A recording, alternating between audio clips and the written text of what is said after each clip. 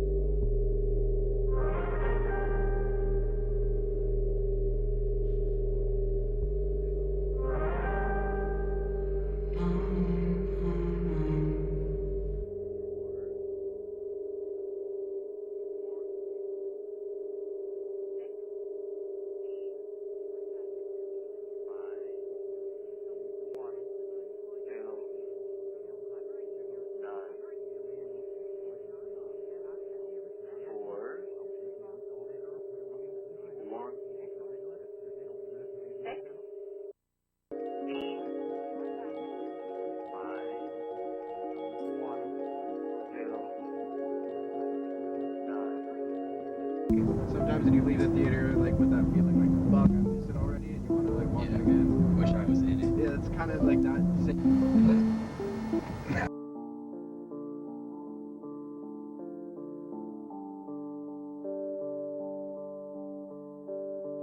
Wither away in that comfortable place where I stay. Barely awake as I sleepwalk my way through the day.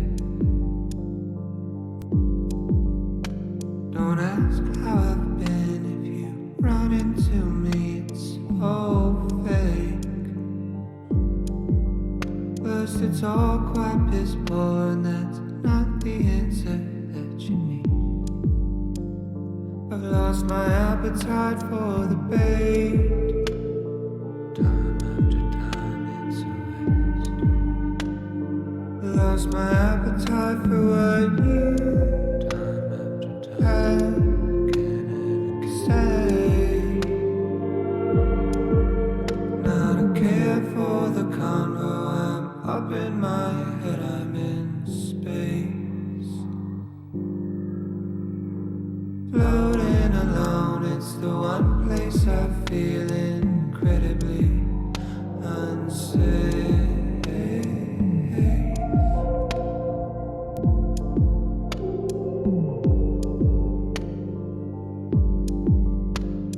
This heavy heart that beats in me will weigh me down a full 6 feet. If not these 750 milliliters, one for each of the secrets that I keep. Could you turn it down? Turn it down. It's all too loud.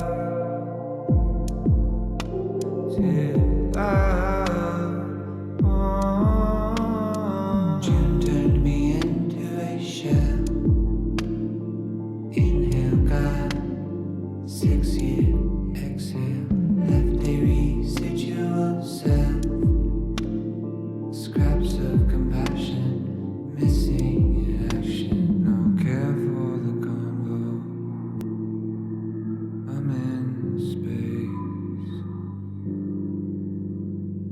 Floating alone, incredibly unsafe.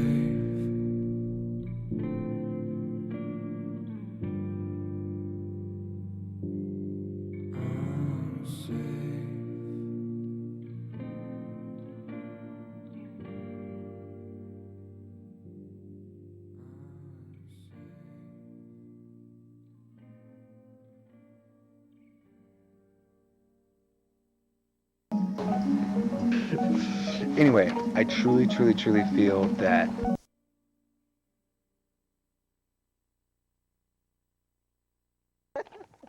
oh, keep going. Anyway.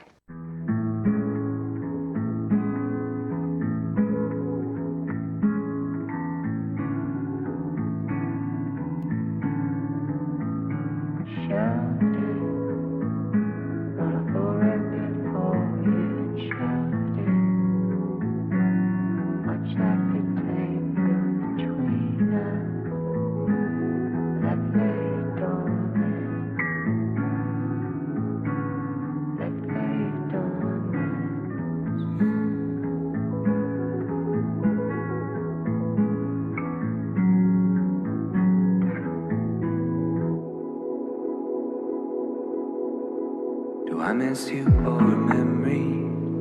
Someone or something I couldn't call it. Is it your smile in the morning? Or just the prime of our 20s? I shouldn't bother. I'm just searching for a feeling, and maybe it's past and I can't grasp it. A moment set somewhere in between where we met and where we left it. Almost as if every passing bird flies directly through our shadow. I really shouldn't.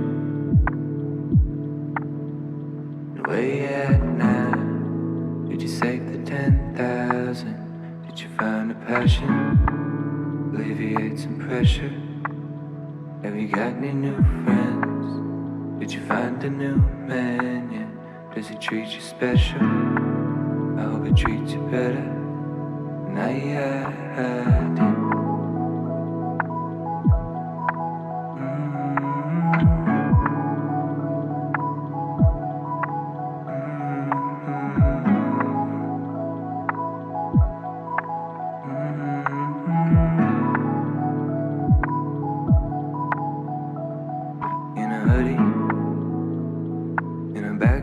Somewhere we were talking, and your eyes all sparkly, got me nervous, not a clue as to what it would be. Now you're leaving, a few years flew past you, and you worried, didn't quite work out just like you wanted. Now packing your things in your car, and I'm still searching for that feeling. And maybe it's past and I can't grasp it. A moment set somewhere in between two moments I described them.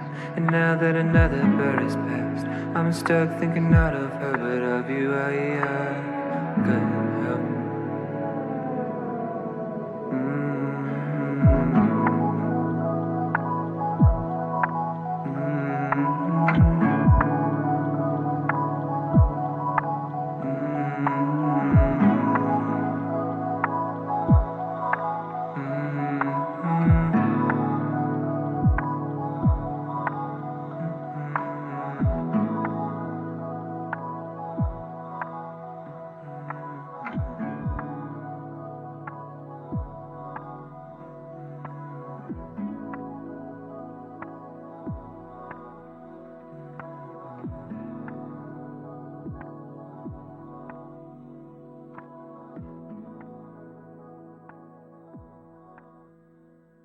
Okay, don't move a muscle. Back. Don't move.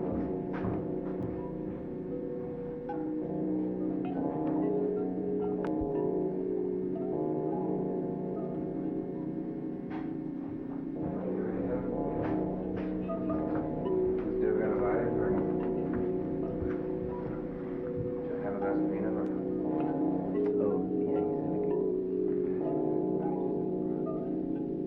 Give me a glass, bitch. This looks so awesome. Oh my god. I love you, Grandma. Look, this is amazing.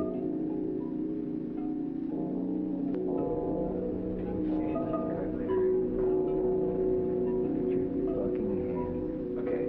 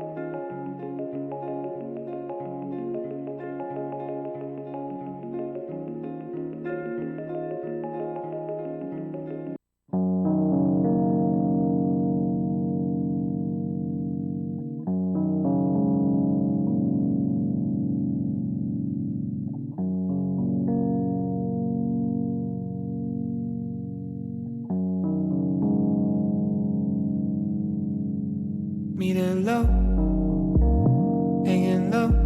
I'm on empty, headed home. I'll make it home. I guess I'm okay. I don't know. No, I'm not sure. I wasn't thinking about you.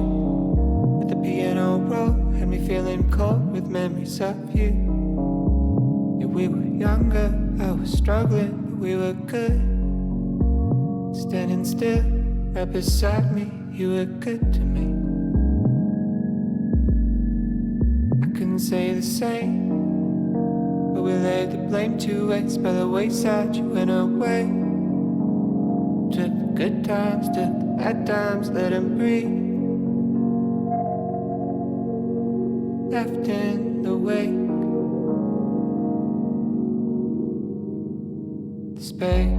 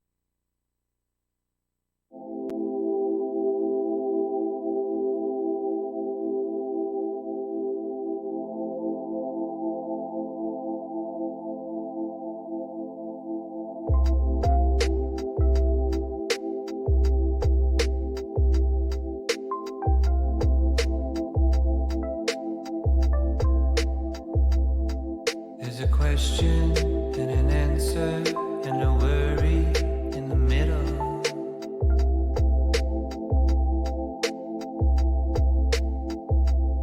There was a promise of forever and a wishful intention.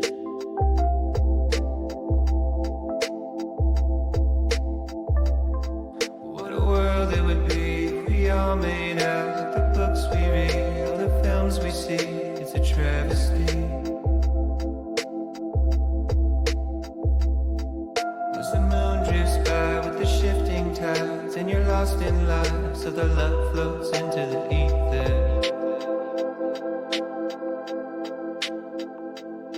And there was something that you heard and heard, and despite your parents, you placed your bet on love.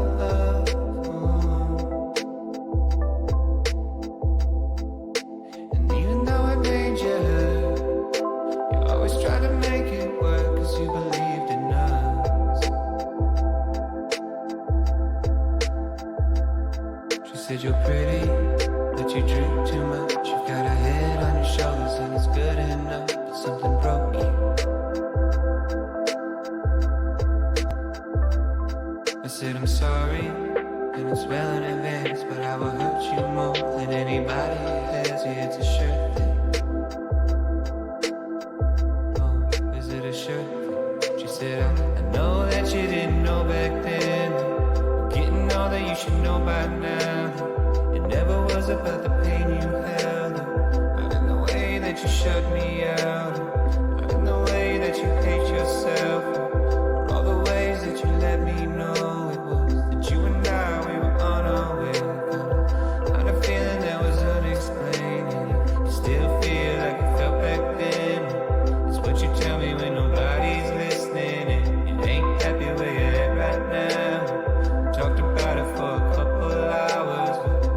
Change in the past few years, a couple deaths and a few relationships, a little older and a little scared of making all the same mistakes I made. You said you're weary because you think too much. You've got a mind of your own, it's free enough, but it'll drain you. I know you're sorry, and it's right on time, cause you told me what would happen if I stuck around. I know you warned me.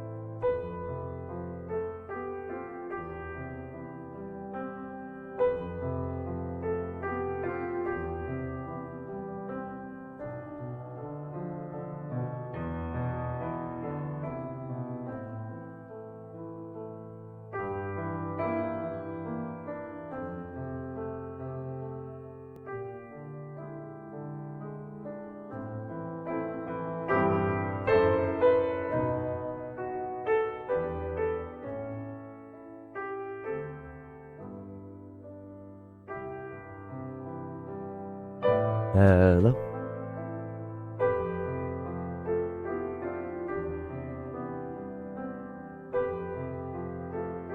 Hello, hello. Any bitch crungos?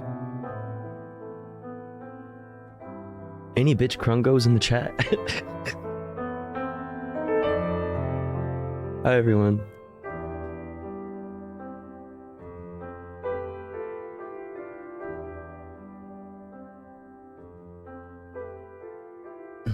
Hello, hello, hello. Hi, hi, hi, hi, hi. Hello everyone. Hello everyone. What's up? Bitch Krungo here. I hope everybody's good. Good to see you. Hello Hadiga. Hello Blue Room. Hello Ashtray. Hello J Logic. Hello Midnight Dime. Hello Overt Sloth. Hello Distrautic. Hello Tech Tink. Hello Spike Trees. Hello Angre. Hello GOP Lemon Party. Who else? Hello Seven Donkeys. Hello Ink Frog.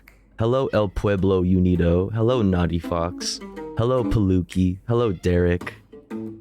Hello Punky Gal. Hello Archzino. Hello Alice in Epic Land. Hello Euphemisticism. Hello Iacha. Who else? Cro-Magnetron. Hello. Hello everyone. What's going on? I hope you're good. I hope everyone is well. What's up, Zilt? Evening. What's going on? Man.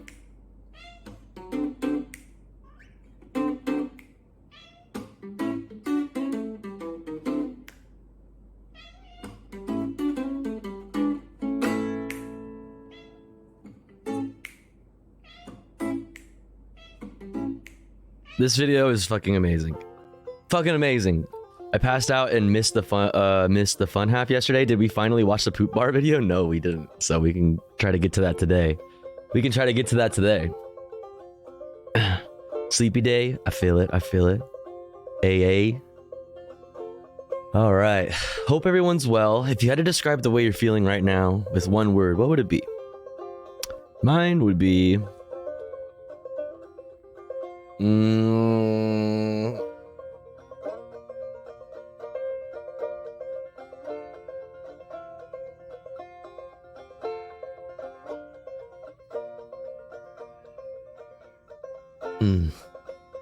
Uneasy.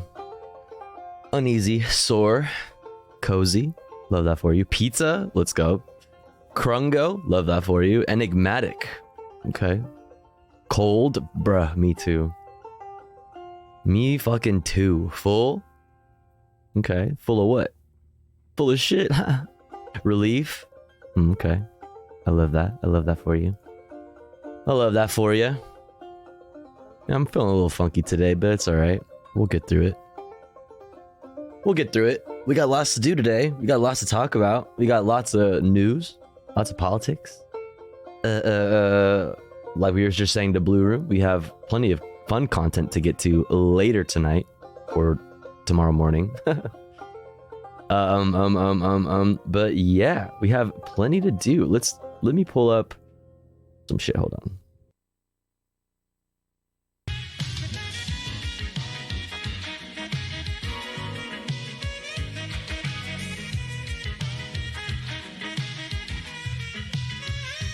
Let's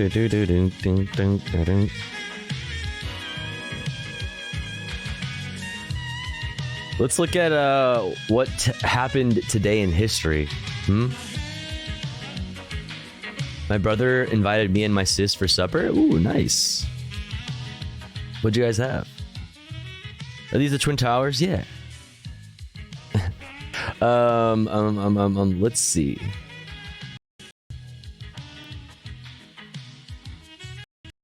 Oh yeah. Ridiculous. All right, that's so funny because we've talked about this twice in the past couple days. Well, like every day for the past couple days because for some reason it popped up first on the website, but it is finally now actually Kiss a Ginger Day. So That's what the national day is today, apparently. So if you were curious. It's also National Pharmacist Day. Okay. National Feast of Fabulous Wild... What? Feast of Fabulous Wild Men Day? An ode to eye candy in the form of male Homo sapiens.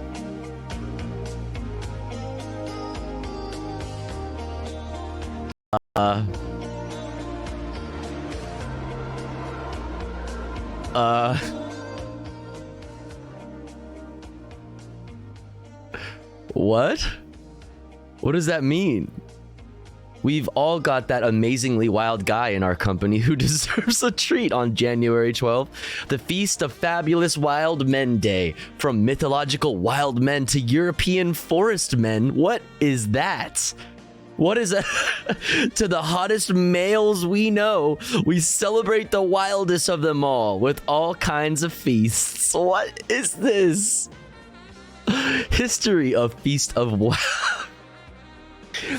History of Feast of Fabulous Wild Men Day.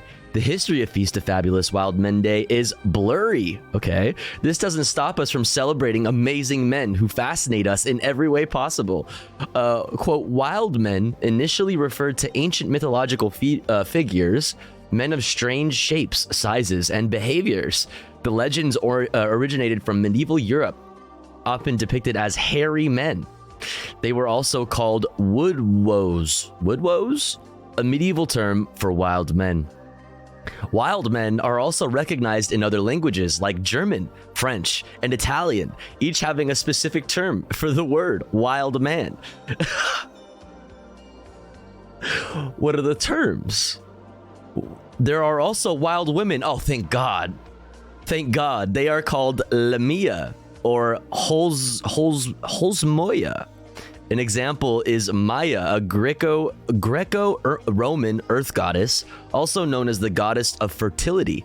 The first historian to describe mythical wild men is Herodotus, who placed them in western Libya with headless men and creatures with dog faces. Okay. There are many European wild men now. Really? Each with his place of origin and function. They are present at festivals or celebratory periods and are believed to have some power. These wild men are dressed in costumes, mostly hairy, hideous ones. Nowadays, with the reduced belief in myths, we describe wild men as daring and adventurous men who would stop at nothing to get what they want, no matter what it costs. These amazing men inspire us to take life by its horns and ride it the way we want. Yeah. Their strength of character and untamed determination. Okay, this is weird. As well as their good looks, earn them a holiday, which we are glad to celebrate. Here's to you. Shouts out to our wild men. Okay. Crazy. Funny.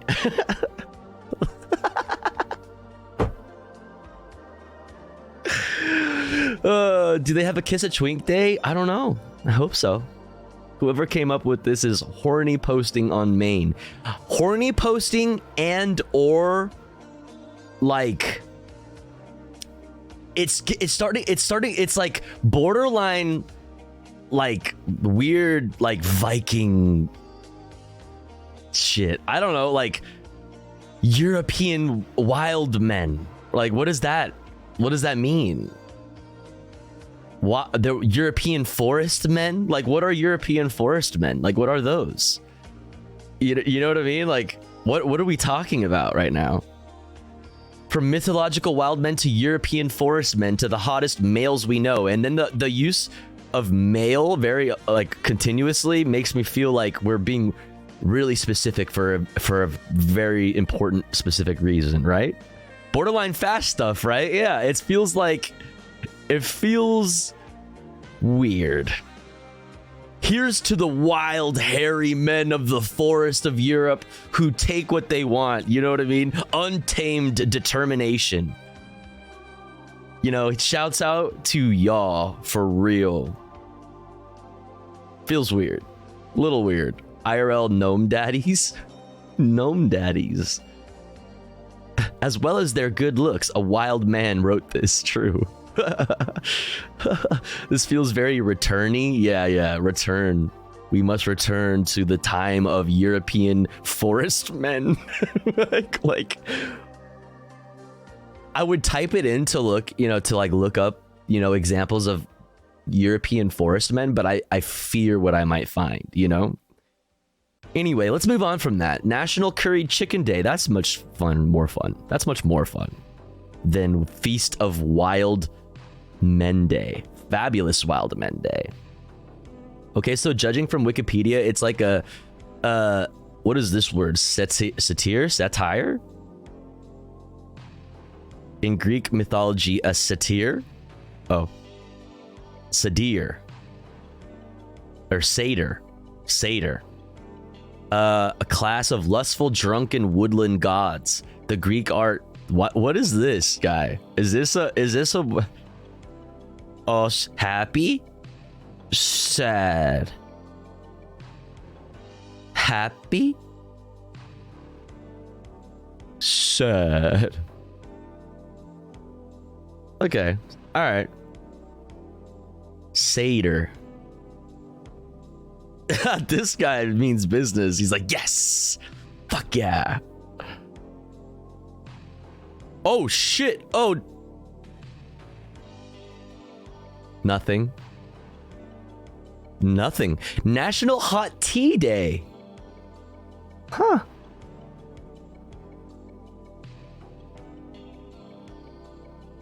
That's nice. The perfect time for a cup of tea is National Hot Tea Day. You could say it like National Hot Tea Day, like hot tea. On January 12th every year, tea has been in our cups since as far back as the 2nd century BC. Originating in China, tea has grown to become the second most consumed beverage in the world after water. Wow. This delicious blend of spices energizes, detoxifies, relaxes, and does so much more. Wholesome. That's wholesome. National Kettlebell Day. All right. National Marzipan Day. It's time to celebrate and bite your teeth into this delicious confectionery. Cool. National Youth Day. All right. Indians honor the birth of Swami Vivekananda, one of India's greatest spiritual and social leaders. Don't know anything about that. Quitters Day. Prepare to be well motivated as we mark a day to inspire us not to quit. Wait, today is National Quitters Day, but it's meant to inspire us not to quit. Also, if this is my POV, in life, like there's very good reason to quit. You know what I'm saying? Like this picture is funny to me because I see a very good reason coming up to discontinue what we are doing right now. You know what I mean? Like, why are we climbing up there? Like, where are we gonna go over there? Why would we do that? Anyway, prepare to be well motivated, chat, because we're not gonna quit. National Remembrance Day. Learn the best ways to observe Remembrance Day and pay tribute to the lives lost. Lives lost of when? Just generally? Oh, best. This is the best one, to be honest. National Quitters Day and National Work Harder Day are like this. You know what I mean? Like this.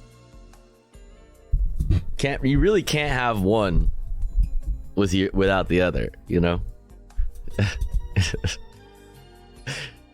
Work Harder Day. Invest more energy and put in more effort. Be resolute and achieve success. Cheers to you.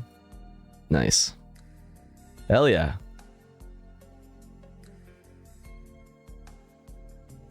Fuck yeah. Grind Set Day. Let's go. Happy Grind Set Day, chat. All right, let's see what happened today in history. January 12th. Historical events. 1528, Gustav I of Sweden, crowned king of Sweden, rules for 37 years and becomes known as the father of the nation. Okay, 1554, Bayanong, crowned king of Burma, assembles the largest empire in the history of Southeast Asia. 1872, Johann IV is crowned Emperor of Ethiopia in Aksum, first imperial coronation in Aksum in over 200 years. All right. Okay. 1948, Mahatma Gandhi begins his final fast. All right. 2010, earthquake devastates Haiti, killing approximately 160,000 people and destroying the majority of the capital, Port-au-Prince. I remember that shit. That was fucked. Today in film and TV, 1966, Batman. Oh, I feel like we were talking about Batman yesterday, no? This one is a very campy Batman. 1966, Batman starring Adam West as Batman, Burt Ward as Robin, and Cesar Romero as the Joker debuts on ABC. Today in music, 1969, Atlantic Records releases eponymous debut album of Led Zeppelin in the United States. Nice.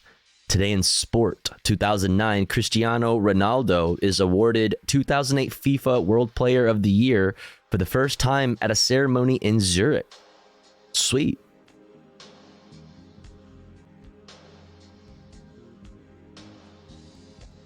That's pretty cool. Let's see what else we got. Featured event. Oh, wait, this is from January 13th. Wrong. Okay, so we got the earthquake. More events on this day. In 2005, the U.S. space probe Deep Impact was launched. And in July, it shot a 370 kilogram mass into the nucleus of the comet Tempel 1 in order to study its cometary structure. Wow. 1971, the groundbreaking television series All in the Family debuted on CBS. The sitcom became known for its frank and satirical treatment of sensitive or important topics. Okay. 1969, American gridiron football quarterback, Joe Namath, having, quote, guaranteed victory, led the New York Jets to a 16-7 win over the favored Baltimore Colts in Super Bowl number 3. Cool. Batman. Ooh, 1964, American entrepreneur Jeffrey Bezos, who played a key role in the growth of e-commerce. I don't know if I would say growth of e-commerce. You know what I mean? I don't know if I would really say that, but like the growth of Amazon.com specifically was born. It's my boss's birthday, chat. Look at that. Would you look at that? 1951. Ooh, another banger. American radio personality and author Rush Limbaugh, who was known for his conservative and often controversial opinions, was born. Wow. This fucking day sucks, man. Speaking of fabulous wild men day. Man. Hattie Ophelia Caraway became the first woman elected to the U.S. Senate. Sweet. P.W. Botha, Prime Minister from 1978 to 84 and President from 1984 to 89 of South Africa, was born. 1879, the Anglo-Zulu War began this week as the British sought control over Zululand in eastern South Africa. Oops. Huh? Name the African battle. I don't fucking know. American novelist Jack London, author of The Call of the Wild, 1903, and White Fang, 1906, was born in San Francisco. Sweet. Bezos was... Oh my god. Not a coincidence. Yeah, Bezos was born on Work Harder Day / National Quitters Day. Oh man. Well, there's that. What a day it has been. What a day it has been. All right. Hydrate. Remember to drink water, chat.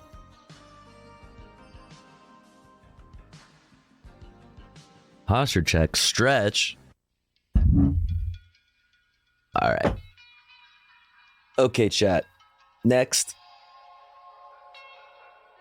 Let's look at some light, interesting news before we get into the headlines for the day. What do we say? Where's the stream music list again? It's !listening, but this is not on that playlist. This is my starting soon playlist. But if you're looking for this music, here's that. But speaking of that other music, we should move into it.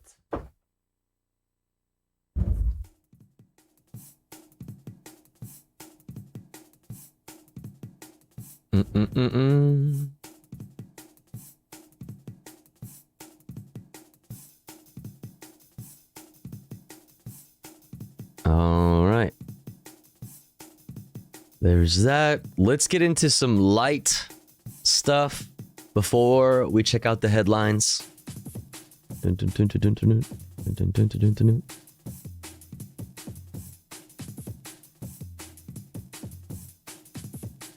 Saw this looked interesting. I just wanted to see for myself. UAW Film Vault.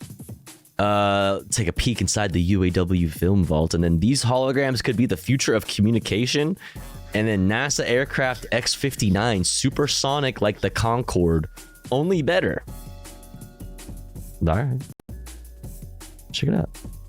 Dressel, UAW archivist at the Walter P. Reuther Library here at Wayne State University, and I'm excited to show you our UAW films here in our cold storage freezer. Why are we in a freezer right now? That's a pretty sick job. Like, I'm an archivist, you know what I mean? But I'm like not just any archivist, I'm an archivist for the UAW. Because most of these films are cellulose acetate base. At room temperature, they start to degrade and get that smell of vinegar, which is called vinegar syndrome. So we have to keep them nice and cold so that they don't degrade. How many movies would you say are in the UAW film reel archives? I would say over 1,000, and of those, about 50 to 100 have been digitized. And are most of these made by the UAW? Yeah, most of them are made by the UAW, although some are AFL-CIO. We also have just some generic labor film here too that's kind of interspersed within the films. What types of researchers are using these reels? A lot of documentary producers and directors come if they're doing something on Detroit, if they're doing something on labor. Of course, if they're doing something on the UAW, they come and look at this stuff. Even students come in. When the students come in, that's interesting because they don't know how to use film. They're all too young. Do we know everything that's on every single film in the collection? Unfortunately, no. There's a ton of hidden gems in here. Just recently, we were able to digitize one film, and it was so appropriate for the recent UAW negotiations. It was Walter Reuther talking tough about the 1961 GM strike, and it was just so appropriate for what was going on. Those are the kind of things that are hidden within all of these little film canisters, and we would love to be able to see everything. That's sick. That's sick. The like old media and, you know, archivist enjoyer in me is hyped that exists and is cool. Let's move on. These holograms could be the future of communication. Okay. This holographic video tech could be the future of video calls.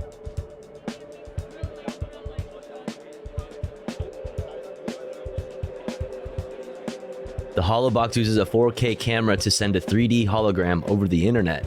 The internet. You're seeing me now as a 3D hologram. We're coming through our Holobox 3D hologram display. This is now the 21st century version of how people are going to be able to communicate with each other. The initial idea for the Holobox was like a photo to capture memories of loved ones. We had a son and dad in the family. Due to the death, we may question ourselves, what if we are going to die? Can our children see us as life-size persons? based around that questions, we were looking for technology that could support these questions. There wasn't any, and that's when we're starting to make our own technology. Coming out of the pandemic, a lot of people got isolated. Some of them got quite comfortable being isolated, and that was not a good thing. Now we're in a position where we can actually deliver lifelike exchanges and human engagement in different places. Elder care would allow. Maybe it looks better in person. It literally just looks like a display, right? I'm assuming there's like some 3D camera. There's like multiple cameras, right? So it's getting a 3D image of you that you could move around, I guess. But like from what I mean, it's probably just not translating. I don't know. Visit elders in their different facilities that they might be in and still have a lifelike experience, not just a television. Looking at it and talking with the person here definitely feels more real, which I appreciate, especially in a world where we're becoming more digital. So I think it is a cool experience, something that I would use, yes. Yeah, this is awesome. Like it feels like stuck in the box. Like when I check this video, it just feels so awesome. It's very nice technology. It seems to me literally just like a 3D, like a shot with a 3D camera or a 360-degree camera or whatever the fuck. Not a 3D camera. What do you call that? A 360-degree camera, I think. And you do like a VR thing on YouTube, and you can like swipe around and see the room. It's like the same thing, but instead of looking outward, it's looking inward at an object, in this case, a person. And so you can probably just like scroll around. I mean, I don't know. All right. I guess that's cool. Now, NASA and Lockheed Martin. Now, this looks fun. NASA aircraft X-59 supersonic like the Concorde, only better. Unveiled what they call the next generation of supersonic aircraft. The makers say the experimental plane combines supersonic travel with low noise. The public got the first glimpse of the new X-59 research plane at Lockheed Martin's Design Center in California. The manufacturers say it will break the sound barrier and stay no louder than a car door closing. The last supersonic commercial aircraft, Concorde, stopped flying more than 20 years ago because it was banned from flying over urban centers as it was too loud. The X-59 Quest, short for Quiet Supersonic Technology. How much more fuel does it use? That could lead to a new Probably generation of faster-than-sound airliners.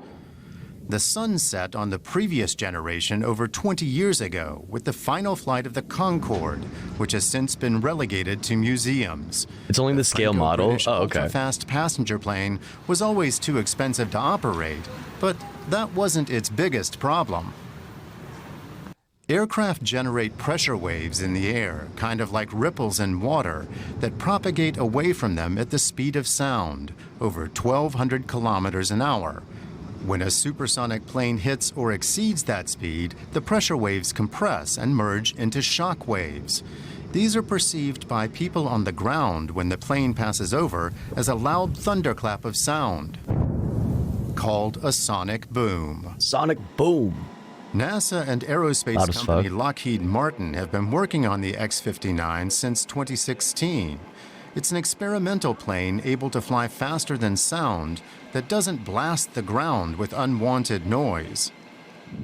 Using models and new technologies, the company's engineers came up with a design that minimizes the boom after the plane crosses the sound barrier. Only smaller waves reach the ground, making only as much noise, its makers say, as a car door thudding shut. The X-59 design still has to go through rigorous testing. Its developers are also planning trips over population centers to see how people perceive its sonic footprint. A first flight is slated for later this year. Did you hear that? If the plane passes those tests, it could one day make high-speed flight quiet enough to be a feasible possibility for passenger planes. Joining me now is Keith Cowing. He's a journalist and former NASA employee. He edits NASA Watch. All right, I don't actually care to hear this dude like yap about it. I just thought it looked interesting. Technology, things like that are always just like, ooh, that looks fun. It's just interesting to me. It's just interesting. There's a version of the hologram thing for Hatsune Miku. Oh, fuck yeah. That's the proper use of this technology, of course. Holy.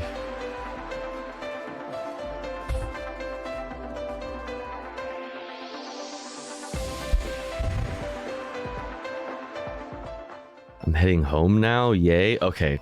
I don't want this. Get out of here. I'll be waiting.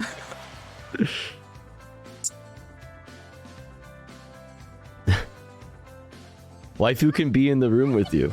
Oh, I've seen this. No, I've seen these. Yeah.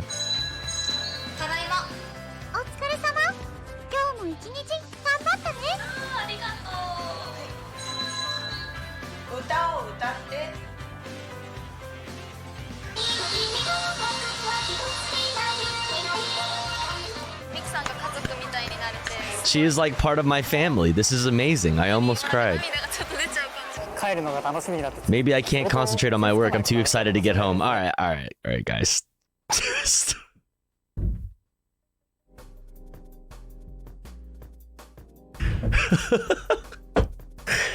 Oh, listen. Listen, you do you, okay? You do you. You do you. No shame.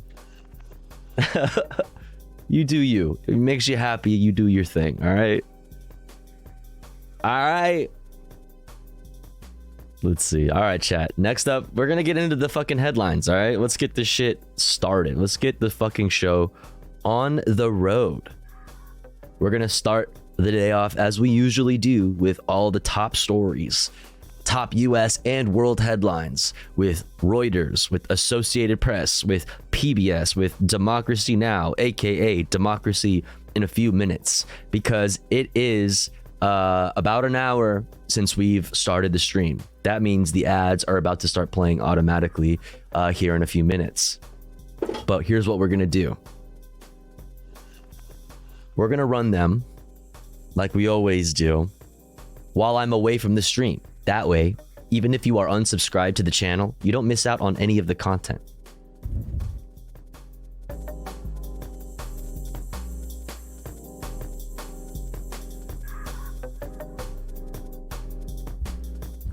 But if you would like to support the stream and get access to cool Tofu Ghost emotes, as well as an ad-free viewing experience, all you've got to do is subscribe for $5 or for free with a Twitch Prime. Or let's say you're already subscribed to the channel and you're feeling generous and you have the means to. Maybe consider gifting a sub to one of our unsubscribed friends in the chat. One of our unsubscribed comrades in the community that may not be able to afford a sub this month. That way they may also be able to enjoy the Tofu Ghost emotes as well as an ad-free viewing experience with the rest of the community. Yo, GOP Lemon Party, thank you so much. Let's fucking go. Getting us started off right. Thank you so much for the 5 bomb. If you got a gifty from GOP Lemon Party, please make sure to thank them. That's very, very kind. Thank you so much. Thank you. Thank you.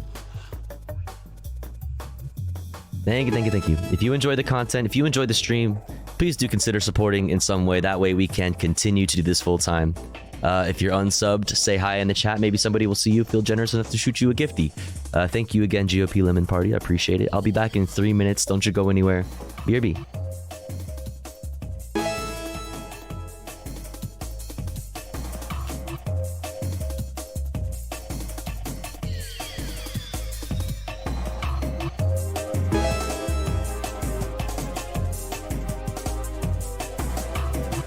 Tofu SMOKE.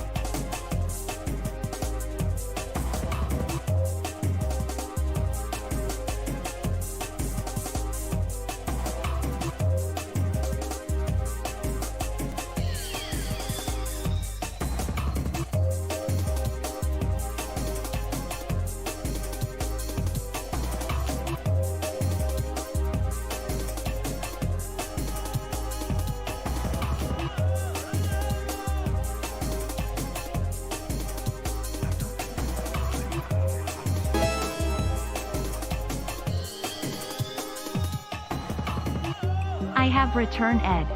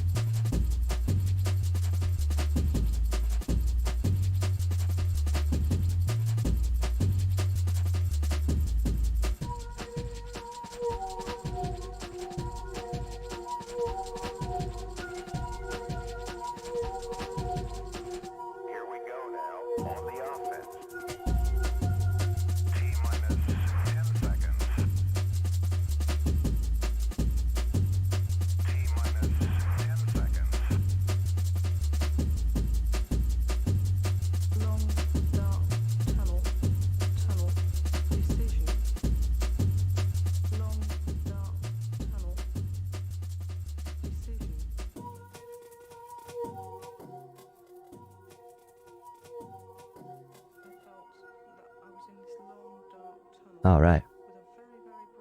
We're back.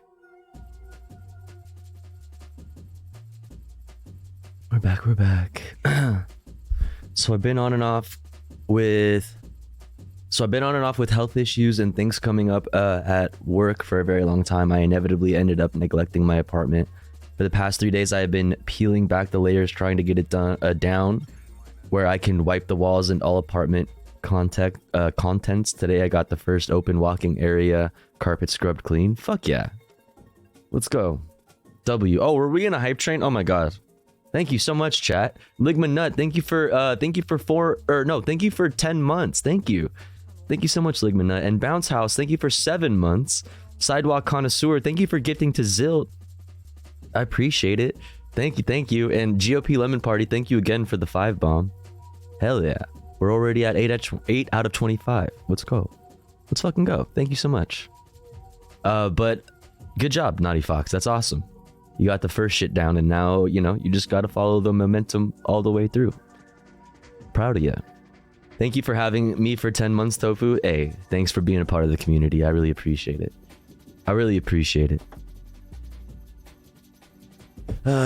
Okay. Oh man, it's already late, huh? Whoopsie. Let's get into it. Doom, doom, doom, doom. Let me pull some stuff up over here. Actually, I can leave that there. All right, we're going to start off with the headlines for today, as we usually do, chat. We're going to start off with the top 5 stories you need to know today from Reuters. Then we'll go into the Discord. You need to shut up. Top stories from Associated Press, news wrap from PBS, and top US and world headlines from Democracy Now! Let's do it. Where is it? There you are. Top 5 stories. Number 1. US and Britain carried out strikes across Yemen overnight on Friday. Again. In retaliation against Iran-backed Houthi forces for Red Sea shipping attacks. More on that later. Number 2, Israel rejects genocide charges brought up by South Africa at the UN's top court, calling the accusations as false and, quote, grossly distorted. More on this as well later. Number 3, tens of thousands attend final pre-election rallies in Taiwan, as China warns it would smash any Taiwan independence plots. Number 4, British Prime Minister Rishi Sunak visits Kyiv to announce an increase in military funding for Ukraine to purchase new drones. Number 5, public health officials say low COVID-19 and flu vaccination rates this winter are putting pressure on healthcare systems as cases surge.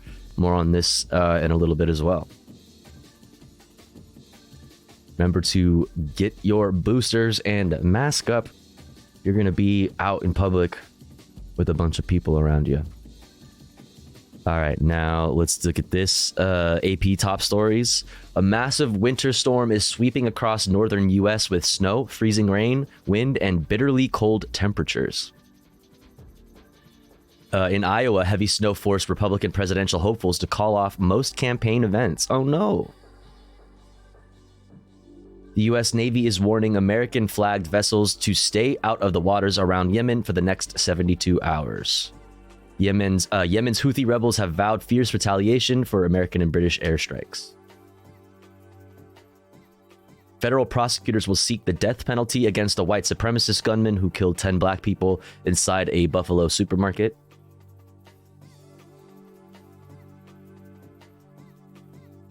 Peyton Gendron is already serving a life sentence after he pleaded guilty to state charges in the 2022 massacre.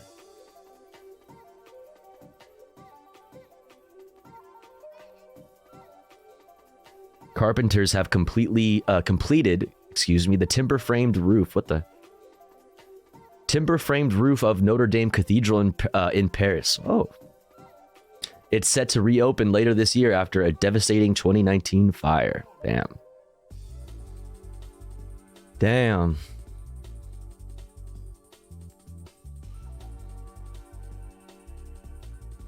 All right, now let's check out the news wrap from PBS. Other headlines, Israel rejected allegations that it's committing genocide against Palestinians in Gaza. Instead, it told the World Court at The Hague that its operation is a legitimate defense after Hamas attacked Israel in October. The Israelis responded today to the genocide claim made by South Africa in one of the biggest cases ever brought before an international court. The attempt to weaponize the term genocide against Israel in the present context does more than tell the court a grossly distorted story. And it does more than empty the word of its unique force and special meaning. It subverts the object and purpose of the convention itself. No. Meanwhile, in southern Gaza, because there are definitions for these things. You know what I mean? Because words have meanings, and there are like definitions for these things that have been agreed upon. Fucking asshole. We'll talk about it. The city of Khan Yunis as the Israeli bombardment continued. Hamas officials said nearly 24,000 people have died, with 60,000 more injured since the war began. A new winter storm is sweeping across the northern U.S. tonight with heavy snow, high winds, and brutal cold. Dangerous driving conditions across Iowa today prompted warnings to stay home. Republicans canceled a number of campaign events ahead of Monday's presidential caucuses. The storm also grounded hundreds of flights at Chicago's O'Hare and Midway airports and 7,500. You're in a flood watch again? Well, where at? If you don't mind me asking, you don't have to say. Expected to spread into the deep south this weekend. Federal prosecutors in Buffalo fucking broken private dam, Connecticut. Oh, okay. 10 black victims in 2022. The attack took place at a supermarket. A white supremacist, Peyton Gendron, pleaded guilty to state murder charges and is serving life without parole. Today, the Justice Department announced it wants Gendron executed if he's convicted of federal hate crimes. The government of Ukraine got a boost from Britain today, a promise of $3.2 billion in military aid over the next fiscal year. Prime Minister Rishi Sunak met with President Volodymyr Zelensky and signed a 10-year security deal. Zelensky celebrated the agreement and voiced hope about... As a duchy, I'm giving away free Dyke advice today. Let's go. More American... Any Dyke questions for Sarsek? What's up, Sarsek? Today is the day the history of Europe has changed. Ukraine and the United Kingdom signed a new and unprecedented security agreement. Regarding Washington's help, I'm viewing this with more positivity than in December. A package of $60 billion in U.S. assistance is being held up in Congress. Republicans are demanding major changes in U.S. border policy before they'll greenlight aid for Ukraine. China has announced a ceasefire in northeastern Myanmar. Beijing mediated the agreement between Myanmar's military and guerrillas that have seized towns and military posts along the country's border with China. A previous agreement failed to hold. The Biden administration is taking Texas to the Supreme Court in a new standoff over migrants. This week, the state fenced off a public park in Eagle Pass to stop illegal crossings, and the Texas National Guard. Federal agents they're not allowing federal agents to use the area or to inspect the area, or to use the port. But it's like you know what I mean? It's like. ACAB is like all of them, right? But you know, it's just another example of Texas thinking they can just fucking do whatever the fuck they want. Texas can just ignore federal law, ignore federal courts, just ignore the federal government completely. That's a fucking problem. Barred the federal border patrol from the site. Today, the Justice Department asked the High Court to restore federal access to the park. And on Wall Street, stocks had a mixed finish to the week. The Dow Jones was up 3. Peak, the Nasdaq was up 3%. On the News Hour, a representative from the United Nations Relief Agency details the dire situation in Gaza. A new variant of COVID-19 poses an increased risk of widespread infection. David Brooks and Jonathan Capehart weigh in on the week's political headlines, plus much more. Good for them. Great. All right, let's do democracy right now. What do you guys say? Now? Now. Welcome to new COVID DLC. We're going to talk about it. Democracy Now! DemocracyNow.org, the War and Peace Report. I'm Amy Goodman. The United States and Britain have launched dozens of strikes from the air and sea targeting Yemen in a move many fear could trigger a broader regional war. At least 5 people were killed. The strikes targeted areas in Yemen controlled by Houthi forces who've been attacking Israeli-linked ships in the Red Sea to protest Israel's bombardment of Gaza. So far, the Houthis have not killed anyone aboard the ships, but the group's actions have disrupted a key global trade route. I think that's pretty key to understand, is that there have been in these Red Sea attacks, there have been no deaths. They're not attacks, they are like seizing of ships. They are enforcing their blockade, which is a non-violent action to take, regardless of who the Houthis are. If they're fucking bad, whatever the fuck. The point is, the things that are being responded to by the United States and the United Kingdom are completely non-violent. Wessels. Yo, what's up, Joe B? Kaylatron, thank you for 5 months. Thank you so much. Thank you. Welcome in. Hope you're doing good. In a state, it's a classic blockade, and the U.S. does the only thing it can and murders 5 people for it. It's so disgusting. Yeah. It took threatening capital for the United States to decide that we are gonna drop bombs ourselves, or we're gonna fucking shoot missiles ourselves. Right? They're like, you know what? You've gone too far. What's up, Royal McDonald? Biden said, quote, "These targeted strikes are a clear message that the United States and our partners will not tolerate attacks on our personnel or allow hostile actors to imperil freedom of navigation," unquote. President Biden's the 4th U.S. president in a row to bomb Yemen. In a row! The officials have vowed to retaliate against We're on the a strikes and streak. continue targeting Israeli-linked ships in the Red Sea until a ceasefire in Gaza is declared. We say to all countries, to Asian countries like China and others, we say to European countries in the West, we say to everyone in the world, there is no problem for you to transverse and pass through the Red Sea. The only targets exclusively are ships linked to Israel. The Houthis And they're not being attacked. They're being stopped and seized. Like, this is very key. I don't want to get sunlocked on it now because we're going to spend a lot of time on it later. Yemen are seen as a member of the Iranian-backed Axis of Resistance, a loose-knit group of forces in the region that also include Hamas and Hezbollah. Meanwhile, in Washington, President Biden's facing pushback from some lawmakers for bombing Yemen without congressional approval. In a message on social media, Congressmember Rashida Tlaib... Congress is worthless. Congress doesn't do shit. Like, the Congress doesn't do anything. They have no power. They've been stripped. That body has been stripped of all its fucking power and is so fucking worthless. The president's violating Article 1 of the Constitution. She went on to say, quote, "The American people are tired of endless war."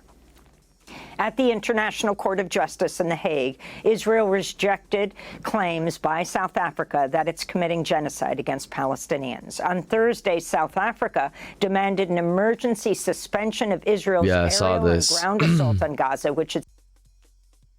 In Yemen, millions of people in Yemen capital Sana'a chanting in unison, "We do not care, make it a world war." I mean, I don't share that same specific sentiment, but you know, the solidarity.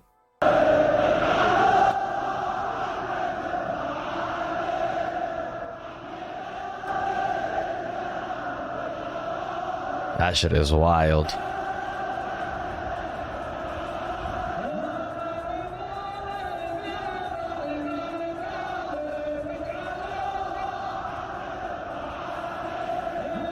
I mean, it is a Giga Chad. It's Giga Chad as fuck. It's insane to see so many people come together. Absolutely. That's what I'm saying. It is still powerful, and it is still absolutely a fucking sight to see. Look at how fucking many people there are. The solidarity is very powerful.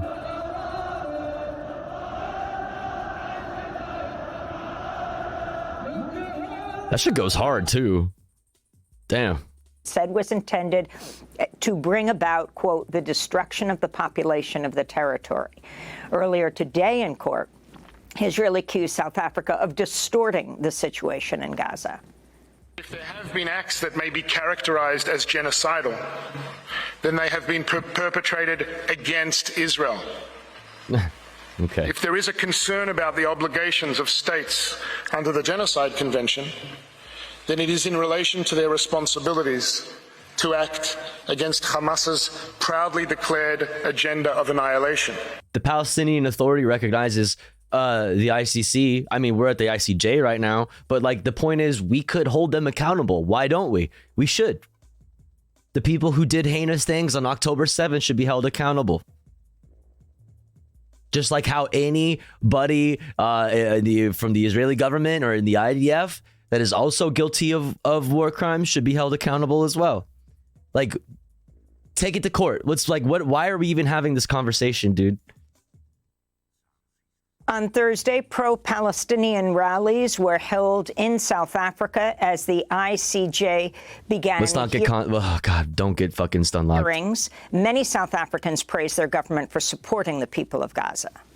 South Africa is very brave to have done what it's done, and I'm hoping that this does not work against us as a country, but really it works to ensure that the people of Palestine get the justice that they deserve. In more news on Gaza, the NGO Save the Children says more than 10,000 Palestinian children have been killed by Israel's assault. That's 1% of the total child population in Gaza. At least 1,000 children have lost one or both limbs. This comes as doctors... Run that back.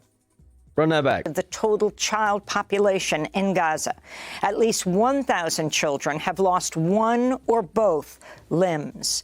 At least 1,000 children have lost limbs. At least 1,000 children have lost limbs. So when that motherfucker back there says, if there is any talk about war crimes or like that they are, it is talk about what has been done to Israel. So it's like, you want to talk about what happened on October 7th, which we're pointing to, which is what the whole defense is. You have to acknowledge then that 1,200 people dying, which is horrible in Israel on October 7th, is only a little bit more than only the number of children who have lost limbs. That is not the number of children who have died. That is not the number total of people, regardless of age, that have died. That's just the children who have lost limbs. Not the children and adults who have lost limbs, but just specifically children. When almost as many children have lost limbs, almost as many as people who died in total on October 7th, like, you are not allowed to try to flip that argument around. You're not allowed to try to flip that. That's not how that works. You can't do that. It's if you condemn Hamas, you should at least condemn the IDF. This comes as okay.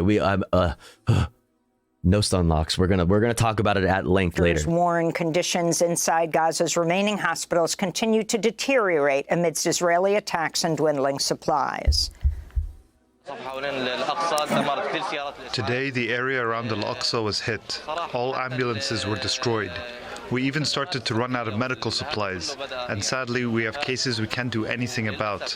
We have nothing to offer, so we feel completely helpless. Damn, that's crazy. How are the Israeli hospitals doing right now? I'm just curious. This is very sad and bad, to be honest. Is there a similar issue in the Israeli medical system for the medical right now? staff to work? The Intercept has obtained documents suggesting the U.S. Air Force sent officers to... This is what we talked about yesterday. The article from The Intercept, Ken Klippenstein and Matthew Petty, I think. There are documents that show that the United States Air Force, there was a United States Air Force team working in tandem with the IDF in regards to targeting, finding and confirming targets. So now,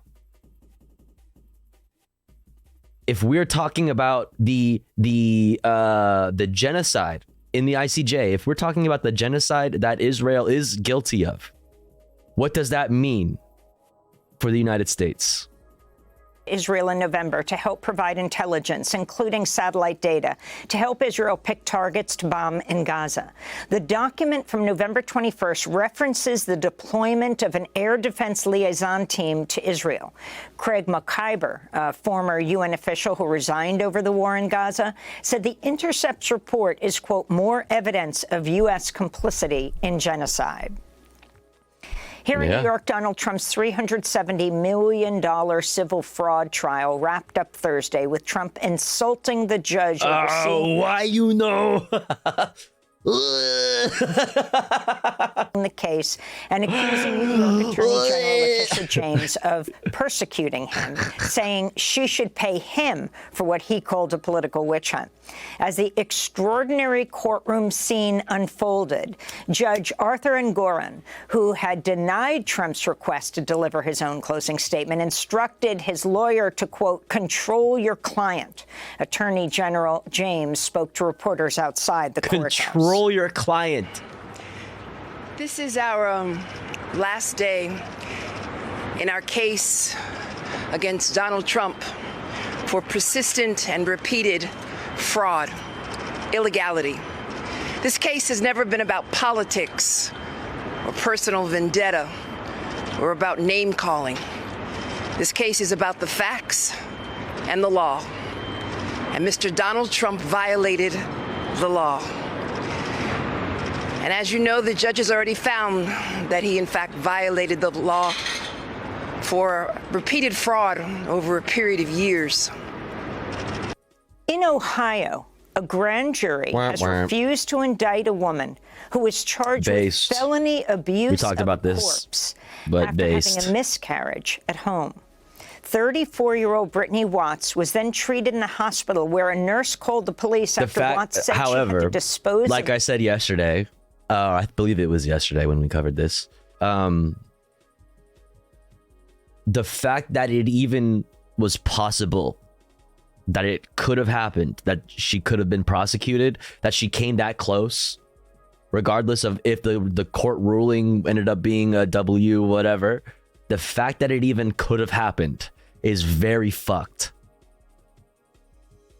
Is very fucked. The contents of her miscarriage.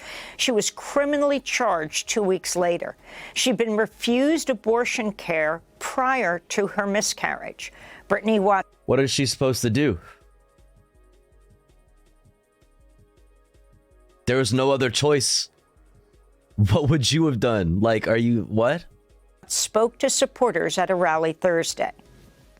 I want to thank my community, Warren, Ohio. I was born here, I was raised here, I graduated high school here, and I'm going to continue to stay here because I have to continue to fight. The Abortion Fund for Ohio said, quote, we're grateful for today's decision, but remain livid at the circumstances that brought us here. Ohioans, especially Black women, fear for their lives and freedom during pregnancy, pregnancy loss, and abortion. It's unacceptable. We deserve so much better, and we demand it, they said. The Federal Aviation Administration has launched an investigation into Boeing and whether the company failed to ensure its 737 MAX 9 planes were safe following last week's incident in which a cabin panel blew off during an Alaska Airlines flight, causing the cabin to depressurize. The FAA has since grounded the MAX 9 pending inspection of the aircraft. Meanwhile, passengers from Alaska Airlines Flight 1282 have sued Boeing for injuries sustained during the ordeal. In related news, The Lever is reporting... Dang, we were actually going to get some regulation from the FAA. Wild. Republican presidential hopeful, former Boeing board member Nikki Haley, helped quash a proposal to compel Boeing to be more transparent about its spending. The measure sought to uncover whether Boeing's lobbying led to more lax regulations in the wake of two major crashes in 2018 and 2019 in Indonesia and Ethiopia, which killed all 346 people on board. The Pentagon's Inspector General says the Pentagon has failed to track some $1 billion in military equipment provided to Ukraine for its fight against Russia's invasion. The weapons in question include javelins, Stinger missiles, night vision devices, and one-way attack drones. This comes as the White House said Thursday U.S. support for Ukraine, quote, has now ground to a halt, unquote, amid stalled negotiations over a new funding package that congressional Republicans are demanding be conditioned on further militarizing the U.S.-Mexico border. In Taiwan, voters are preparing to cast ballots Saturday in a high-stakes presidential and parliamentary election that's being closely watched by China. What's cheaper, a 23 billion single payout or regulations that cost 23 billion in safety measures? Or regulations that cost 23 billion in safety measures? What's cheaper, a $23 million single payout or regulations that cost? Oh, okay. And the United States. I was like, I don't understand the question. I just assumed you were saying 23 billion twice. Okay. States.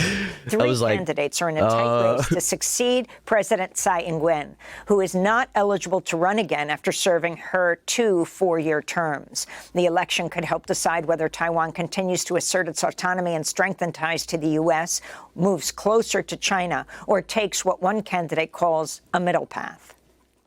And a retrial is underway on the Greek island of Lesbos for 16 rescue workers who helped save the lives of refugees who crossed the Mediterranean Sea in 2015 and 16.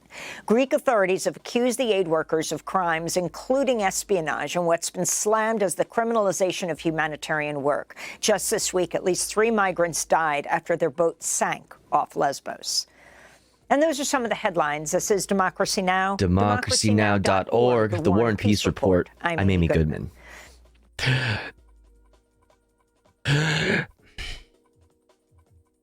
All right. Cool. There's that. Okay. So, all right. Yeah, I guess we can start off with this. Hold on.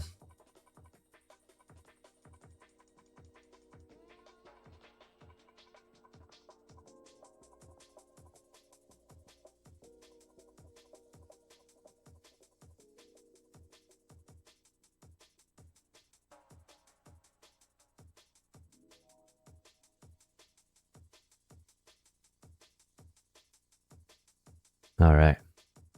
Boom, bing, bong. Okay. So this happened in South Bay of Los Angeles, in specifically Torrance. Rennie, thank you for the raid. What's up? Hope you had a good stream.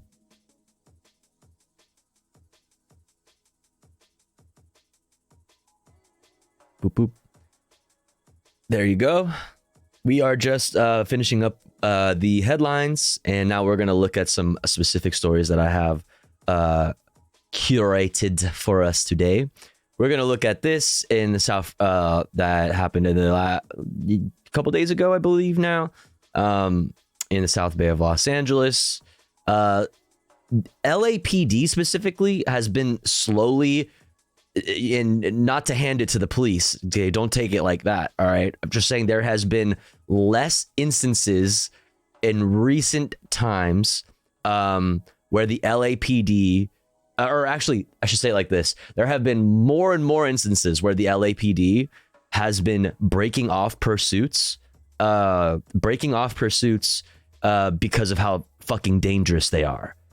It is much more dangerous, and you create a much bigger danger to society, to, you know, the public, when you pursue certain like suspects if they're driving erratically like this one. This person was driving like a fucking crazy person, driving on and off the fucking the sidewalks, just being a maniac. Apparently they were drunk, and apparently they were allegedly like jacked a few people's cars, and this is one of the cars apparently they allegedly jacked. Here's an example of why it is good to break off from the chase and just fucking let it happen. Just let it fucking go, because it could actually end up much worse if you pursue them. There's no like nobody like everybody ends up being just fine, but it's like, you know, it's scary as fuck.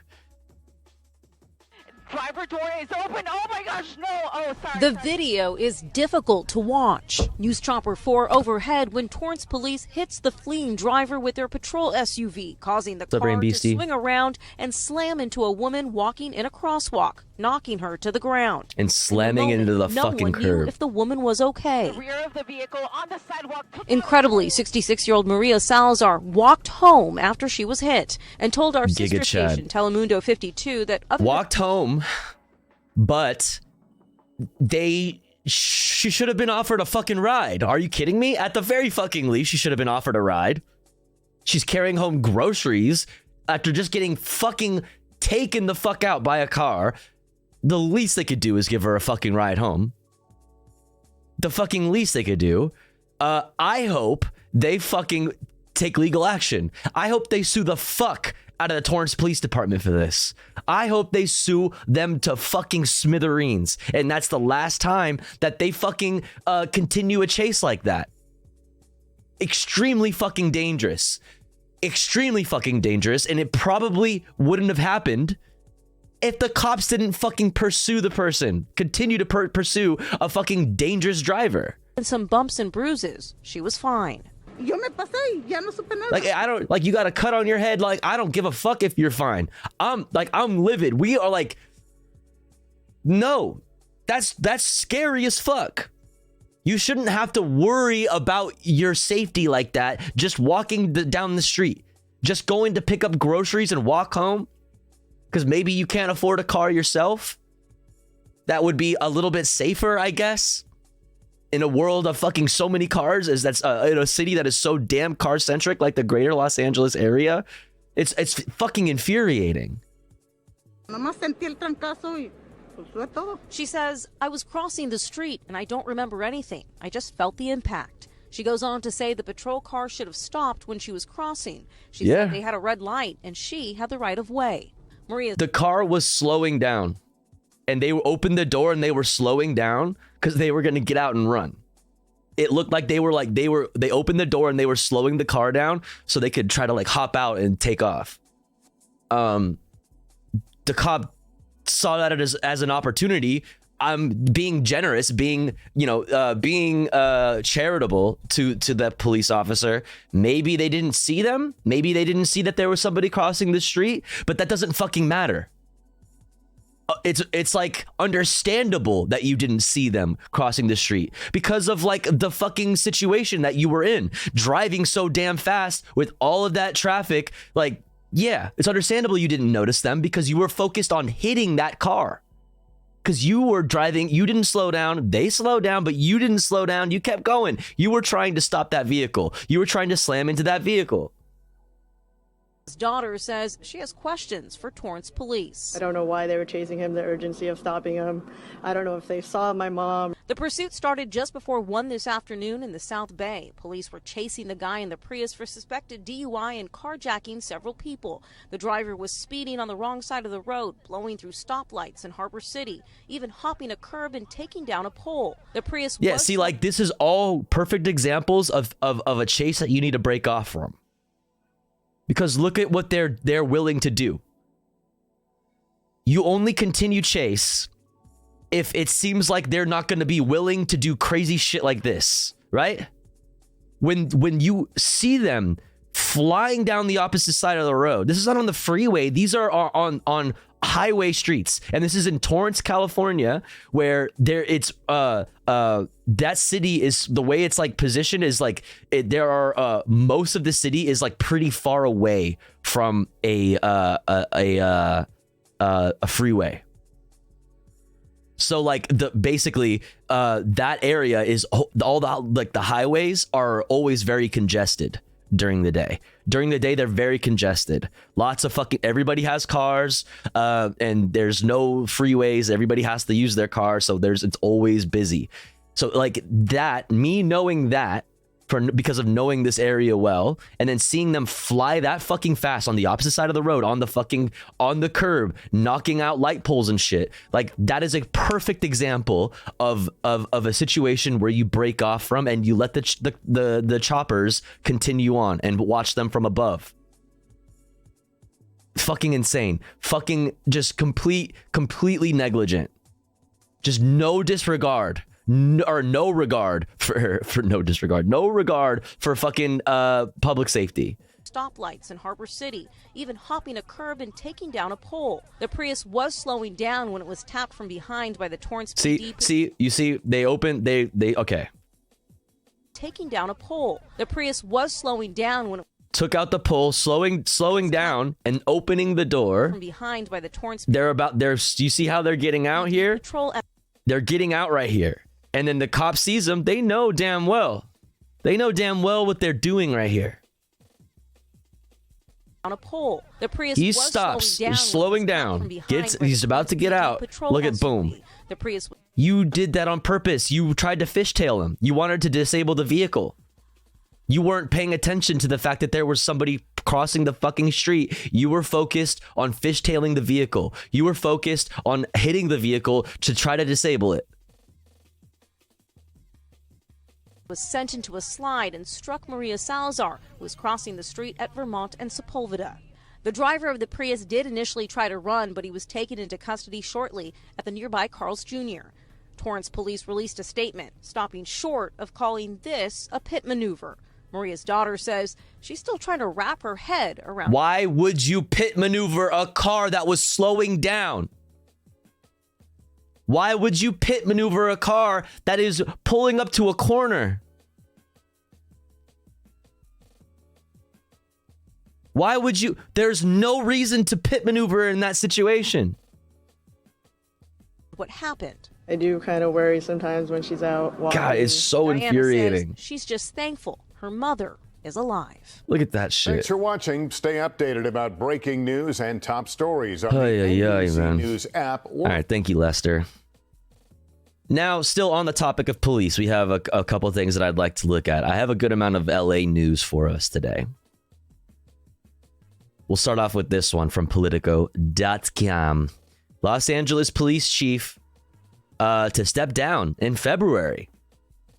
Los Angeles Police Department Chief Michelle Moore speaks during the Watts Juneteenth Street Fair. Oh, this is a fucking goddamn it. The caption. Los Angeles Police Chief Michelle Moore will step down at the end of next month after being reappointed to a second term last year. Moore appeared alongside Mayor Karen Bass at a Friday afternoon news conference to announce news of his retirement, capping off a 4-decade career with the police force and 5.5 years as chief. Last year, when the Board of Police Commissioners unanimously voted to grant me a second term, I remarked that I did not intend to stay the entire time. My intention was to provide stability and continuity, to provide Mayor Bass with a time to orient herself to the city and its many challenges and opportunities, Moore said. By the end of 2023, he said he had accomplished those goals. More like Michelle Less, yeah. Bass acknowledged Moore's departure timeline, quote, had moved up and that was unexpected. Adding she asked the chief to stay on in a consulting role while the police commission appoints an interim chief and begins a nationwide search for his replacement. Nationwide. That's crazy to me. Not even like from LA, just like we're going to look for everywhere. The mayor praised Moore's passionate commitment to keeping Angelenos safe, noting that violent crime and homicides have declined since 2022. worth noting because all you hear constantly on local news is that there's a crime wave. So when it's on the way out and you're trying to make it look like, you know, try to talk about like the things that you did well in your time and your position, you know what I mean? They're like totally willing to say the truth and be like, yeah, crime is down. Crime is down. But then when they want to talk about like the, you know, the need for more funding, or if you're a local news, whatever, or if you're a Republican even on the national stage, you're gonna point to LA and be like crime wave, all organized crime. There's so much of it. It needs to be stopped. What happened to our police? Where are our police? We need to give them tanks. We need it. Moore, who choked back tears as he thanked the city's residents and his family, acknowledged that, quote, during my tenure, I know I've made mistakes and missteps, but I'm also confident that my work has been a success across a broad spectrum of God, I can't fucking talk today. Broad spectrum of topics unmatched by any other law enforcement agency in this country. Bass supported Moore's reappointment to a second term despite concerns from critics about a number of scandals under his watch. Yes, including the deaths of 3 people while held in LAPD custody.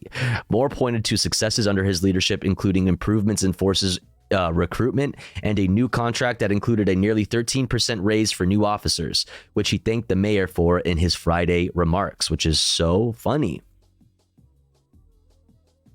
Don't talk about all the people that died in LAPD custody under my time as the chief here. Don't talk about that. We're not going to talk about that. But we are going to talk about how much more money we got as a department. Talk about that as a plus. Talk about the raises that I got my fucking officers. Talk about that as a plus. Meanwhile, we have such a fucking terrible homeless situation, for example. Fucking annoying, dude. So good riddance. You know, we'll see who gets appointed. We'll see how I'll definitely be watching that closely. So we'll see how that turns out. There's that for you if you're looking for that Politico article. Speaking of what I was saying, where maybe a place where some of that money would be better served instead of in the hands of the police, who are doing things like what the Torrance police did at the beginning here, like running that motherfucking abuela over. Wait, that's abuela is grandma in Spanish, right? I think it is. Let's look at this. LATimes.com, Supreme Court to rule on homeless encampments in California. So this shit is going to the fucking SCOTUS. The Supreme Court agreed Friday to decide whether homeless people have a constitutional right to camp on public property when they have no other place to sleep. Acting on appeals from city officials in California and the West, the court will review decisions of the U.S. Ninth Circuit Court of Appeals, which held it was cruel and unusual punishment for cities to deny homeless people a place to sleep. Agreed. I agree with that. As a result of the Ninth Circuit rulings, public officials in California and the 8 other Western states under its jurisdiction face greater scrutiny and legal challenges when they move to clear encampments or relocate homeless people. Good. And if anything, it's still not enough. It's still not enough. And Gavin Newsom is, you'll see here in this article, is hyped on this going to the SCOTUS. Because he expects a conservative court to maybe rule in favor of things like state rights. He doesn't want to outright say it, but you know that's what he's thinking. He's excited for that. We'll talk about it. California Governor Gavin Newsom and city attorneys from Los Angeles, San Francisco, San Diego, and Phoenix were among 24 government and business groups that urged the high court to restore their authority over sidewalks and parks, or at least to clarify the law. And notice how business groups is included there. Business groups. City attorneys said it remains unclear whether encampments may be removed from sidewalks or parks if the people living on the street refuse an offer to move into temporary shelter. We talk about this all the time. The shelters in question will force you to either take a drug test, will force you to leave your belongings behind. If you have a pet, you cannot bring that with you. It will go to the pound where it may end up getting fucking euthanized. There are curfews. There are so many reasons why people decline going to shelters, because it's not worth it for their specific situation. It doesn't actually help them in their specific situation. There are so many reasons for that. So if you're going to say, well, if you refuse to do that, if you refuse to let us take your dog from you, if you refuse to force you to submit to drug testing, if you refuse to let us say that you have to throw all of your belongings in the trash, all like things like this, as an example, your ass can be fucking taken to jail?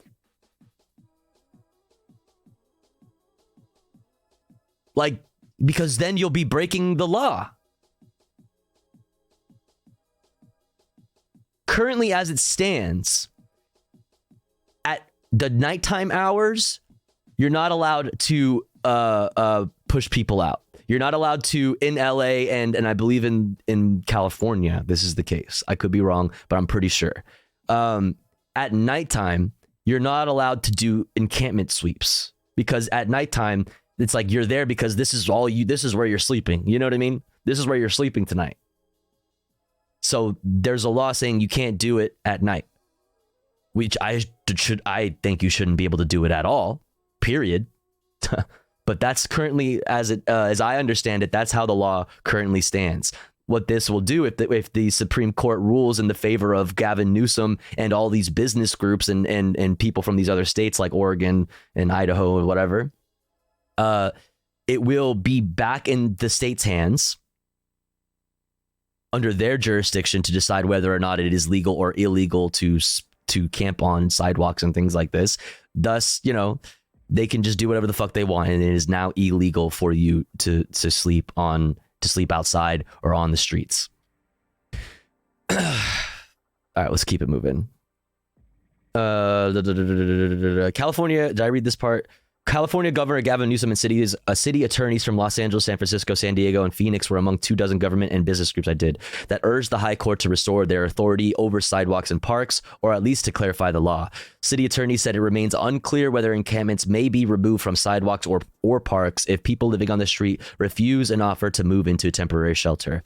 They blamed the Ninth Circuit rulings in cases from Boise, Idaho, and Grants Pass, Oregon, for the worsening homelessness crisis in West Coast states. California alone is, quote, home to half of the nation's unsheltered population, they said in their appeal in Grants Pass versus Johnson. The court said it would hear arguments in the case in April and issue a ruling by the end of June. Newsom welcomed the court's decision to hear the case. California has invested billions to address homelessness, but rulings from the bench have tied the hands of state and local governments to address this issue. States' rights, baby, he said. The Supreme Court can now correct course and end the costly delays from lawsuits that have plagued our efforts to clear encampments and deliver services to those in need. The services in question, literally prison, literally jail. Grants Pass, it's a small city in Oregon.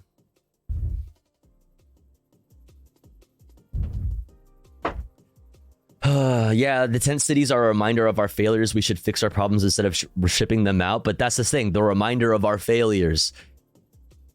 That's exactly right. And they want them to be just cut it off like a growth. You know what I mean? Like a tumor, like a cancerous growth. Just cut it off. But that's not how that works. That's not how that works. Thane Evangelists the Los Angeles attorney who represents the city of Grants Pass, said she hopes the High Court will agree the Ninth Circuit's rulings, quote, are legally wrong. Nope. And have tied the hands of local governments as they work to address the urgent homelessness crisis. Tying the hands means you cannot arrest them, that it is cruel and unusual. Cruel and unusual punishment to arrest somebody for the fact that they are homeless. That is, I would say, cruel and unusual. But that's what they mean. Their hands are tied in that they are not allowed to arrest people after offering them access to a shelter.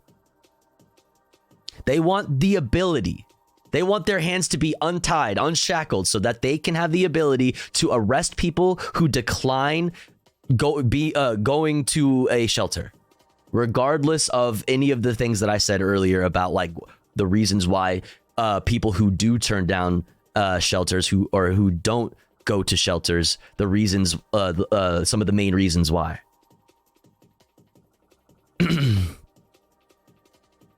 But an Oregon attorney who sued on behalf of several homeless people in Grants Pass argued that cities have not been denied all authority to regulate encampments. That's true. That's literally true. It's just the specific thing. It's specifically the arresting them if they refuse being sent to a shelter. That's the specific thing we're talking about right now. They will say it generally like you're tying our hands and restricting our ability to deal with the worsening homelessness crisis. You can say that, but we know what you mean. Because you do, like this attorney from Grants Pass is saying, have authority over moving or sweeping encampments currently. You are currently legally allowed to sweep encampments. I don't agree with that. I don't fuck with that shit. But you do have that right currently under this ruling. It's just that extra little bit they want. The issue before the court is whether cities can punish. Here we go. The issue before the court is whether cities can punish homeless residents simply for existing without access to shelter, said Ed Johnson, director of litigation at the Oregon Law Center. Nevertheless, some politicians and others are cynically and falsely blaming the judiciary for the homelessness crisis to distract the public and deflect blame for years of failed policies. Fucking nailed it. Fucking nailed it. How would they feel if one of their family members was homeless and affected by this? Do we think these people would be such monsters? Do we think these people would be such monsters? Yes, they would. The thing is, we're talking about high-profile lawyers, high-profile politicians, and we are talking about business rights groups, like lobbyists, lobby groups, business organizations.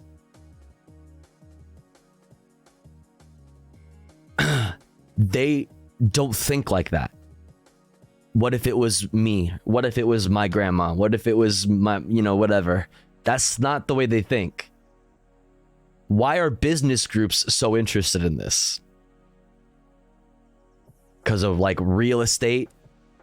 Because of like foot traffic to stores? Because property values?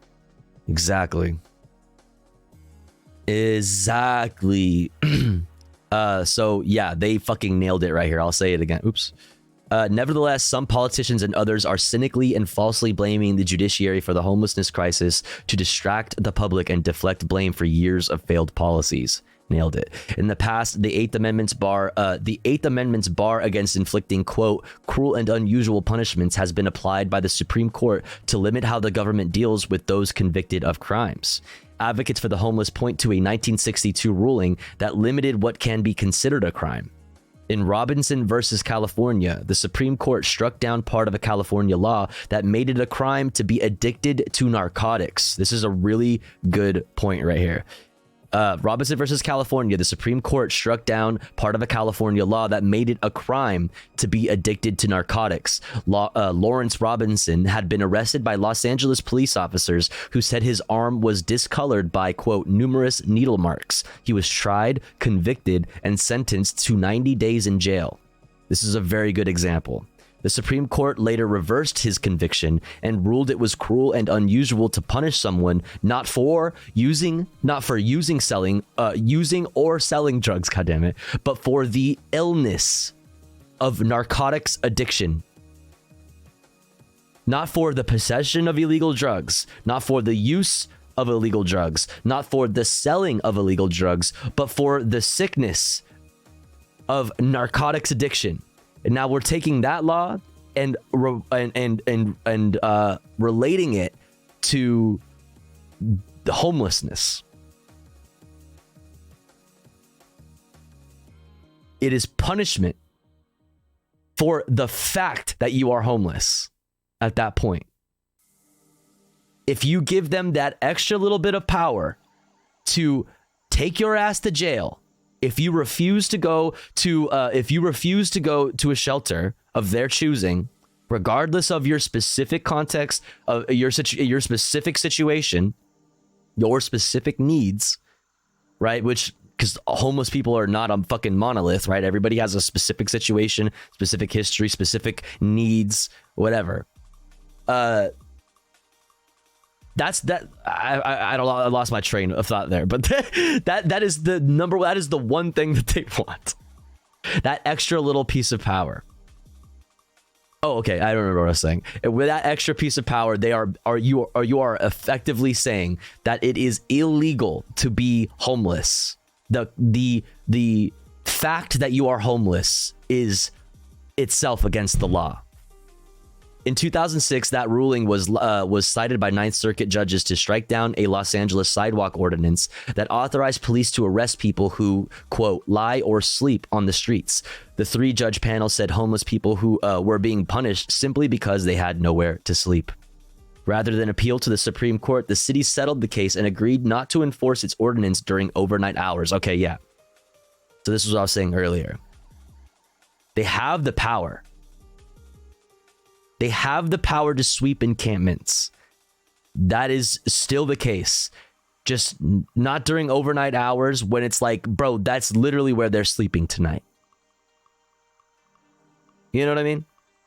I don't agree with the ability, like I said, to sweep these encampments generally. I think that we need to solve the issues, solve the root causes of fucking homelessness and create permanent public housing.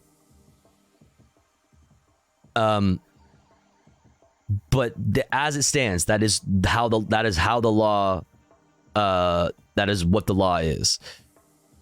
The Ninth Circuit issued a broader ruling in 2018 that struck down ordinances in Boise, Idaho that authorized police to arrest or fine people who were sleeping or camping on public property. The judges said the Supreme Court's Robinson decision established the, quote, principle that the Eighth Amendment prohibits the state from punishing an involuntary act or condition if it is the unavoidable consequence of one's status or being. Grants Pass, a city of 38,000 people in southern Oregon, very small, was estimated to have between 50 and 600 people who were homeless. In response to a suit by homeless advocates, a federal judge in Ninth Circuit panel struck down its anti-camping ordinance because the city did not have, quote, adequate shelter for all of them. We affirmed the district court's ruling that the city of Grants Pass cannot, consistent with the Eighth Amendment, enforce its anti-camping ordinances against homeless persons for the mere act of sleeping outside with rudimentary protection from the elements, or for sleeping in their car at night when there is no other place in the city for them to go, said Judge Rosalind Silver, who wrote the lower court opinion. When the court's conservatives moved to have the full Ninth Circuit reconsider that ruling, they fell short by a 14-13 vote. In their appeal to the Supreme Court, lawyers for the city emphasized the practical problems of homelessness. Across the West, they said hundreds of thousands of people camp in public, their tents and belongings overtaking sidewalks, parks, and trails. Cities want to help those in encampments get the services they need while ensuring that our communities remain safe, but they find themselves hamstrung.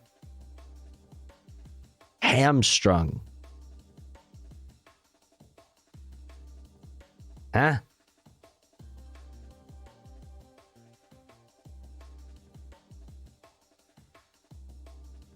Cripple a person? Oh. Severely restrict the efficiency or effectiveness of. Okay. But they find themselves hamstrung in responding to public encampments and the drug overdoses, murders, sexual assaults, diseases, and fires that inevitably accompany them. Have you tried public housing? Have you tried a personalized approach to solve the specific reasons why each one of these people may have mental health issues, whatever?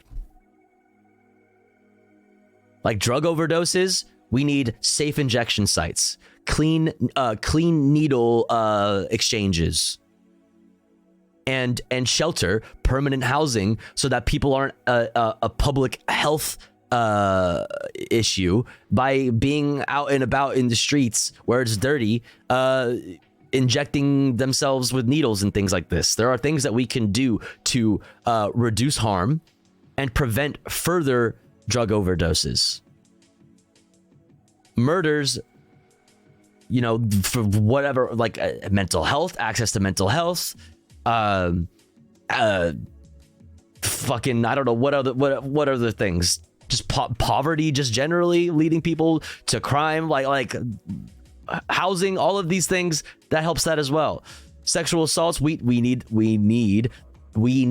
people to be housed. We need people to not be completely vulnerable. They need to have some kind of basic protection. They need healthcare, diseases, fires that inevitably accompany them. I mean, yeah, all of these things. But tofu, they have already tried absolutely nothing, so they're out of options now. Yeah. Yeah, hamstring, like when you put a pig on a leash. Crimes of despair is what they're called. My first thought was the way you string up ham to dry age it. We have that here in the Netherlands. It works. Yeah. What's up, Mender? You ham.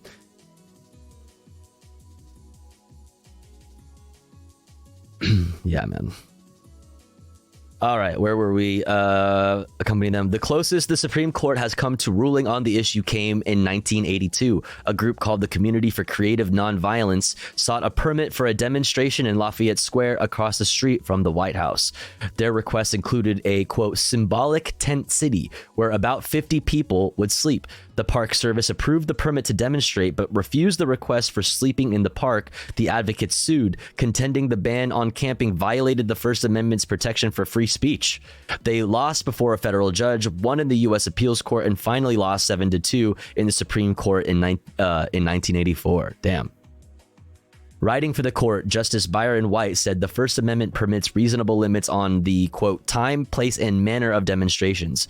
We have very little trouble concluding that the Park Service may prohibit overnight sleeping in the parks involved here, he wrote. Okay.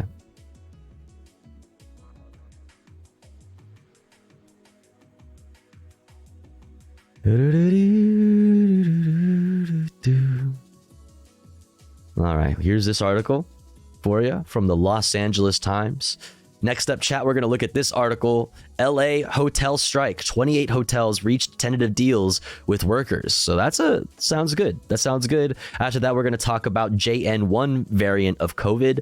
We're going to talk about Taiwan's presidential election. We're going to talk about Papua New Guinea state of emergency and much more, chat. But before we do that, we have to run an ad break because it has been more than an hour since our last ad break. But don't you worry, because here at the Tofu Ghost broadcast, when I run ads, I run them while I'm away from the stream. That way, even if you are unsubscribed, you don't miss out on any of the content. But if you would like to support the stream and get access to cool Tofu Ghost emotes, as well as an ad-free viewing experience, all you've got to do is subscribe for $5 or for free with a Twitch Prime. Or let's say you're already subscribed to the channel and you're feeling generous and you have the means to. Maybe consider gifting a sub to one of our unsubscribed friends in the chat that may not be able to afford a sub this month. That way, they may also be able to enjoy the Tofu Ghost emotes and an ad-free viewing experience with the rest of the community. Yo, Javelina, thank you for subscribing at Tier 1. Let's go. Thank you so much. I really appreciate that. Hell yeah. Welcome in. If you are unsubscribed, say hi in the chat and maybe somebody will see you. Oh my goodness. And gift you if they're feeling generous in the, like, just like how Javelina is apparently feeling generous and just gifted out 5 subs. Let's fucking go. Thank you so much. If you got a gifty from Javelina, I hope I'm pronouncing the username right, by the way. But if you got a gifty, please make sure to thank them. That's very, very, very kind. Very, very generous. Thank you so much. I really appreciate it. Thank you, thank you, thank you. But like I was saying, if you are unsubscribed, say hi in the chat. Maybe somebody will feel generous enough, like Javelina, to shoot you a gifty. We are currently now at 14 out of 25 for the daily sub goal. Yo, GOP Lemon Party, thank you so much for gifting to Fox of Fate. Pog, thank you, thank you, thank you. That's very, very generous. Thank you so much. Thank you, thank you, thank you, thank you. Now, I should update, we are at 15 out of 25 for the daily sub goal because of Javelina and GOP Lemon Party. Thank you so much for all the support so far. I really appreciate it. If you enjoy the content, please do consider supporting in some way. That way we can continue to do this full time. I'll be back in 3 minutes, chat. Don't you go anywhere. BRB. And thank you again. Thank you. Thank you.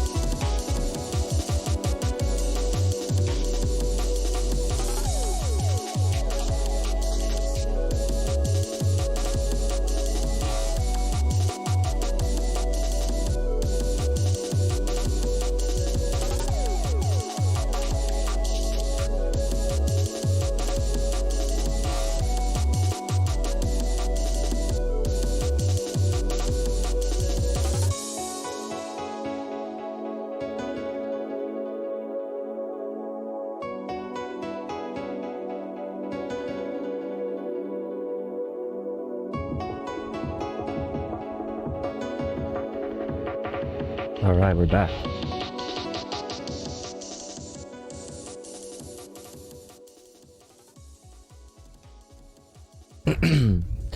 We're back.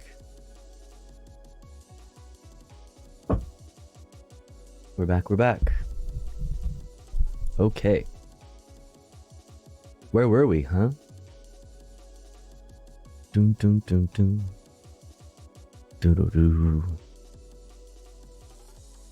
Do-do-do-do. Okay, yeah, that's right.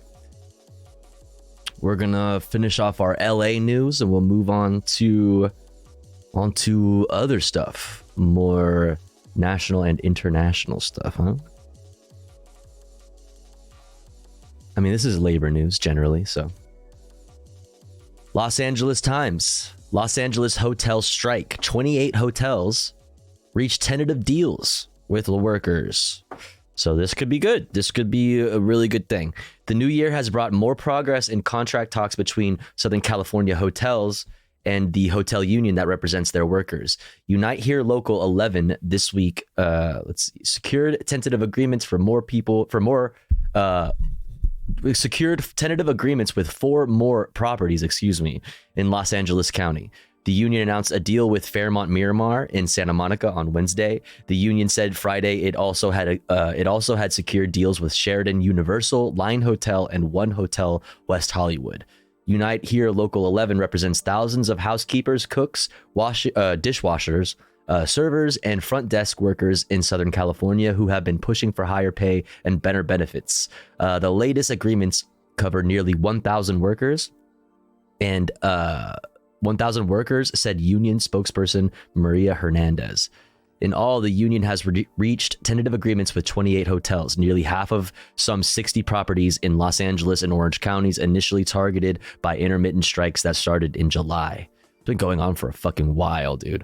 The union has declined to give specifics on wages and other economic deals of the agreements it has reached so far, and none of the 28 contracts have been put to a vote by workers. So we'll see what the details are, and we'll see how the hotel workers themselves feel about it, because this is a tentative deal. We still got to see the details and see if the workers even want it. Hernandez has said that once ratified by workers at the various hotels, the contracts will raise wages, strengthen pensions, and increase investments in healthcare. In a news release Friday announcing new agreements, the union called out Aimbridge Hospitality, Blackstone, and Ensemble, companies that own or operate a number of hotels still in talks with the union. Tourism is booming. Room rates are soaring. The World Cup is around the corner. While we recognize the growing list of hotels signing this historic agreement, we are appalled that Aimbridge operated hotels such as the Hyatt Regency LAX and Pasadena Hilton fail so miserably to listen to their workers. Kurt Peterson, co-president of Unite Here Local 11, said in the release. Spokespeople with Blackstone and Ensemble did not immediately respond to requests for comment.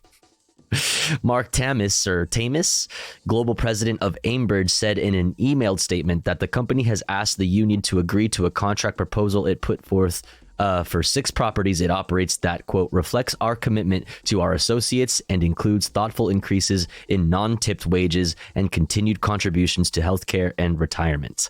We are urging the union to act by countersigning the proposal so that we can implement these wage increases at these properties, including providing retroactive payments, Tamis said.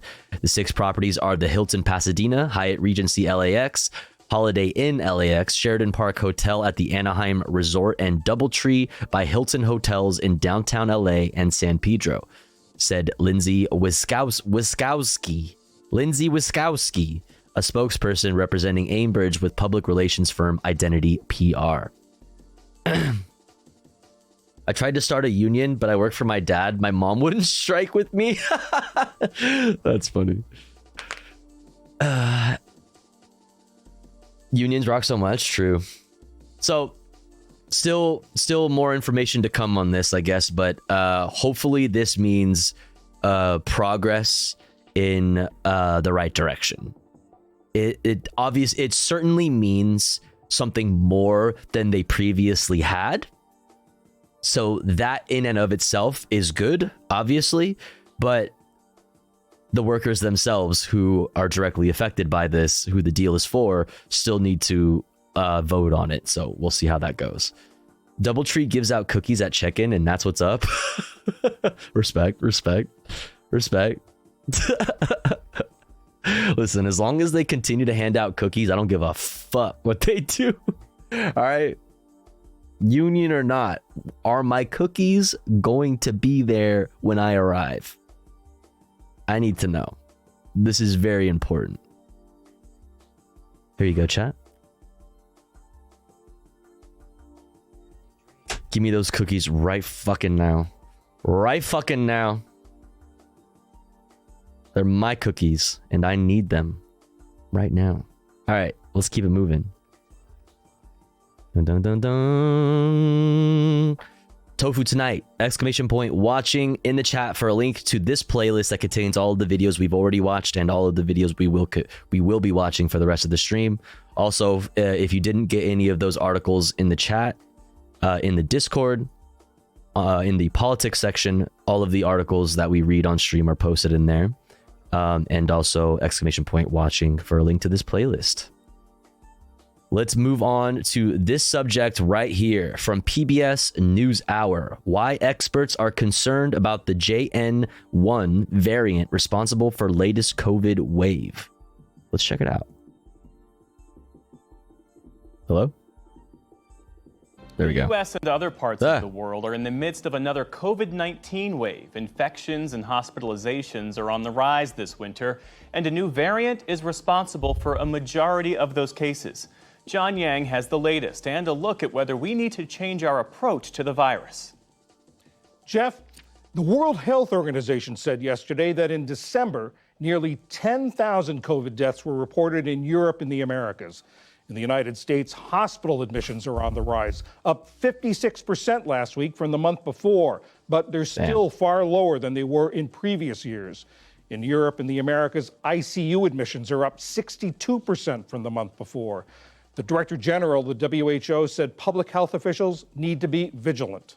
Although COVID-19 is no longer a global health emergency, the virus is still circulating, changing, and killing.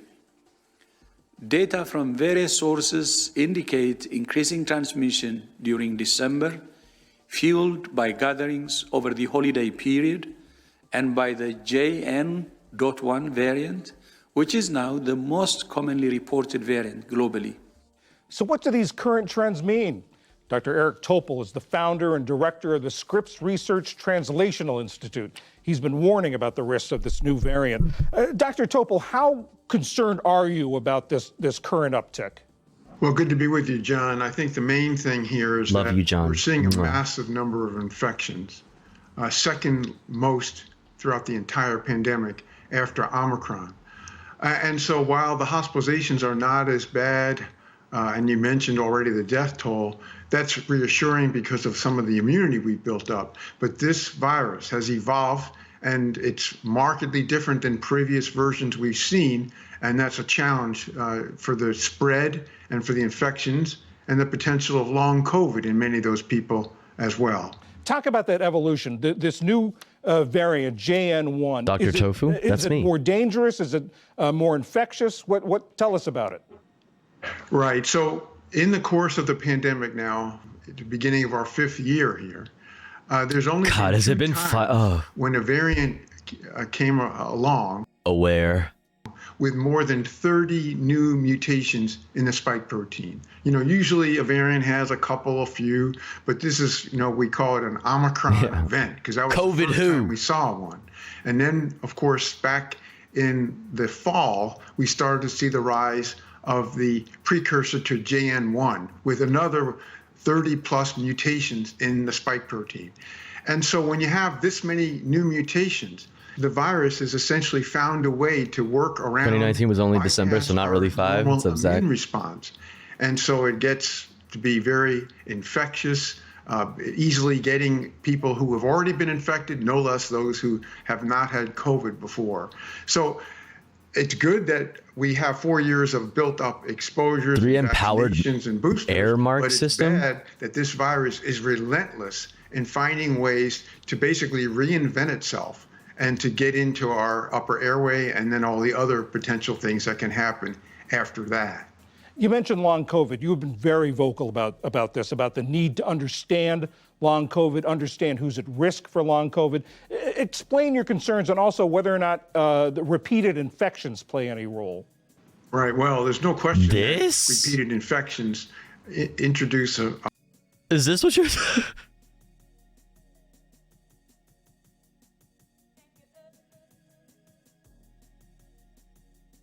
But you got to get more than that, right? Like, there's more to it, right? There's like...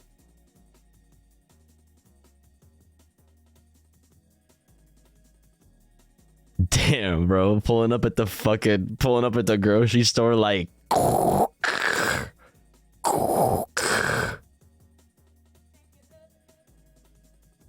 Helmet cover. Always wear protection. Yeah. Headgear cover, face seal. So these are just like pieces. You need like whole ass. Oh, they make welding protection, mask and barrier face coverings. Oh, that's just like regular mask. Boring. Can't even hook that shit up to my phone via Bluetooth, bruh.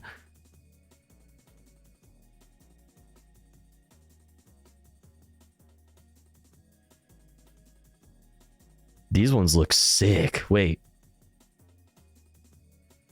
Face shields.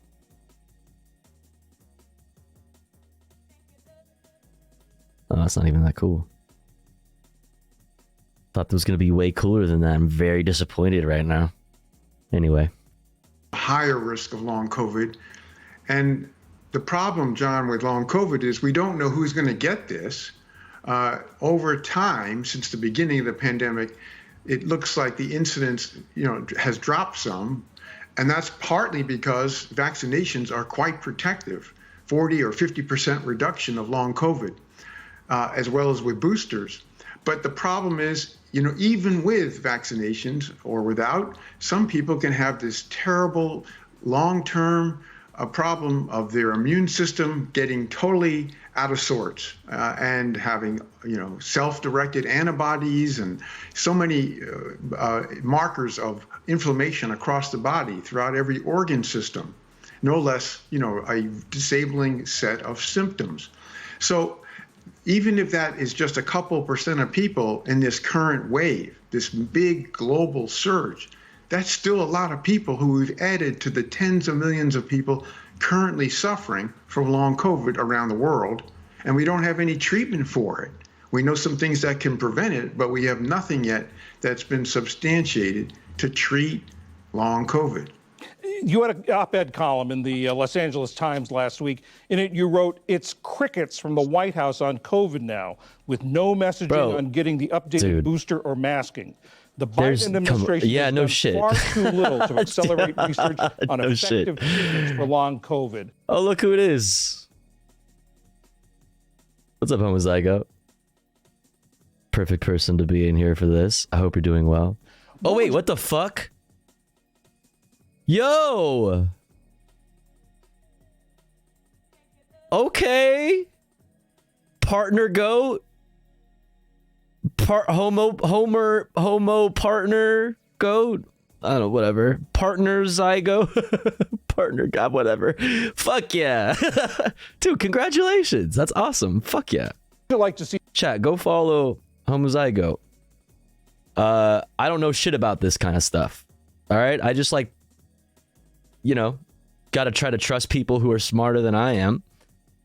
Homozygote is like, doing this shit, does this stuff, knows these things. Go follow. Go follow. The administration summoned by COVID news. Well, a lot more than it's doing. In the first year of the pandemic, we saw that Operation Warp Speed, and we took this virus as an existential threat and pulled out all the stops. But right now, John, we need oral or nasal vaccines to stop infections, to stop spread, to be variant proof, whatever this virus mutates to in the times ahead. And we have a small amount of funding towards that end, but not enough. And the messaging has been poor. That is, even the people at highest risk About 35% of them have had the updated booster that's been available since September.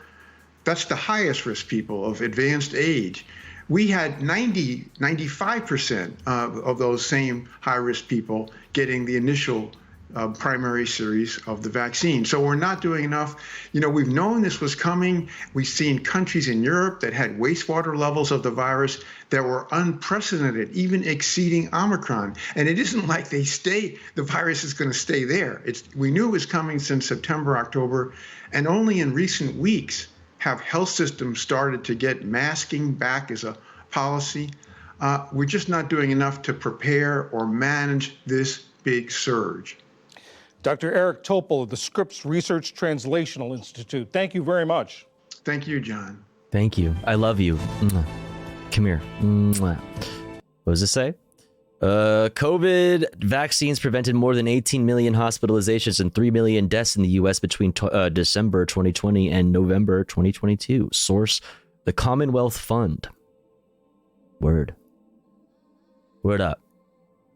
Word up, word up, word up, word up, word up. Well, since we have homozygote in here, do you have anything that you wanted to add to that? That is relevant to know?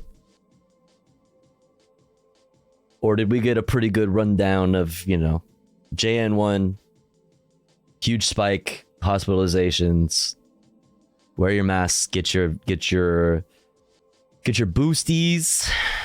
How are we feeling about that? Masking needs to be just the norm from this point. I agree. This Twitch virus is pretty contagious. Twitch virus? My long COVID finally stopped after 3 months when I was able to get long, total lasting rest. I know that's not an option for a lot of people, but if you can take a month off to just constantly rest, it helped my particular situation. Yeah, I mean, if you have the ability to do that, right? I mean, I'm sure that there's more to it than that, but yeah, if you have the ability, absolutely. Problem is that most people don't have that ability. That video was a good summary. Only thing I'd add is that JN1 regained a little bit of inherent severity. So being out of date on vaccines is really bad news for those folks. Got it.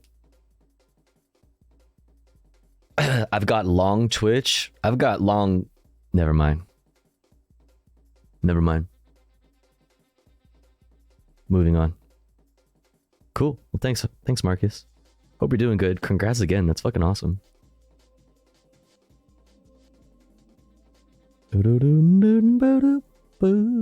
Okay, let's keep it moving. Let's go now to international news. I guess that's kind of like... That's why there was a good segue into international news.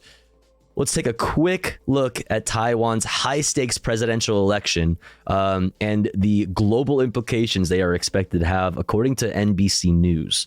Then we'll look at Papua New Guinea declaring a state of emergency. We didn't have time to look at this yesterday, so I wanted to make sure I did today. And then, yeah, we'll go from there. Taiwan's presidential election has been described as a choice between war and peace. With growing concerns, China could invade the self-government. Okay, real quick, what the fuck is this accent? Taiwan's presidential election has been described as a choice between war and peace. With growing concerns, China could invade the self-governing island, which it considers its own territory. That looming threat, both the biggest AI source of tension between the U.S. and China, and the key issue at the center of this vote. The election here has become a very tight race, and the outcome will reach far beyond Taiwan. I think it's her. William Lai with the ruling Democratic People's Party says he's ready to defy China. We have to win because we have to protect democracy. China sees Lai as favoring independence. Chinese military officials vowing today to smash any attempt at that. Polls show Lai neck and neck with Ho Yu-wi of the Kuomintang Party, which is open to dialogue with the mainland. We can never ignore their existence, Ho says of China. Misunderstandings will lead to conflict. China makes no secret of its intentions when it comes to Taiwan. Xi Jinping in a New Year's speech saying reunification is inevitable. Jet, thank you so much for gifting to Cracklebearer. Thank you so much. Thank you. I really appreciate it. For years, China has increased surveillance, fighter jets, even missiles around the island. It's also ramping up disinformation, including Me when I'm spreading disinformation online. Ooh, tickling my trackpad. What the fuck? even missiles around the island. It's also ramping up disinformation, including messaging to sow doubt about U.S. health. The message is that there will be no knight in shining armor to save you when things really go down. The third candidate, Ko Wen-je, wants stronger ties to China and the U.S. Finding a balance between the two, he says. This is the toughest job for the Taiwanese president. A crucial vote for Taiwan, with the U.S. and China looming over it. Janice Mackey-Freyer, NBC News, Taipei. Thanks for watching. Stay updated about breaking. So we'll see. We'll keep updated on it. We'll see how that turns out. Welcome in, Cracklebear. What's up, Zyrum? All right, now let's go to Papua New Guinea, where they have declared a state of emergency after 15 people were killed in a riot. We didn't have time to look at it yesterday, so I'm very uninformed of what the fuck is going on there. Let's check it out. Tonight, raging riots in Papua New Guinea, triggering a 14-day... Is it It's Papua? I feel like I've always heard people pronounce it Papa, but I'm feeling like I'm wrong. What's up, Muhammad? Do you think Xi knows there's a fraction of us out here in the West that are like, hey, this guy's kind of base? Xi? I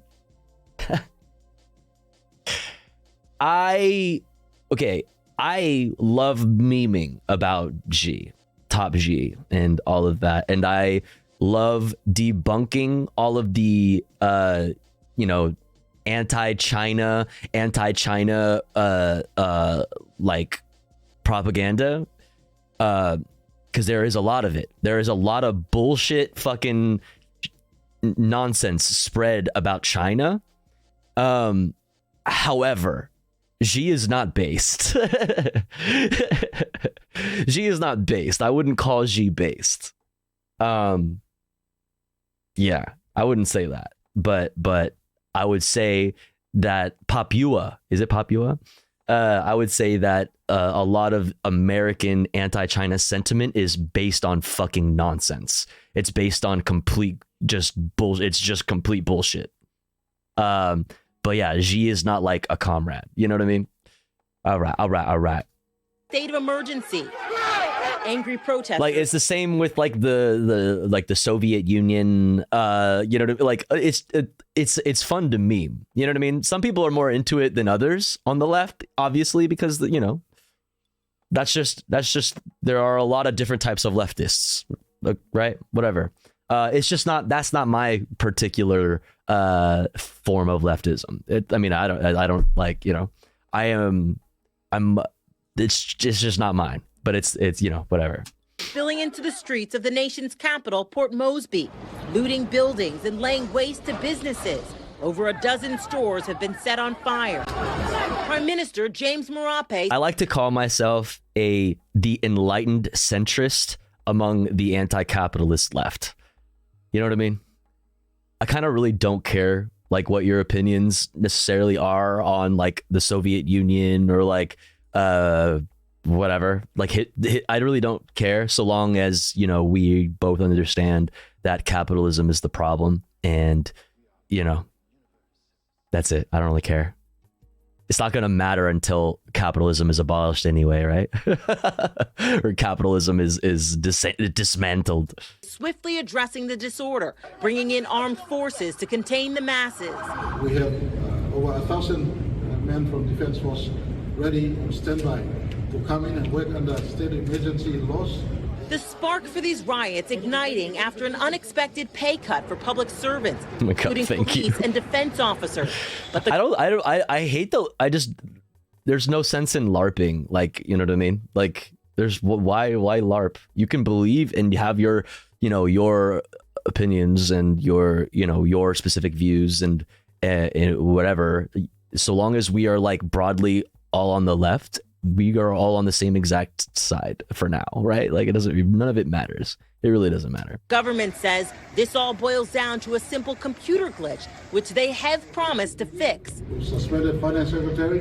We suspended Treasury Secretary. The chaos is what we're watching even about China. No, we're talking about Papua New Guinea now and the state of emergency after 15 were killed in a riot. First started as peaceful demonstrations led by the affected public servants, but has evolved into protests over wider issues facing the most populous nation in the Southwest Pacific. Those people aren't leftists.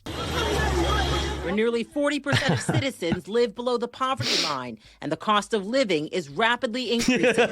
Despite its economic turmoil, Papua New Guinea is a strategic partner for the United States. Secretary of State Antony Blinken visiting the island nation last spring to sign a defense deal as the U.S. and its allies look to limit China's influence in the region. But for the nation's 10 million people, the turmoil playing out in front of them right now poses a much more urgent threat. 48 years of independence, I can't recall in my lifetime seeing this level of devastation in a single day event. It's just senseless. With frustration reaching a boiling point, Marape promises accountability. I encourage all our citizens to step up today and give respect to your country one more time.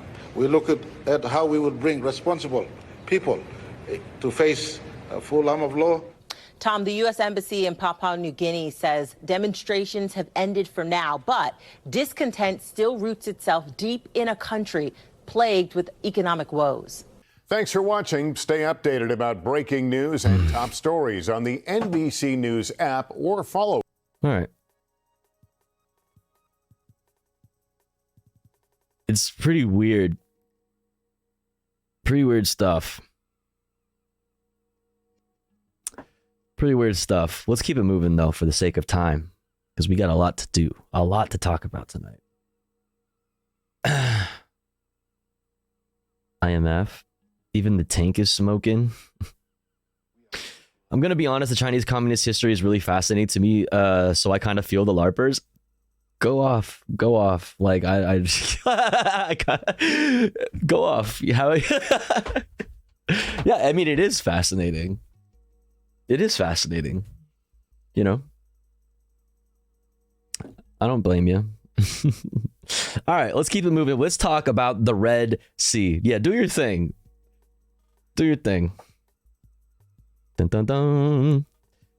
Houthi rebels vow to retaliate over U.S. and UK strikes in Yemen, and then we're going to talk about the new U.S. strikes. More U.S. strikes in Yemen. Let's fucking go, dude. Loud.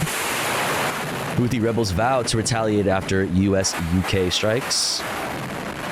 The U.S. and British militaries have bombed more than a dozen sites used by Iranian-backed Houthis in Yemen.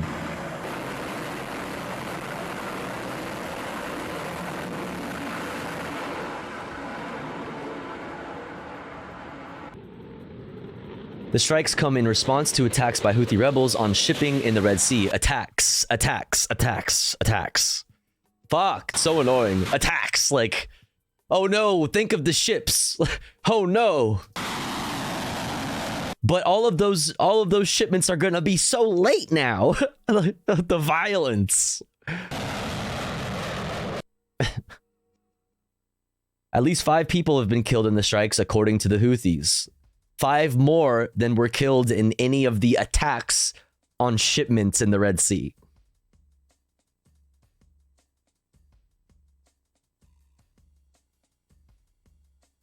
Damn, that looks fucking crazy. The Yemeni armed forces will not hesitate to target the sources of the threat, along with all the aggressive targets in land and at sea in defense of Yemen, its sovereignty and independence. The brutal aggression will not deter Yemen from its supportive position with the wronged Palestinian people. The Yemeni armed forces confirm it is continuing to stop Israeli ships.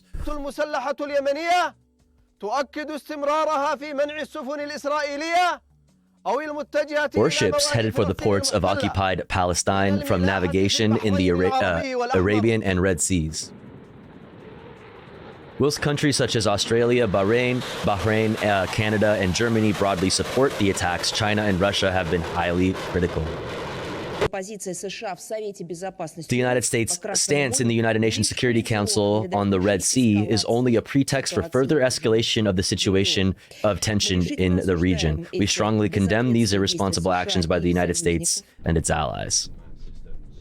I mean, like, that's correct, you know what I mean? But obviously Russia is one to talk, you know what I mean, about like escalating tensions on the global fucking stage. Like, come on, bro.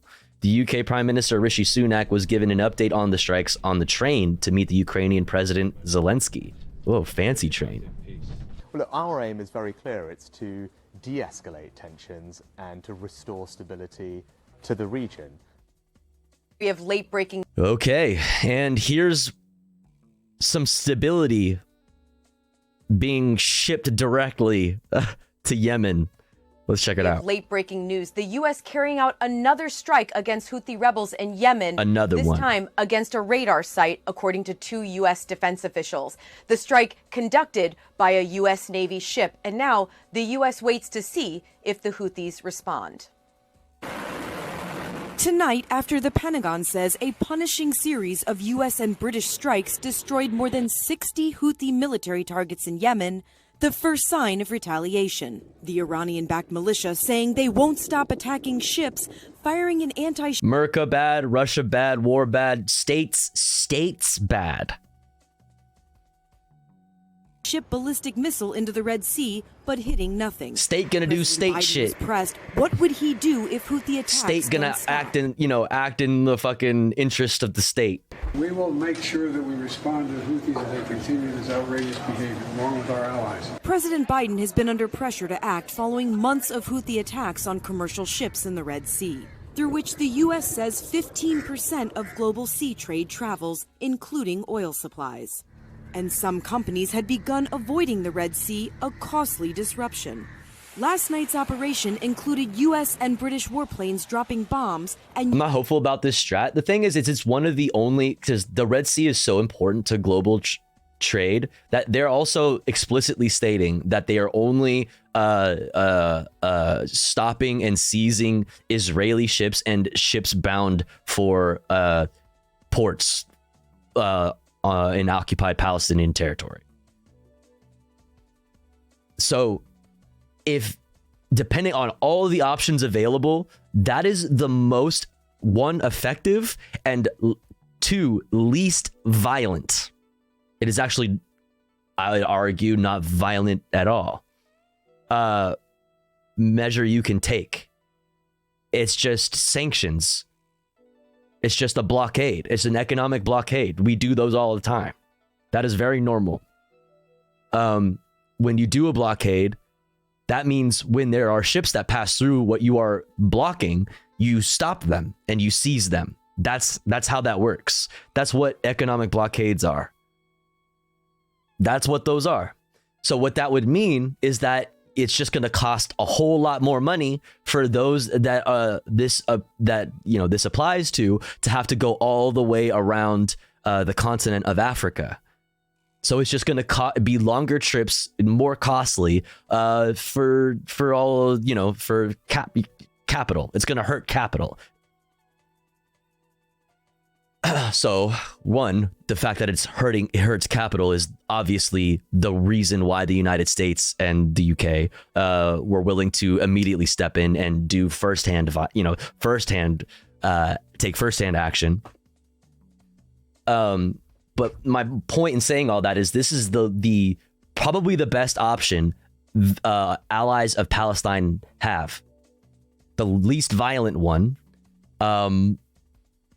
The least escalatory one, because the conditions for stopping the blockade in the Red Sea would be to cease hostilities in Gaza and the West Bank. That's the condition. We'll stop seizing ships in the Red Sea if Israel stops the onslaught in Gaza and the West Bank. It's like these blockades, these seizing of ships are not happening in a vacuum. They're not just like the Houthis wilding out. You know what I mean? That's their non-violent way of standing in solidarity with the Palestinians. You can say whatever you want about the Houthis, and there is plenty to say about the Houthis. I'm not trying to be like Houthis fucking are awesome and based. My point is the escalation here is being done by the United States and the UK. But mostly it seems the United States, because the United States went in for another one. You know what I mean? The United States and the UK like went and jumped somebody and then like started walking away. And then the United States ran back and like took another fucking lick. You know what I mean? Wait, didn't Tova just say it was Israel specific ships? Israeli ships and ships bound for occupied Palestinian territory, ports in the occupied Palestinian territories. That's what the Houthis say. It's pretty well known to be incorrect. And yes, that's a good place to start, but it kind of like, what? 1, yes, Harvinius. 2, this is not a blockade on Israel. It's a blockade of ships of all origins and destinations. This is not really the same. I mean, I'm going off of their what ships have been seized. What ships have been seized? The facts. What ships have been seized, and what have the Houthis said in their statements? According to both of those things, it is not, and they actually clarify. I don't know if they played that video in this segment, maybe not. Here, I'll pull it up on the side where they clarify that specifically. Like I said, this is not me being like, yo, Houthis cool and based and awesome. That's not what I'm saying. I'm saying that the escalation here is being done by the United States and the United Kingdom. No, we just have the data on the ships. I'm not really a huge fan of the strikes, but the Houthis are absolutely not doing a blockade of Israel. What are they doing a blockade of? They're doing a blockade of all of the Red Sea, is what you're saying? Like all ships in the Red Sea. Is that what you're saying? Even still, I don't see that as worse or deserving of the retaliation from the United States and the UK. Yeah, firing into the Red Sea. How many of those missiles actually, any of those rockets or missiles hit their mark? Is like, it just, the result is it's more expensive to go around the continent of Africa. The only if you do not use the Red Sea, the only like thing that hurts is capital. Yeah, Cape Horn. So like, I mean, I don't know. I don't care about personally. You know what I mean? People can have different opinions on that. Personally, I don't care about how that hurts capital. I understand it's pretty big, but that's like in the same way that it's based to withhold your labor. Maybe I should say this in a different way. You have to use, we live under capitalism. So the number one best way to make any sort of splash or to like use any sort of leverage is usually economically. It doesn't just hurt capital. That's the internet. I mean, that's it. It does. It just hurts capital because everybody who benefits from those shipping routes can still get those shipments. It just takes longer and is more expensive. So it literally just hurts capital. My point is that either way, it isn't a good move to escalate like this. Like regardless of how you feel about that, like the escalation lies solely in the hands of the United States and the United Kingdom here. But let's finish this up. U.S. Navy ships, including a submarine. What's up, Salvage? What's up, Nori? Missiles, more than 150 precision-guided bombs and missiles in all.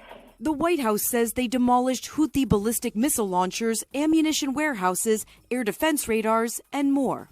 The targets we chose were all valid, legitimate targets that went right at the Houthis' ability to store, to launch, and to guide. President Biden writing, the strikes send a clear message that the United States and our partners will not tolerate attacks on our personnel or that imperil freedom of navigation.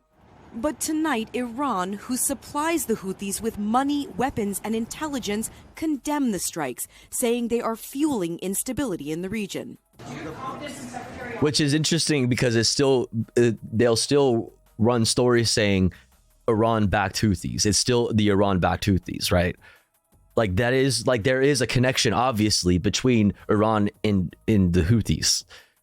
But even though Iran is saying we disavow this shit, that is not on us. Regardless of our relationship with the Houthis, that shit that they're doing is on them. I do. Meanwhile, President Biden criticizing Defense Secretary Lloyd Austin for keeping his hospitalization secret.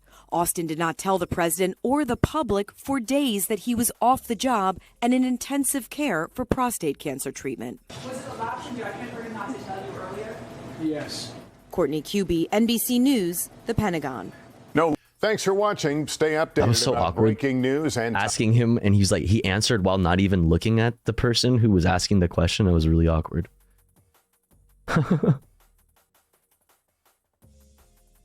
Anyway, let's keep it moving. Let's move on from that.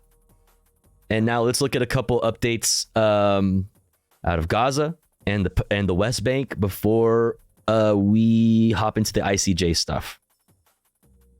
Let's do it. You already read that.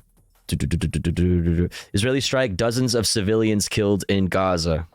New war crime just dropped.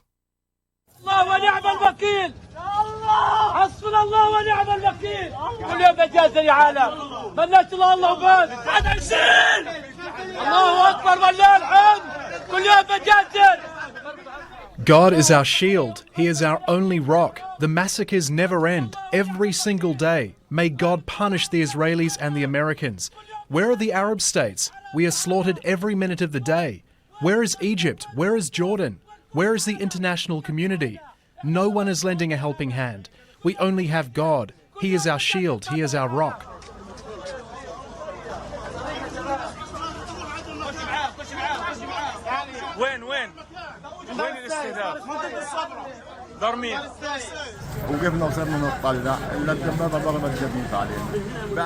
The Israeli tanks started shelling our homes. We ran in all directions, but the Israeli soldiers continued to shoot at every moving person. Many have fallen, but we couldn't reach them to give help. Women and children ran in all directions out of horror. I swear more than 100 people were killed. Others were wounded. I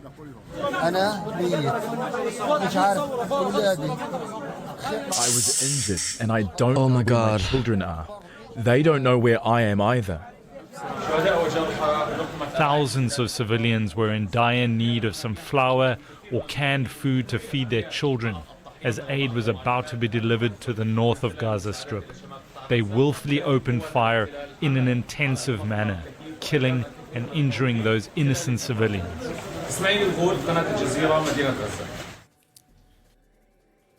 Make sure to subscribe. So while the world's world's representatives are debating in the ICJ, the fucking war crimes continue. The examples of evidence of genocide continue to mount up even during the trial. This isn't like something that we are arguing about that happened in the past. This is something that is happening live. Palestinians say Israeli soldiers using heavy-handed tactics in West Bank from NBC News. Let's check it out. Already at war with Hamas in Gaza and under threat from Iranian-backed militias across the Middle East, Israel may face a new front closer to home. Since the Hamas attacks on October 7th, Israeli troops have intensified counterterrorism raids in the Palestinian West Bank. Where we went over this video.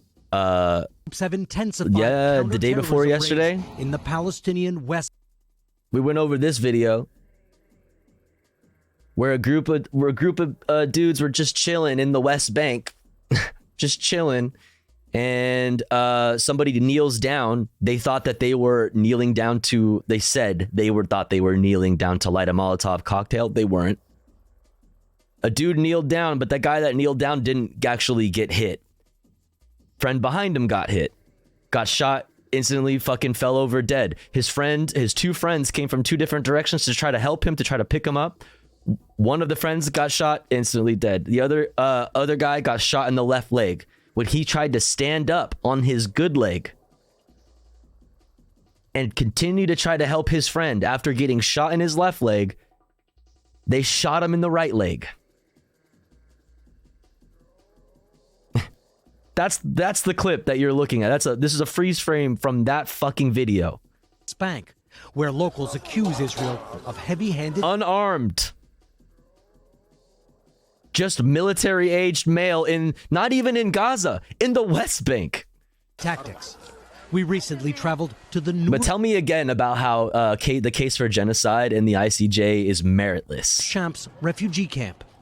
Suleiman al-Zuhairi, a community leader, took me to a building where he says Israeli troops arrested a man accused of making bombs and then blew up 3 apartments. This is what we call collective punishment for the people. Down the street, that's a war crime. Mahamid. She showed me the spot where she filmed her 16-year-old brother. Like if somebody in there is making bombs, right, and is running a terrorism fucking campaign out of their fucking apartment, it doesn't make it okay to fucking destroy the homes of everybody else in that apartment. Even if that were the fucking case, even if that 100% were happening, that still doesn't give you the right to do that. That is, by definition, collective punishment, which is a fucking war crime. As he was shot by Israeli soldiers during another raid. Her cell phone video is difficult to watch. When her brother, on the left, looks around a corner, he's shot dead. When her father tries to recover the body, he's shot too. Seriously injured, he manages to limp back home. Our blood is cheap for them. They're killing us every day, Sarah says. The Israeli military said its troops fired on terrorists during an operation in the area at the time. We attended the funeral for Palestinians who'd just been killed during another Israeli operation. This funeral is for 3 people, but scenes like this are happening now all across the West Bank. Opinion polls suggest that the popularity of militant groups has skyrocketed since October 7th. One opinion poll... Damn, I wonder where we've seen this phenomenon happen before. Run that back. Like this are happening now. Israeli operation. This funeral is for 3 people, but scenes like this are happening now all across the West Bank. Opinion polls suggest that the popularity of militant groups has skyrocketed since October 7th. The popularity of militant groups has skyrocketed since October 7th. One, I'd be curious to know where that poll's coming from. Who did the polling? Whatever. 2, regardless, that is a phenomenon that is known. That is a phenomenon that is known and is in the Middle East is no fucking stranger to that. The United States is directly responsible for so much radicalization in the greater region. That's what happens. Israel is creating more of its problem. And they know that. They know this. They know this. They know this. But that just gives them full fucking, that just gives them the full reign. One opinion poll said that... How many young people are going to lose their entire families? And and understandably know nothing else but to turn, nothing else and just turn to fucking radical militant groups. Turn to fundamentalism. The fucking trauma is immense. It's fucked. It's fucked. Popularity has increased by 90%. Palestinian officials. What other option do you have? in a moment where you feel like you have two options: die, stand there and die, or pick up a fucking rifle. It fucking sucks to be put into that situation. People who just want to fucking, regular people who want to go to the movies, who want to fucking, you know, like hang out with their friends, who have hobbies, musicians, artists, fucking people who authors, whatever the fuck, whatever. I don't know. I'm just normal fucking people who want to do normal people shit are being forced to choose between two fucked up choices that nobody wants to choose either of them. Forced to. It's fucked. It's fucked to put anybody in that situation. To put anybody in a situation where they might choose radical, fundamentalist fucking militant groups. More than 330 Palestinians have been killed in the West Bank since October 7th. UN and Arab diplomats have warned the West Bank is at a boiling point. Thanks for watching. Stay updated about breaking news and top stories. Thanks for watching our YouTube channel.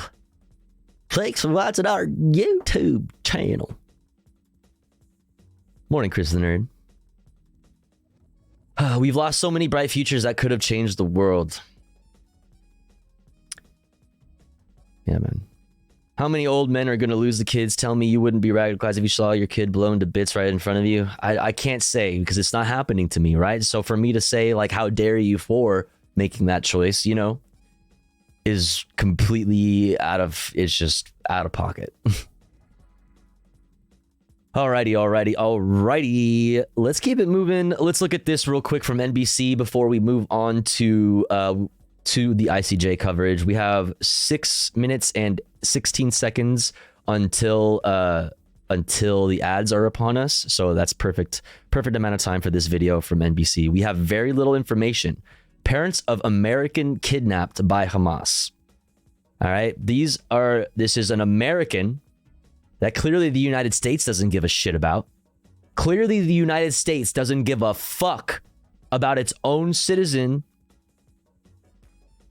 stuck in Gaza right now. Clearly, they do not care that this person is already dead to them. Let's check it out.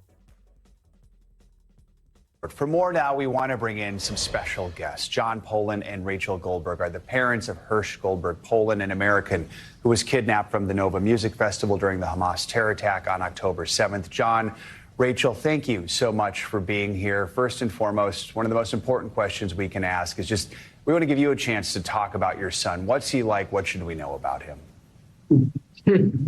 Well, that's obviously one of our favorite topics, as any parent loves to talk about their children.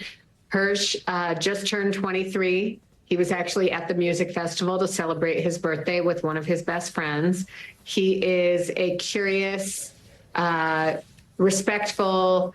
These aren't hostages, Mander. These are the parents of an American that is being held in Gaza, and I highlight this because these are the people that are being used as justification for the genocide of Palestinian people.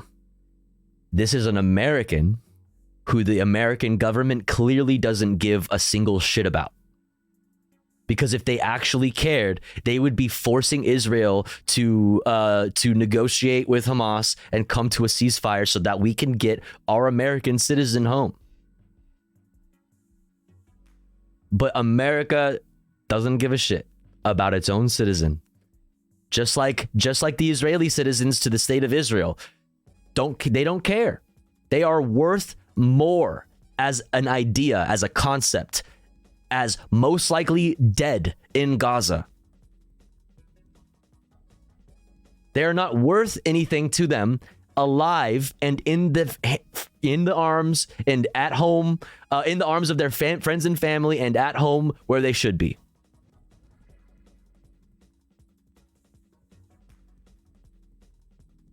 What if it was a billionaire's child or grandchild? I don't give a shit. The fuck? I don't care. I don't want people to die. Yes, it's fucked up. The fact that there was that he's at a the greater historical context of an American enjoying their time at a festival in occupied territory, yeah, that's fucked up.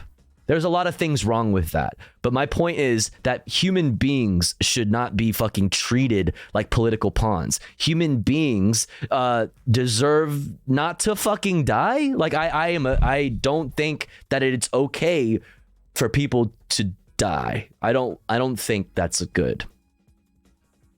Oh, I mean, you mean like America might do something? That's a good point. Maybe. That's a good point. Maybe, yeah. Reader, wild about soccer, loves music festivals, had just returned from 9 weeks in Europe, going to 6 different music festivals in 6 different countries. He is crazy about travel, and he had been planning a trip since he was in first grade, when he first started to become obsessed with geography, to travel around the world. And he was supposed to leave for that trip on December 27th. And we ended up going to the airport in his place and giving out stickers to everyone who was on his scheduled flight. They've been putting up stickers all over the world, sending pictures back saying Vietnam is waiting for you, Thailand's waiting for you, Nepal is waiting for you, come on Hirsch, we're in India waiting for you. And, that's a little slice of Hirsch. It sounds just so full of life. What a joy. Rachel, we also do know that Hirsch was injured, at least at the beginning of this, lost part of his arm during the attack. Have you received any communication about his condition? What is your line of communication with any type of officials like, and what information have you been able to receive from them?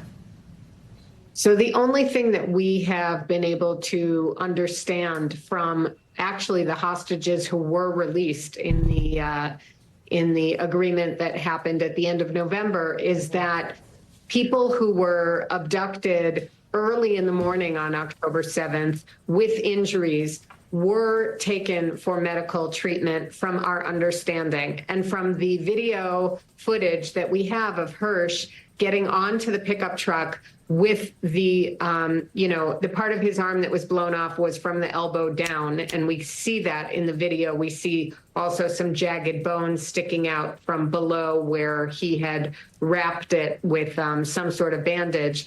Beyond that, we know nothing. As I think has been widely covered, there is no international aid organization on the entire planet of Earth that has gone in to see any of the originally 240 hostages who were taken. And now Who's restricting access to Gaza for humanitarian aid groups? Who's doing that? we have 236 remaining hostages. I'm so sorry, 136 remaining hostages. Of those, we think just around 105 are still alive. And none of them have been seen by any international aid organization. So we have very little information. You've both been front and center for the past nearly 100. Why is that? 100 days. Rachel, I know you said once this ordeal, it's your government, as an American, your government, these parents' government, who they pay taxes to, is solely responsible for the continuing onslaught, which is being done upon him. Also, if he is not already dead, his government is sending the bombs that are dropping on his head right now. Their government is funding the military that is pumping the tunnels that they could be held in full of seawater. The government they pay taxes to is supporting the government that is preventing aid, food, water, electricity, medical supplies, medications, everything from entering Gaza. It's like a slow If my family member was held in Gaza I would be fucking livid with the American government for allowing that to happen. Ocean trauma. John, I'll ask you, where do you find strength right now? Yeah, I don't know that it's strength as much as mission. We, both of us, have never in our lives, as you could imagine, been on a mission that is so laser focused on one goal. And that goal is bring home Hirsch and all of the hostages alive, and do it alive as soon as possible. So we wake up in the morning and we brush ourselves off, perhaps feeling a bit of failure because they're still not home.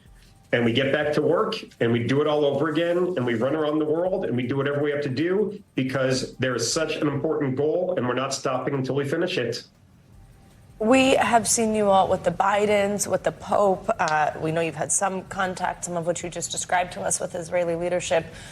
What more needs to... Only one, the Bidens and the Pope, only one of those people have called for a ceasefire.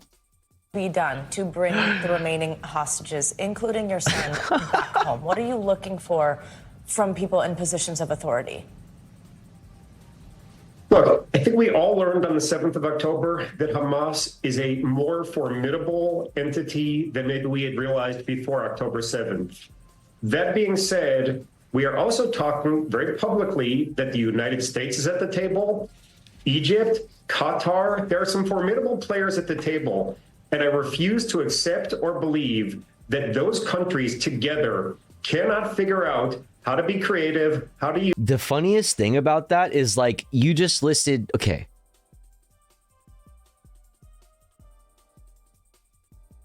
All of those countries are much more friendly to the idea of a ceasefire than the United States. The one name, the main name you just mentioned there in a group of names of countries, there's one of them, the United States. That is the sole country preventing any of the other countries from going further than just a strongly worded press conferences, strongly worded fucking statements for the press about the need for a ceasefire and a ceasing of the fucking the violence being done upon innocent civilians in Gaza and the West Bank. It's just like, come on, dog. Come on. Use diplomacy, force, money. Diplomacy is the way to go, obviously. That is correct. Whatever it takes to bring home the hostages, we feel like we've gotten a lot of empathy and sympathy and support, particularly from the United States, and we appreciate it. But until we see the results, I refuse to let up on the gas of pushing and pushing so that these countries think more creatively and more aggressively to bring the results that we want. John Poland, Rachel Goldberg, we are thinking of you, we are thinking of Hirsch, and we really do appreciate you taking the time to speak with us this You know who is not thinking of Hirsch? President Brandon. Antony Blinken. Lloyd Austin. Benjamin Netanyahu. Itamar Ben-Gvir. They are not thinking about your son. Okay? They're not. Oh, man. Ay, ay, ay. All right, let's keep it moving. Next up, chat, we're going to get into our ICJ coverage. We're going to start off with this. From Al Jazeera, Israel rejects genocide charges in Gaza. Asks ICJ, to dismiss case. We'll go from there to Democracy Now!, gaslighting and cherry picking, how Israel is defending itself at World Court on charges of genocide.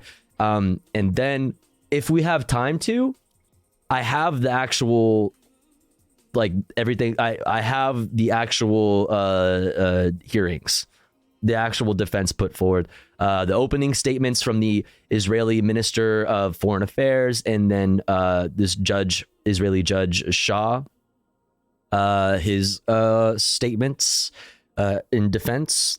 If we have time, we can maybe speed run that if we need to. And then we have South Africa's response directly after a press hearing outside of the ICJ. We have this from Democracy Now! They want to silence us. Knesset member faces expulsion for backing South Africa genocide case. This is a Israeli Knesset member. A member of the Israeli Knesset. This is a politician from Israel, an Israeli who is anti-Zionist. Or I'm not even actually, let me take that back. I'm not exactly sure if that's the case 100%, but they are in favor of the charges of genocide against Israel, and they face expulsion. And then if we have time, I actually might skip this. The State Department spokesperson says Arab nations are ready to work with the U.S. on Gaza, but only if Israel commits. And that's coming from the fucking U.S. State Department. So that's interesting. And then we have fun stuff later on tonight, this morning. Hang. That's what we're getting into next, chat. But here's the thing. Before we get into our ICJ coverage, we have to run a quick ad break because it has been a little bit more than an hour since our last ad break. But don't you worry, because here at the Tofu Ghost broadcast, when I run ads, I run them while I'm away from the stream. That way, even if you are unsubscribed to the channel, you don't miss out on any of the content.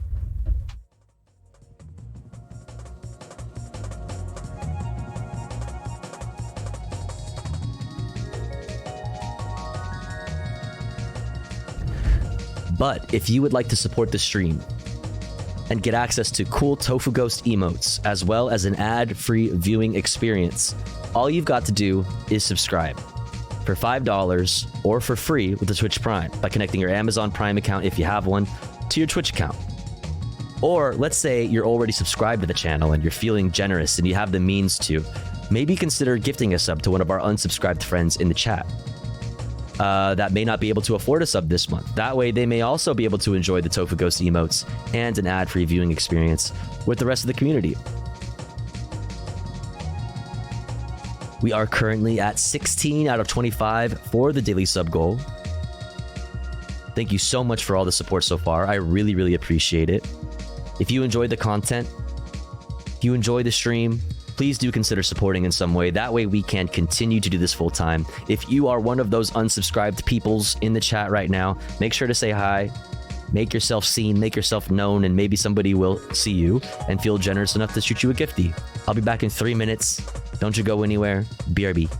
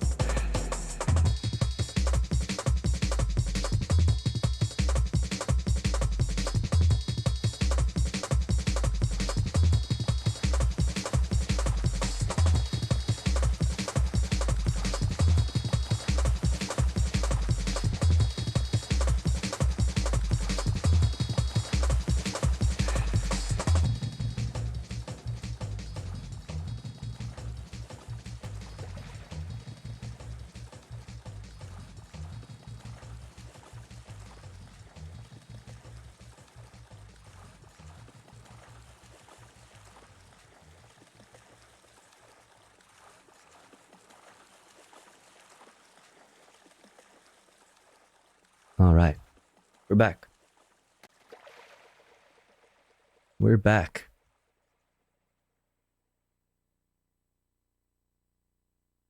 Let's get into it, huh?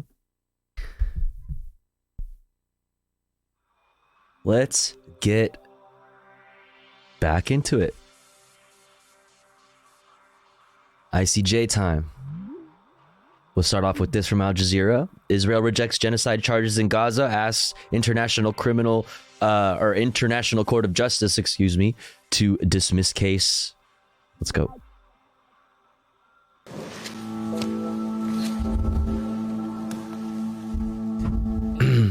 In Israel's case versus South Africa at the International Court of Justice, the ICJ, Israel told judges that accusations of genocide in Gaza are baseless. The key component of genocide, the intention to destroy a people in whole or in part, is totally lacking. What Israel seeks by operating in Gaza is not to destroy a people, but to protect a people.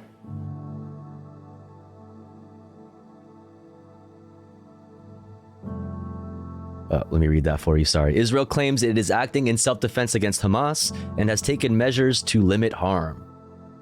Such concrete measures have been taken by Israel, which has been facilitating the provision of more and more humanitarian assistance for people in need throughout the Gaza Strip. It's like, that's just more and more is not saying anything when it's like the most that has passed through is still incredibly woefully inadequate. As with food supplies, there is no restriction on the amount of water that may enter Gaza. Bullshit. Hospitals have not been bombed. Yes, damage and harm have occurred as a result of hostilities in hospitals' vicinity, sometimes by IDF fire, sometimes by Hamas, but always as a direct result of Hamas's abhorrent method of warfare.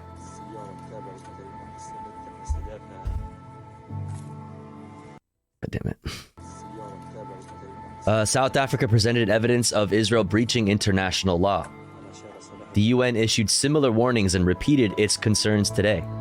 On the conduct of hostilities, we've repeatedly highlighted Israel's recurring failures to uphold the fundamental principles of international humanitarian law: distinction, proportionality, and precautions in carrying out attacks. Israel says South Africa's request to pause fighting is a threat to its security. It would effectively allow Hamas to continue attacking the citizens of Israel, to hold 136 hostages in unbearable conditions. Yeah, unbearable conditions. How are what are those conditions, and where did they come from? How did those unbearable conditions come to be?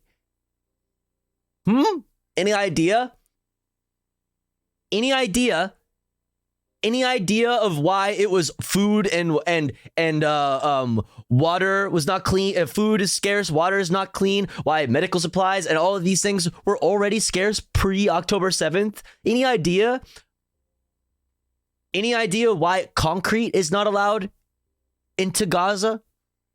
So that people can build better infrastructure, for example? Like, any idea how that is the case? Like, how that happened? Why is it that it's so dangerous to be on the surface or even below the surface in Gaza? Why is that? Come on. Keep tens of thousands of displaced Israelis from returning to their homes, and essentially to promote its plan to massacre as many Israelis and Jews as it can.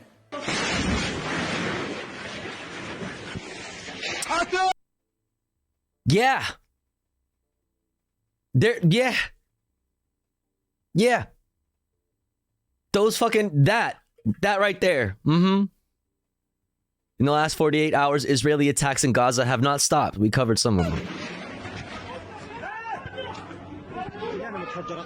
Many Palestinians were killed and injured after bombings near hospitals. Well, that's the, you know, if you're near a fucking, that's like, that's your fault. That's the rest of Gaza's fault for being near hospitals. Like, what the fuck are you talking about? How dare the hospitals embed themselves in fucking civilian infrastructure? Come on, dog. This is so fucking ridiculous. It is respectfully submitted that the application and request should be dismissed for what they are, a libel designed to deny Israel the right to defend itself according to the law. South Africa's case against Israel could take years, but in an interim measure, aiming to pause Israeli attacks in Gaza, could come in a few weeks.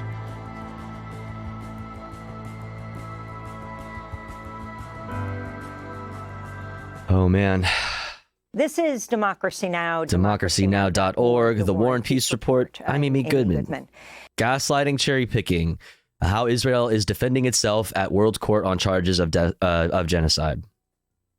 Today, Israel defended itself against accusations of genocide at the International Court of Justice in The Hague, in one of the biggest cases ever to come before the United Nations High Court. South Africa accused Israel of acts of genocide against Palestinians and demanded an emergency suspension of Israel's aerial and ground assault on Gaza. A decision on that request will probably take weeks, though the full case will likely last years. Israel often boycotts international tribunals and UN investigations, calling them unfair and biased. But this time, for the first time, they attended the hearing, sent a high-level legal team to defend against the accusations of genocide. The two-day hearings at what's called the Peace Palace in The Hague began Thursday, with South Africa laying out its case against Israel, saying its three-month assault on Gaza is being conducted with the intent to bring about the destruction of Palestinians as a group. Israel defended itself today against the accusations. At the hearing, Israeli legal advisor Tal Becker criticized South Africa for accusing Israel of genocide. The applicant has now sought to invoke this term in the context of Israel's conduct in a war it did not start and did not want. A war in which Israel is defending itself against Hamas, Palestinian Islamic Jihad, and other terrorist organizations whose brutality knows no bounds. The applicant has regrettably put before the court a profoundly distorted factual and legal picture. The entirety of its case hinges on a deliberately curated, decontextualized, and manipulative description of the reality of current hostilities. South Africa purports to come to this court in the lofty position of a guardian of the interest of humanity. But in delegitimizing Israel's 75-year existence in its opening presentation yesterday, like that delegitimizing Israel's existence, like, bro, none of that happened, dog. Like, come on. Commitment to humanity rang hollow. And like, you're acting like South Africa got up there and made the argument that Israel, like, is fake.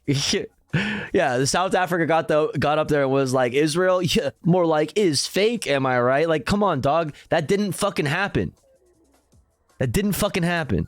Sweeping counterfactual description of the Israeli-Palestinian conflict, it seemed to erase both Jewish history and any Palestinian agency or responsibility. We're joined now at The Hague by Diala Shamas. She's a senior staff attorney at the Center for Constitutional Rights. In November, CCR sued President Biden, accusing him of failing to prevent genocide. Diala, thank you so much for being with us. I know it's very noisy outside. There's a major pro-Palestinian rally outside the International Court of Justice. This is historic. This 2 days. Yesterday, South Africa accused Israel of genocide. Today, Israel defended itself. Can you talk about their major argument saying this is an existential battle? They are simply engaging in self-defense. Israel's small bean. Ooh. Thank you for having me.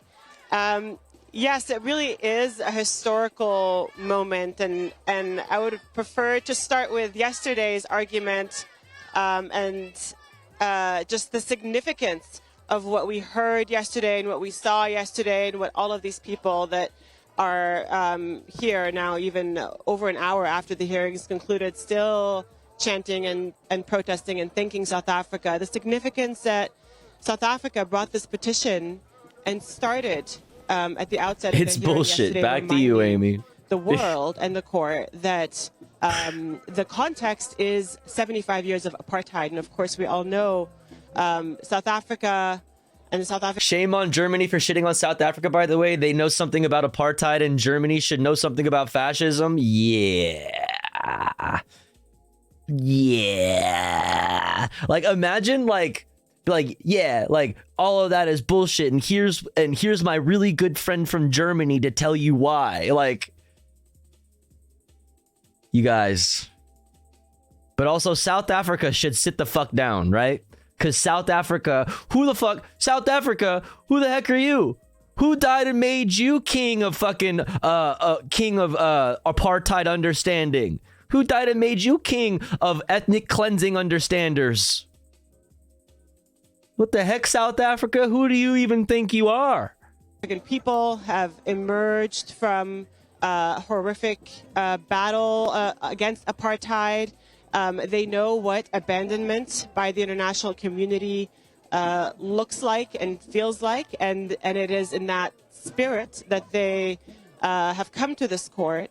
And also were very clear in their statement that they have come to the court out of their legal and moral obligation, but their legal obligation to do something to prevent the unfolding genocide against the Palestinian people.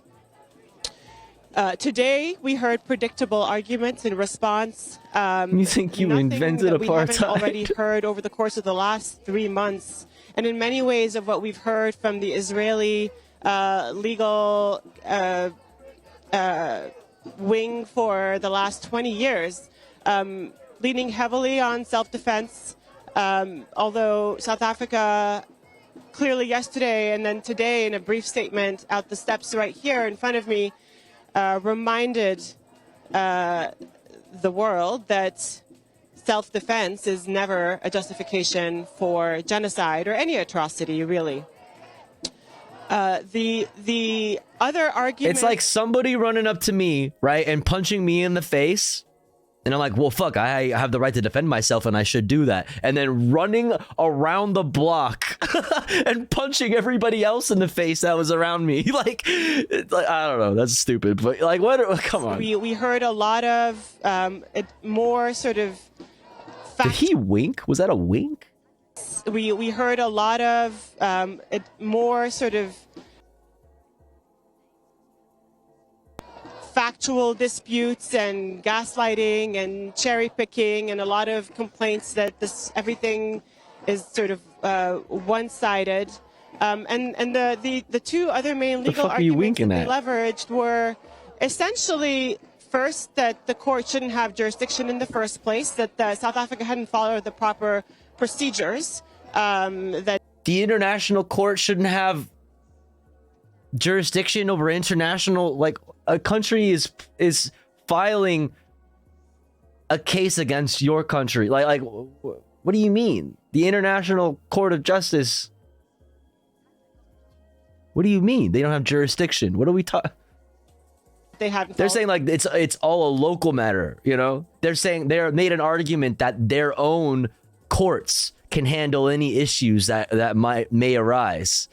But it doesn't arise to genocide, because for it to be genocide, you have to prove intent. And then that's what Shah, this dude with the funny wig, got up and basically tried to prove that there was no intent.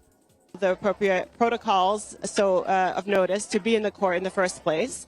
And the second is that South Africa, the relief that South Africa is seeking, the provisional measures are not something that the court is essentially permitted to grant, you know, citing various arguments to make that point. So you can't be here and then you can't do anything about it. And in the middle, everything we do is self-defense and complete deflection, and never at any point addressing the incredibly powerful arguments laid out yesterday at a hearing for 3 hours by the South African legal team. The really compelling factual and legal arguments on intent, laying out, the litany of statements by Israeli officials. There are so many. Government, all the way down to the foot Like, yesterday, I pulled up all of those articles in the middle of the conversation.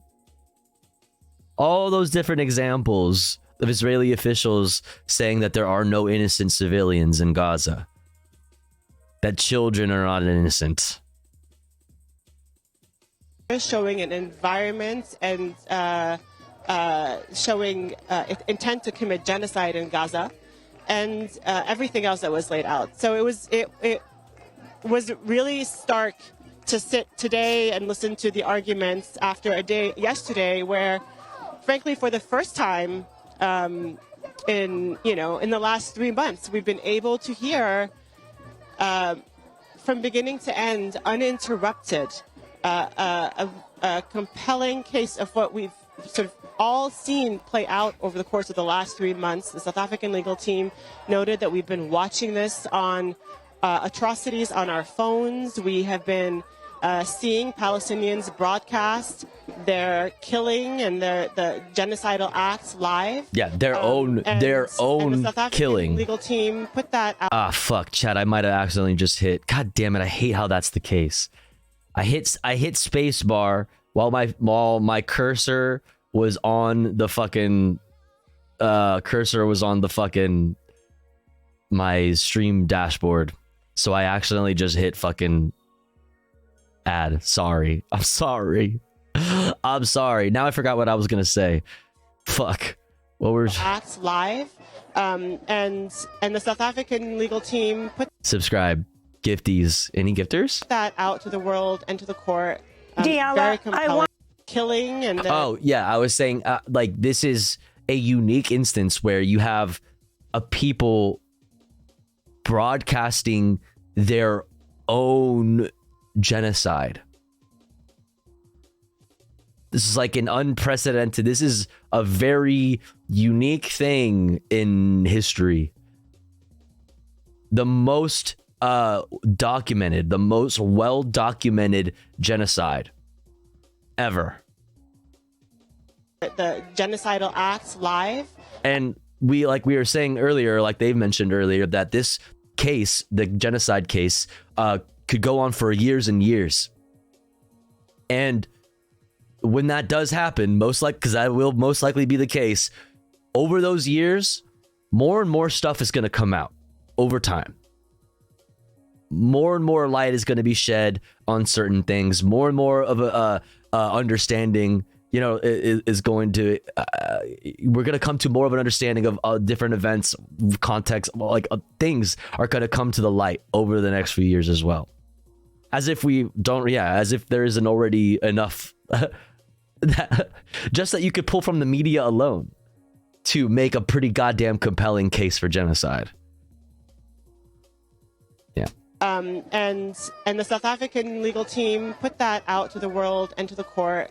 Diala, I want to turn to another clip from today's hearing. This is Deputy Attorney General of Israel, Gilad Noam, calling on the court to dismiss the charges. This case concerns a large-scale armed conflict with tragic consequences for civilians on both sides. Yes, there is a heart-wrenching armed conflict, but the attempt to classify it as genocide and trigger provisional measures is not just unfounded in law. It has far-reaching and negative implications that extend well beyond the case before you. Ultimately, classic. What about the precedent it sets, entertaining the applicant's request. If you come at Israel for genocide, then you can just come at anybody for genocide. Little Israel small bean. Not strengthen the commitment to prevent and punish genocide, but weaken it. It will turn an instrument adopted by the international community to prevent horrors of the kind that shocked the conscience of humanity during the Holocaust into a weapon in the hands of terrorist groups who have no regard for humanity or for the law. For us, is that? provisional measures would lead to a perverse situation. It would effectively allow Hamas to continue attacking the citizens of Israel, to hold 136 hostages in unbearable conditions. No. To keep because if they commit war crimes, they are supposed to be held to the same accountable by the same laws as you. No. Tens of thousands of displaced Israelis from returning to their homes, and essentially to promote its plan to massacre as many Israelis and Jews as it can. Diala Shamas, you're standing outside The Hague. You watched this argument inside The Hague. It just concluded. Senior staff attorney at the Center for Constitutional Rights, your response?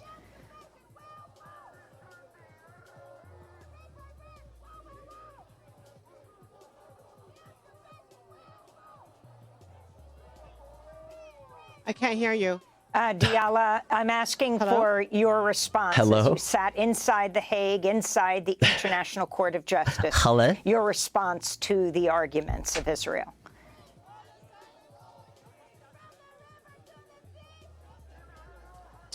Yes, again, Okay. So it's like, everything we expected. There were no new arguments raised by the Israeli legal team.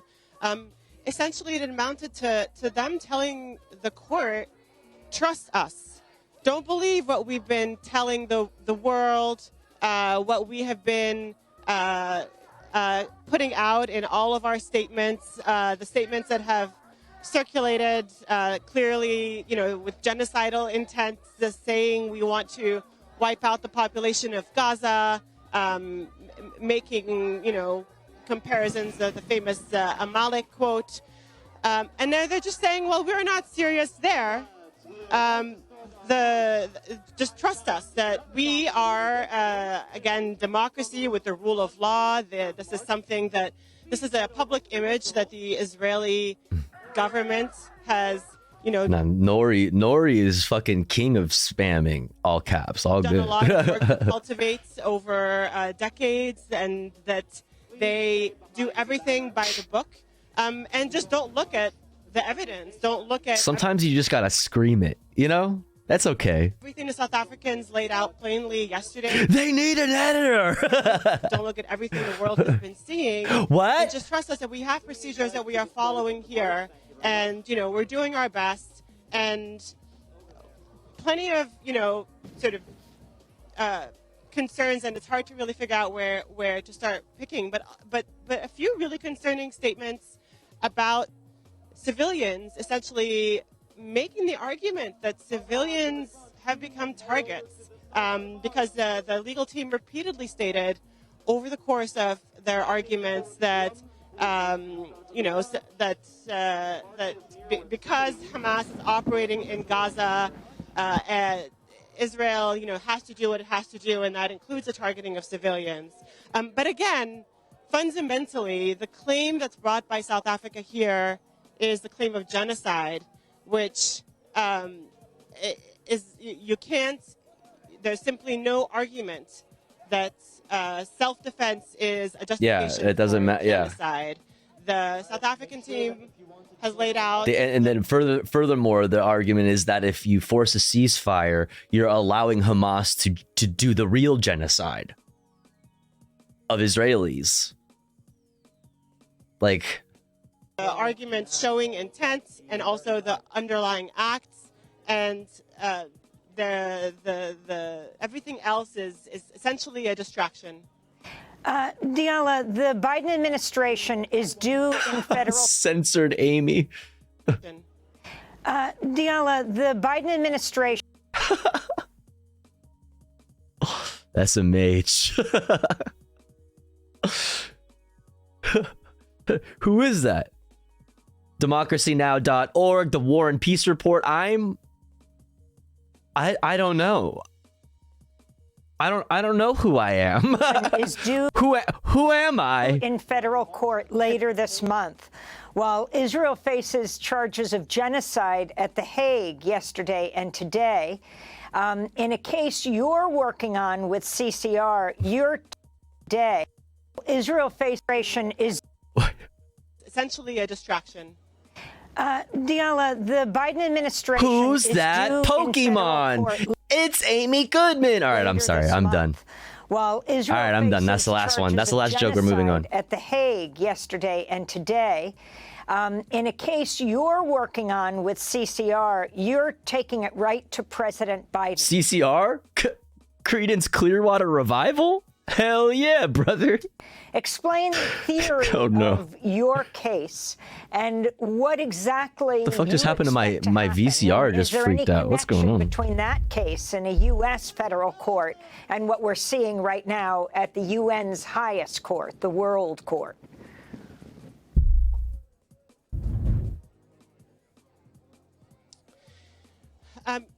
Yes, I couldn't hear the full question, but I think you're asking us about the case that the Center for Constitutional Rights has brought against the President Biden, Secretary of State Blinken, and Austin, and Secretary of Defense Austin in California federal court, raising failure in their duty to prevent a genocide and complicity in genocide arguments. And that case has a hearing coming up on January 26th. Where our team will be standing up in court arguing for a preliminary injunction. Buddyhead raid. Let's fucking go. What's good, Buddyhead? I hope you had a wonderful stream. Welcome in. Chat, if you don't already follow Buddyhead, you're a bitch ass. That's it. Fuck you. Go follow right now. Buddyhead is based leftist poster on the interwebs, on the Instagrams, on the Twitters, on the threads, on the social medias, posting it up. Go follow. Also, they be doing DJ streams on here, twitch.tv. So if you're music heads, which I know a lot of people in my community are, definitely go follow. Definitely go follow. Hope you had a good stream. Welcome in. And asking the court to order we're going over the ICJ, International Court of Justice. We're going over Israel's case. We're looking at this from Democracy Now! About Israel's defense, but we're gonna, after this, try to speed run through the actual defense. I don't want to watch the whole thing. We're gonna speed run through definitely the opening remarks from the Israeli Ministry of Foreign Affairs, and probably catch bits and pieces of Shah's defense that he lays out, and we'll move from there. Exclamation point watching, by the way, in the chat, if you would like a link to this playlist that contains all the videos we've watched this evening and everything that we are going to be watching for the rest of the evening. Also in the Discord, in the politics section, the politics channel, all of the articles that we went over on stream are posted in there. I post all of the stuff that we're going to go over on stream every day in the Discord before we go live. So there's that for you. Let's get back into it. End of military assistance and other forms of assistance, political and diplomatic assistance to Israel in light of the unfolding genocide. The relationship is, having to stand up in court and defend that a few weeks after this hearing, and possibly also after the ICJ has issued preliminary measures, is going to, put this administration in I think it'll be one of the first tests that we'll have of how the U.S. government is responding to the ICJ, an ICJ decision, and to the arguments raised, here, and the arguments that we're also raising in the U.S. case. I think we're all going to be looking to how the world responds to any preliminary measures issued by the Court of Justice. It is as the South African attorney yesterday said this is really ultimately a test of the very legitimacy of international law and the international legal order. If we can't stop an unfolding genocide, then what is any of it for? She made a compelling, closing argument, citing to a Palestinian, Munzer Is'a, who spoke his sort of Christmas sermons, asking the world what will you say where you were when a genocide was unfolding? And so whether it's at the ICJ or whether it's in federal court in the United States, we're really looking to governments to do everything that they can to. Where did you get your hoodie? I think I got this from a Goodwill. Yeah. Duty to prevent an unfolding genocide. And having our case in the U.S. is, of course, incredibly important because the U.S. is the biggest supporter of Israel. There's been investigative reporting showing how much military aid and U.S.-backed Israel military support normalize referring to Israel as U.S.-backed Israel has been indispensable to Israel's assault and war on Gaza. And yet we've also seen repeated statements of unconditional support from the U.S. administration to the Israeli government, despite despite 3 months of daily attacks on civilians and daily statements showing an intent to destroy the civilian population. Goodwill. I mean, Goodwill. Is not. They've done a lot of undoing of all the good things about their company. Yo, Rara, thank you so much for the raid. What's up, Vectroid Raiders? I hope you had a wonderful stream. Rara, I feel like I haven't seen you live in a while. I hope all is well. Welcome in. If you've never been here before, I'm Tofu Ghost. We talk about news and politics and other stuff. But right now we are going over the International Court of Justice genocide case against Israel.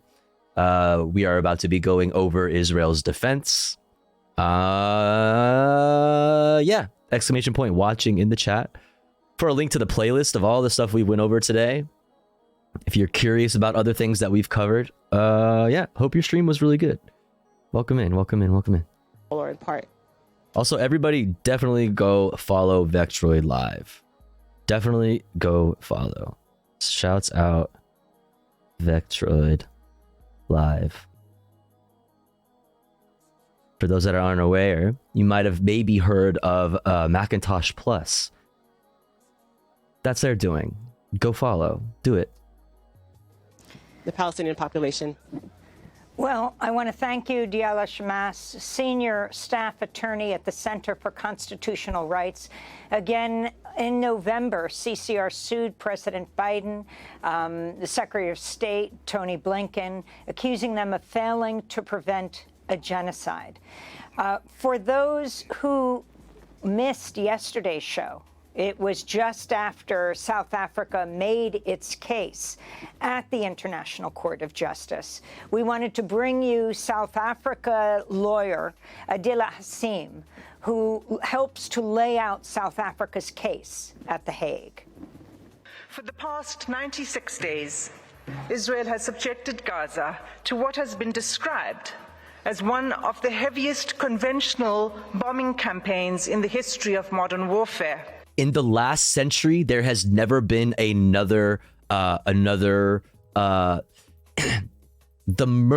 killing of civilians in Gaza since October 7th is unmatched in the last century of conflicts. Unprecedented killing of innocent civilians. There's never been this many people killed in this short of amount of time in the last century. I need you to understand this. This is very fucked. Palestinians in Gaza are being killed by Israeli weaponry and bombs from air, land, and sea. They are also at immediate risk of death by starvation, dehydration, and disease. as a result of the ongoing siege by Israel, the destruction of Palestinian towns, the insufficient aid being allowed through to... And they're pulling up this map, and Israel's defense is largely today that it is Hamas's fault that so many civilians have died because they embed themselves in the civilian infrastructure of the Gaza Strip, when this is the Gaza Strip, and Gaza Strip is one of the most densely populated places on the face of the earth. It is also fucking tiny. If Los Angeles, or at least somewhat familiar with Los Angeles, here's a good fucking visual for you. This is the Gaza Strip. There are over 2 million people living in this area. Over 2 million. Most of them children.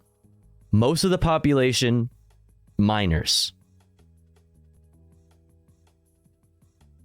How long is the trip from Glendale to Pasadena, Tofu? I mean, depends on the traffic.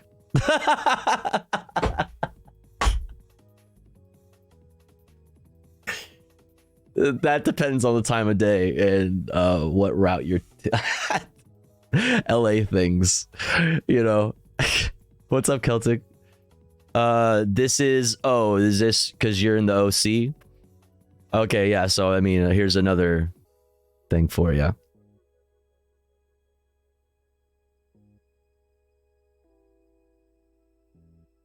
Over 2 million people. I keep bringing this up. Celtic in the chat made this, and it's fucking insanely useful.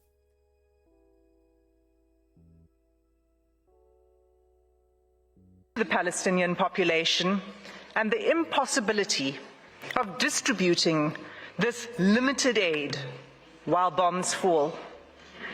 This conduct 15 minutes renders essentials to life unobtainable.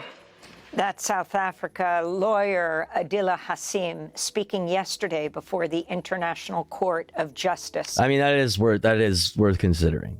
You could just drive across that in 15 to 20 minutes if that were, you know, if it were here in Los Angeles.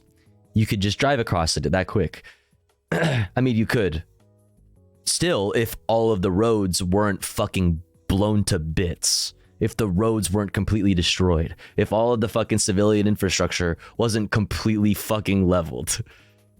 Laying out South Africa's case against Israel, saying it's engaged in genocide in Gaza. To see excerpts of yesterday, you can go to democracynow.org. Thank you, Amy. Love you. Mwah. All right.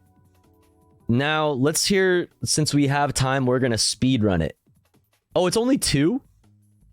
Oh, shit. Yeah, bro. We're going to fucking do this. We're doing some analysis, baby. Some analysis. Let's go. Let's take a look at the Israeli Minister of Foreign Affairs opening statements in the ICJ. This guy's statements is a fucking hour long, so we might not do the whole thing, but we'll try to speedrun a good amount of it. Then we'll hear South Africa's response in the press conference directly after their statements. Then we're going to hear from an Israeli Knesset member that is facing expulsion from the Knesset for supporting the genocide case against his state, Israel. And then if we have time, the State Department says Arab nations are ready to work with the U.S. on Gaza, but only if Israel commits. So let's fucking get into it. And then we'll do fun stuff after that. Whoa. We are taking you live to the International Court of Justice in The Hague, where Israel is defending itself against accusations of genocide. Let's listen in. Obligation. Raphael Lemkin, que l'on doit genocide. la création du terme He helped the world génocide. recognize Il a permis au that the monde existing Oh, bro, does it really have that? legal lexicon reconnaître que le lexique was simply juridique qui inadequate existait jusque-là to était Oh man, that's gonna be difficult for me. Alright, let's put that back in normal and see how it feels. The devastating evil that the Okay, let's find just a cut of him speaking and not from Al Jazeera. Let's see. Is Tal Becker opening statements ICJ? What's up, Shayna? What's up, Complainy Laney? When is the last time a country has been accused of genocide in the ICJ? I could be wrong on this, but maybe... Was it Bosnia or Serbia? I could be wrong on after I pull up a... pull this up real quick. One sec.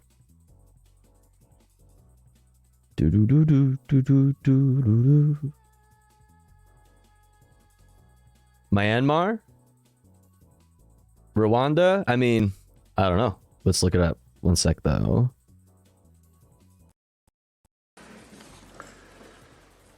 Please note.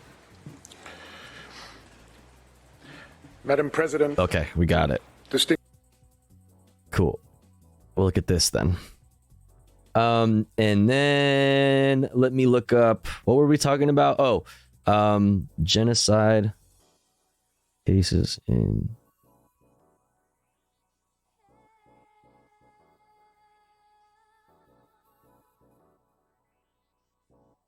The International Criminal Court, well, this is the ICJ. I don't know if that matters. As jurisdiction over individuals who commit war crimes, not countries, the ICC has prosecuted more recent genocides, such as the Bosnian and Rwandan genocides, through international criminal tribunals. List of International Court of Justice cases. Well, I don't want, like, all of the cases.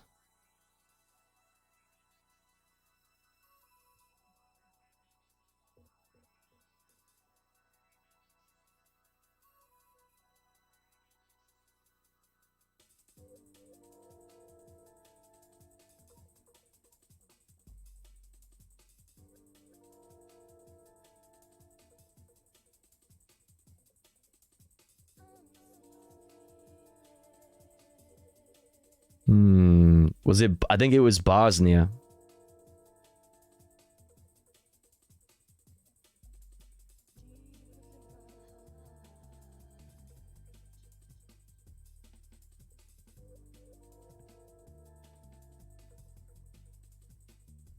This is on ICJ.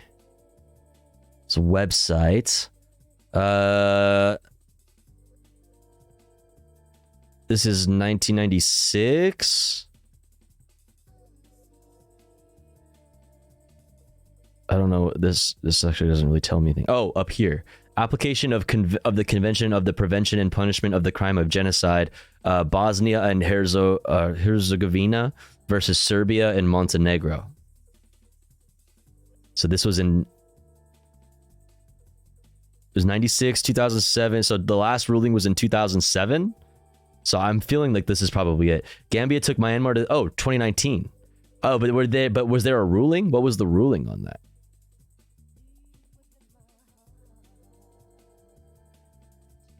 I don't know. If somebody could find that, I'd be interested to know. But for the sake of time, I'm going to hit play on this guy. Distinguished members of the court, it is an honor to appear before you again on behalf of the State of Israel. The State of Israel is singularly aware of why the Genocide Convention, which has been invoked in these proceedings, was adopted. Seared in our collective memory is the systematic murder of 6 million Jews as part of a premeditated and heinous program for their total annihilation. Given the Jewish people's history and its foundational texts, it is not surprising that Israel was among the first states to ratify the Genocide Convention without reservation and to incorporate its provisions in its domestic legislation. Right off the bat. For some. Right off the bat with the Holocaust. You know what I mean? Like, yeah, motherfucker, we all know. Yeah. And I bet you're probably going to say something about, like, never again, you know? Bet you're going to say something about that. The promise of never again for all people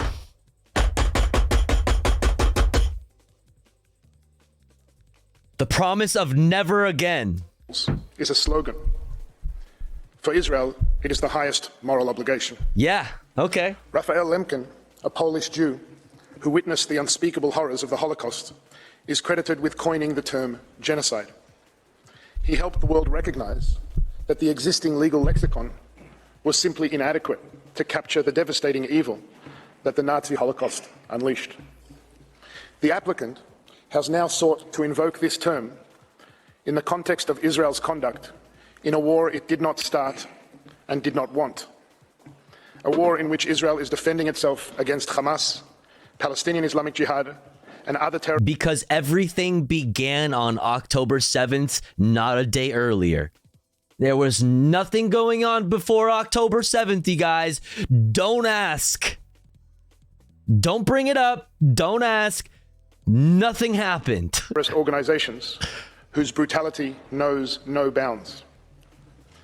The civilian suffering in this war. Is he just reading this article from November 30th, 2023? 5 reasons why the events in Gaza are not genocide. 1. Genocide refers to the physical destruction of an entire group in whole or in part that has been targeted on the basis of its identity.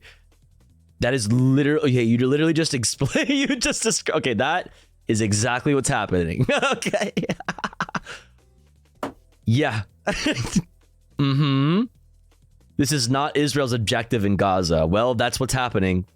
So Israel is responding to a genocidal attack by Hamas. That doesn't add up. A heinous attack does not mean a genocide. A heinous, terrible, condemnable, very condemnable attack is not in itself genocide, because there was nothing systemic about that, right? However, there is something extremely systemic about the systematic killing of Palestinians, about the treatment in Israeli prisons, the fact that Palestinians have a different court that they see. They go to the Israeli military court, whereas Israeli citizens have their own court where they have rights. Okay. Israel's actions reflect its desire to spare Palestinian civilians. Israel's actions reflect its desire to spare Palestinian civilians from harm, not to deliberate. Source: Israel's actions reflect its desire to spare Palestinian civilians from harm, not to deliberately harm them. So then, how come we know for a fact that you have precision-guided munitions that can take out specific bedrooms and buildings, specific floors, if you need to, of high-rises?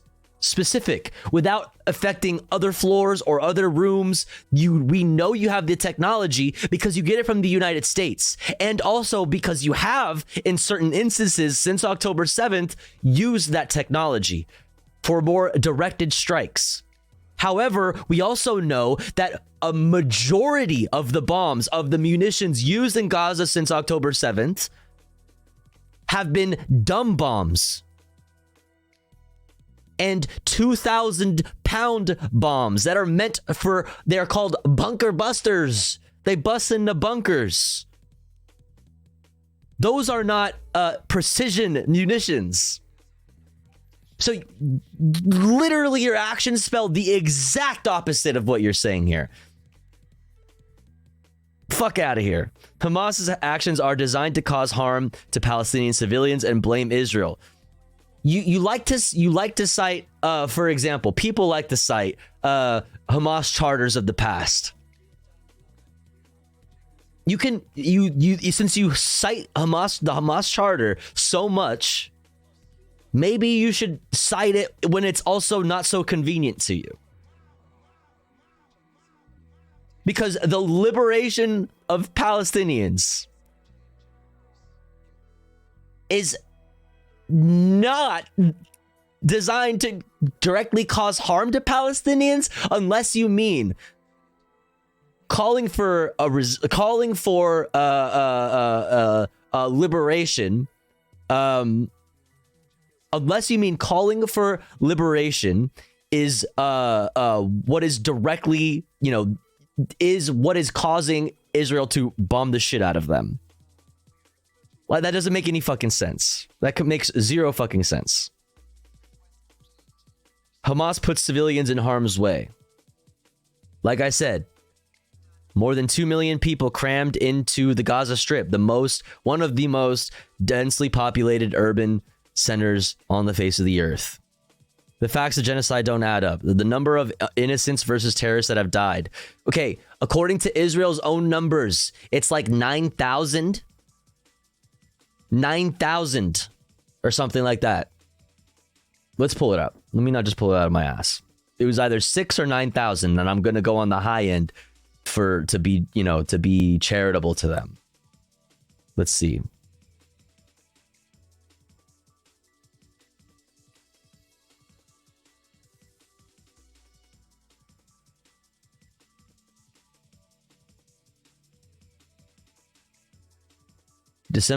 As of December 30th, it was 2,353 militant deaths.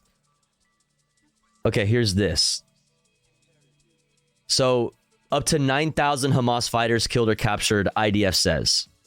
Israeli military estimates it as killed or captured. So this is not just killed. This is also captured. So this number is larger than it should be, because we are thinking about how many Hamas militants have been killed out of the 23 to 24,000 deaths that we know of in the Gaza Strip. Let's say this 9,000 did not also include captured. Let's just say, for the sake of the argument, that 9,000 was all killed.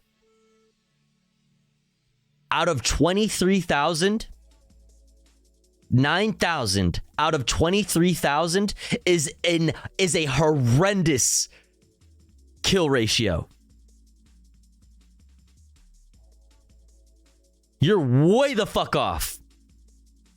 66% civilian casualties according to Israel. And that's according to Israel. According to Israel, their own information says that their fucking ratio is fucked. If you're going to sit there in the International Criminal Court, or in the International Court of Justice, and say that Hamas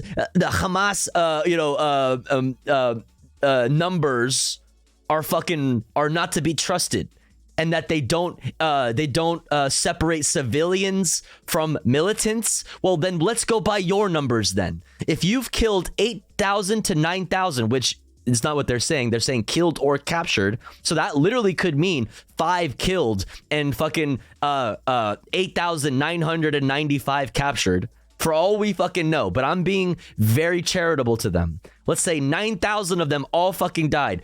According to their own numbers, that shit's fucked. Very bad. Very bad. 9,000 out of 22,500? That sucks. You're not doing a good job.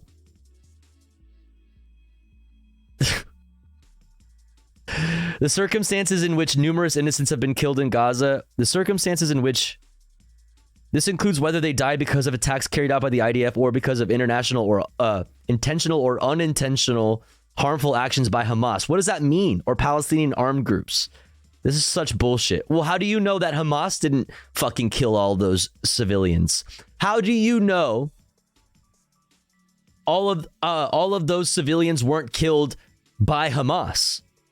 The nature of the military objective of attacks carried out by the IDF in which Palestinian civilians have died, given that it is not possible for independent assessments to be conducted. Why is that the case? Why? You're not allowing third-party humanitarian groups to be able to go into Gaza and to be able to conduct operations like this safely.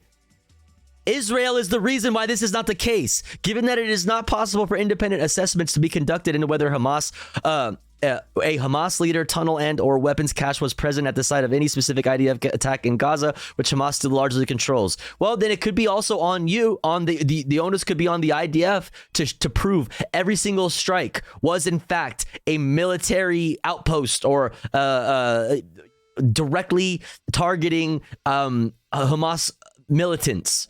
Then the onus should be on you to prove that for every single strike then. If that's not the case, then you are the one that is supposed to give us that information. Holy crap, fuck you. All right, let's fucking speedrun this. All wars is tragic. It is heartbreaking.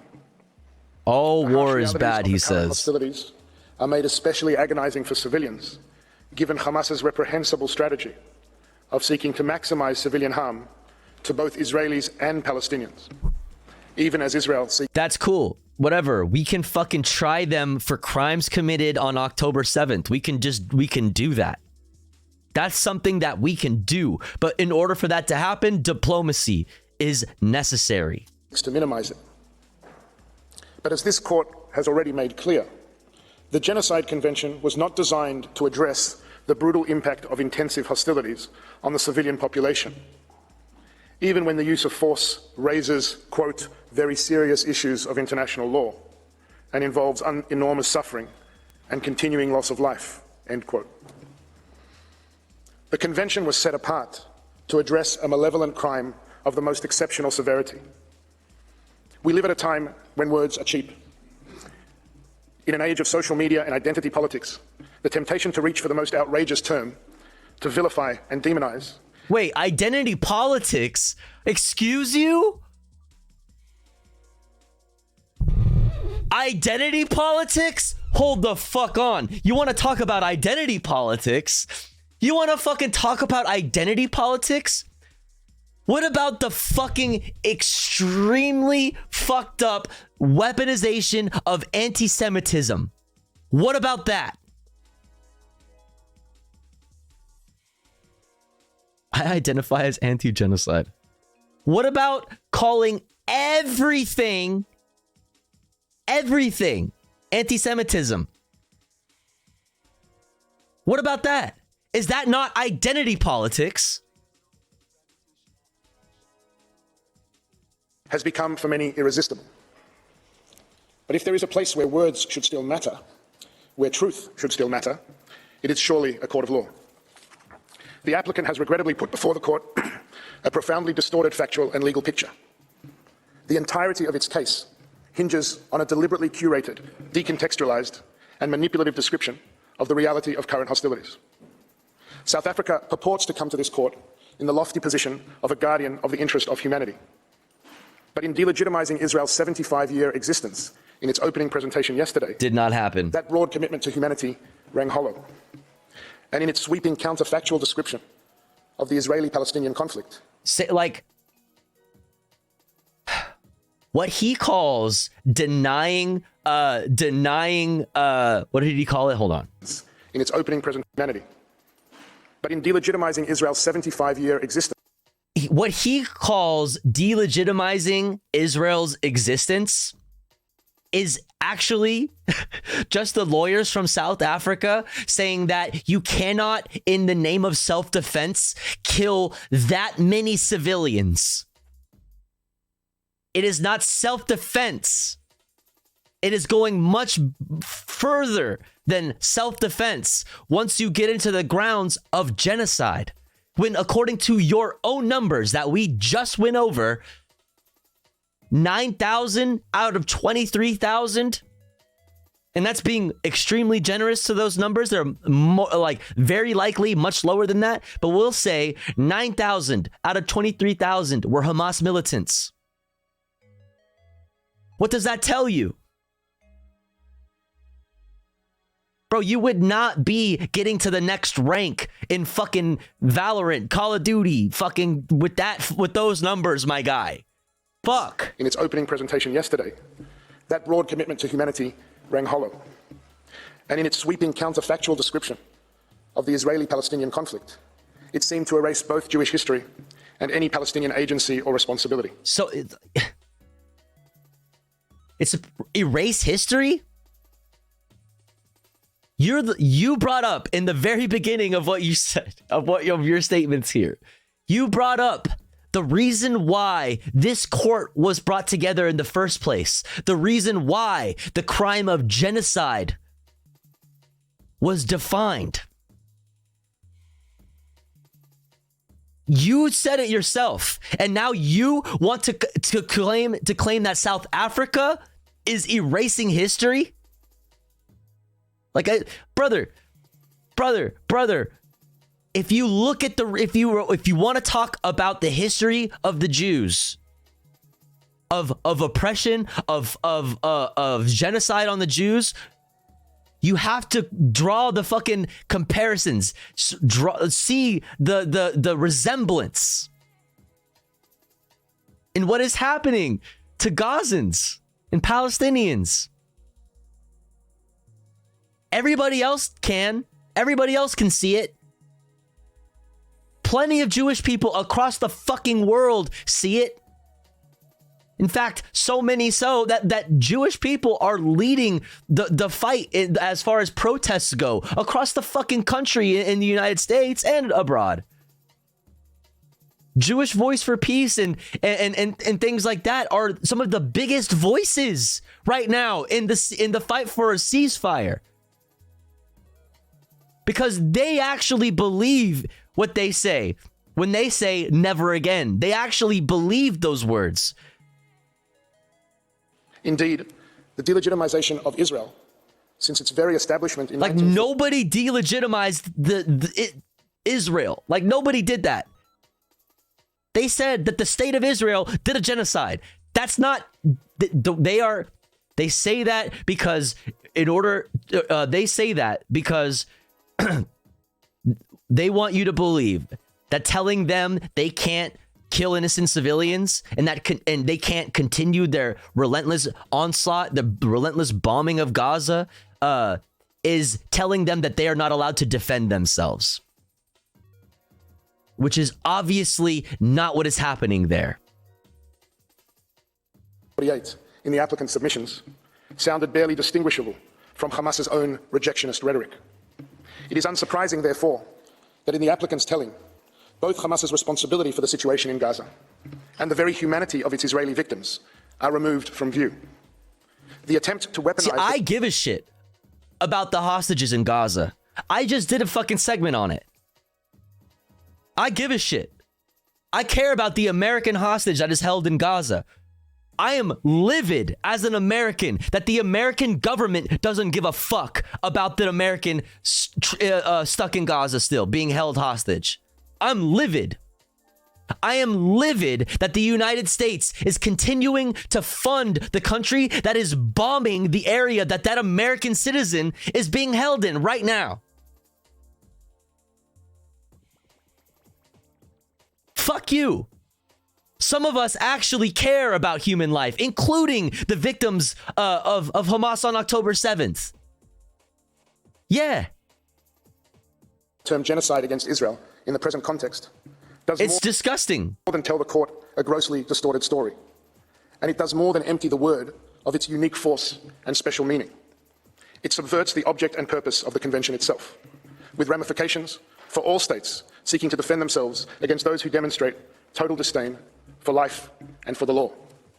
Madam President, members of the court, on Saturday, October 7th, a Jewish religious holiday, thousands of Hamas and other militants breached Israeli sovereign territory by sea, land, and air, invading over 20 Israeli communities. When you say by sea, land, and air, you know that we all know by air, you mean fucking kites and shit. What the fuck are they called? What are they called? Not planes. Not F-16s. Paragliders, thank you. Paragliders. Not F-16s. They don't have an airport. Why don't they have an airport? Oh, they would tell you it's Hamas's fault for not building up infrastructure in Gaza. They would tell you that it's Hamas refusing to build Gaza when Israel is the one that restricts things like cement from entering Gaza. Israel checks everything that comes in and out of Gaza. The real land, sea, and air is not what he's fucking saying. The real land, sea, and air is the fucking blockade that has been placed upon Gaza for much longer than October 7th. Way before October 7th. Bases and the site of a music festival. What proceeded, under the cover of thousands of rockets fired indiscriminately into Israel, was the wholesale massacre. How many of those indiscriminate rockets? Indiscriminate because they are dumb. They're not smart, as in they're not guided. Indiscriminate because they are not guided. 1. 2, how many of those not guided, indiscriminate, dumb rockets, most of them home fucking made, how many of them actually made it to the ground in Israel? 99.5% of rockets are intercepted. It's just nowhere. It's no, all the things he's mentioned so far are like nowhere near what they inflict on the Palestinian people. Not even fucking close. Rape and abduction of as many citizens as the terrorists could find before Israel's forces repelled them. Openly displaying elation, they tortured children in front of parents and parents in front of children, burned people, including infants, alive, and systematically raped and mutilated scores of women, men. And anybody that did that should be held accountable because those are war crimes. Regardless of whether or not resistance is justified, war crimes are war crimes, right? And we all agree about that. Difference is, like, we agree that they should be held to account for those crimes. Whatever crimes happened on October 7th, they should be held accountable. The only way to do that, though, is through diplomacy so that this same court can fucking try the people who are guilty of those crimes. Those crimes are, however, completely separate from the greater concept of resistance. That's a completely different conversation. We can try them in the international criminal courts. The Palestinian Authority recognizes the ICC. Through diplomacy, everybody guilty of doing heinous war crimes, regardless of who they are, could be held accountable through diplomacy. And children. All told, some 1,200 people were butchered that day, more than 5,500 maimed, and some 240 hostages abducted, including... What was the number today that we saw? How many children earlier did we see? Just children alone have lost limbs. I think it was in this video. I'm just curious. Stop. Play. Stop. I mean, pause. Is it this video? No, maybe not. This video?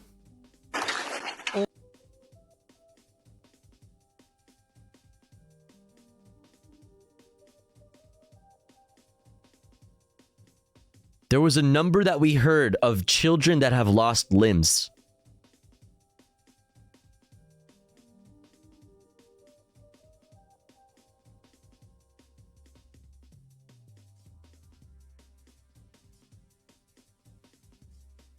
$1,000. I think you're right, but I'm trying. I don't want to just like make you take my word for it.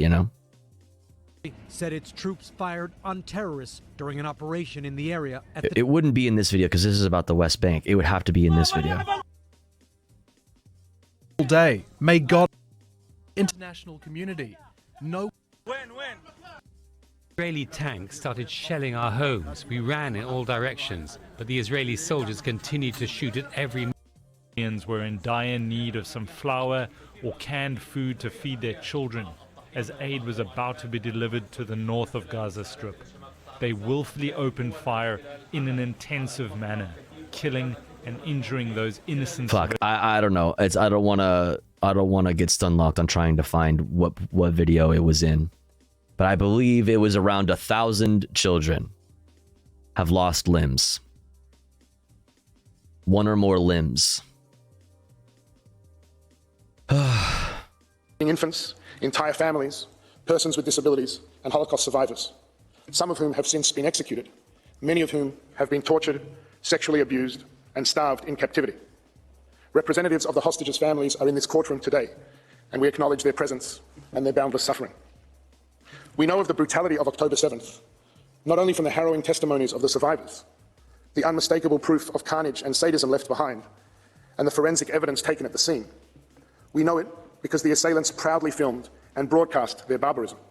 They're going to repeat over and over again what happened on October 7th. They're going to show you videos and pictures of fucked up shit from October 7th over and over and over and over again, and not address what is actually being brought forth in this case.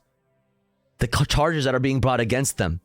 That what you are doing in response to the horrible things that happened on October 7th is no longer self-defense. It has gone much further than that. You do not have the right to murder thousands and thousands and thousands of civilians in the name of self-defense. That's not how it fucking works. The events of that day are all but ignored in the applicant's submissions, but we are compelled to share with the court some fraction of its horror. The largest calculated mass murder of Jews in a single day since the Holocaust. We do so not because these acts, however sadistic and systematic, release Israel of its obligations to uphold the law as it defends its citizens and territory. That is unquestionable. Fuck you. For you to turn to the right and fucking address them, look them in the eyes and address them is so fucking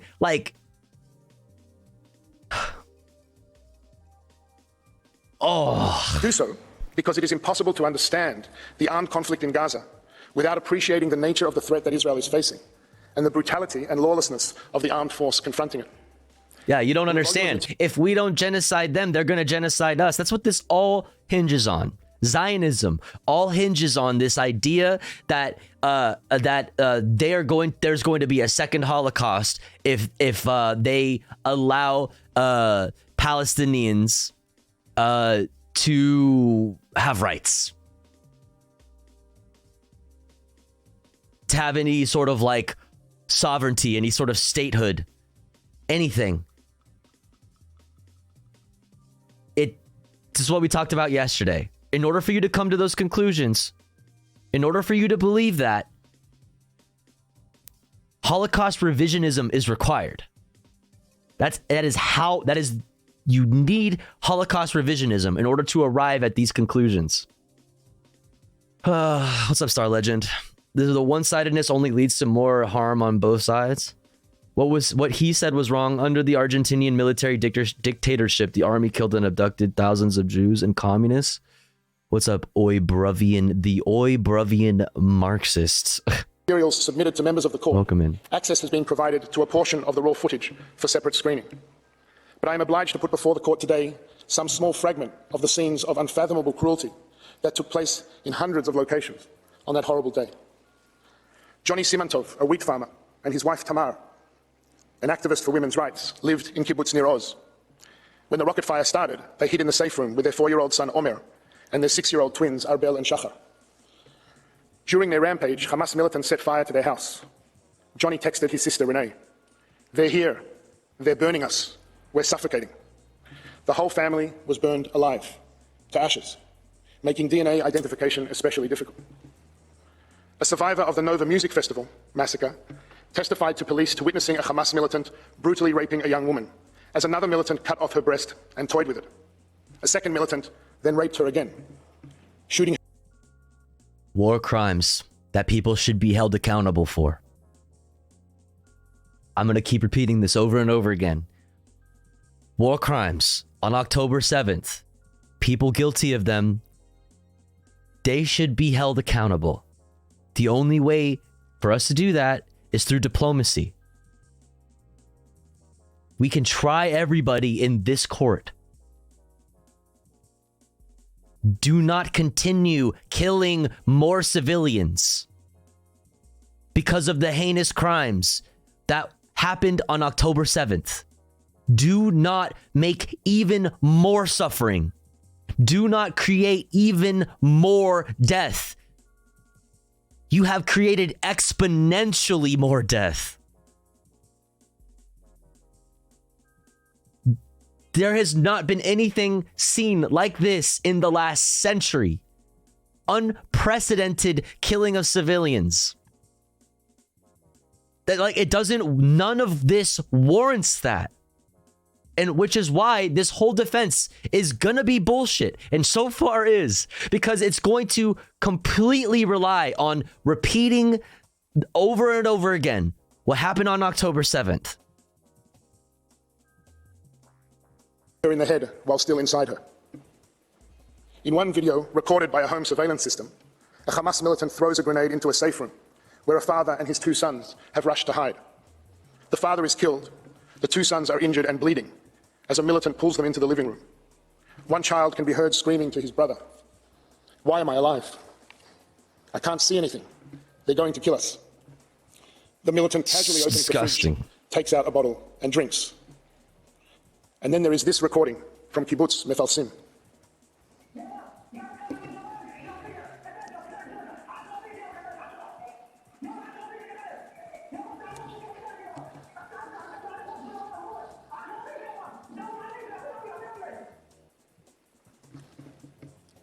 As stated, you treat people like fucking animals.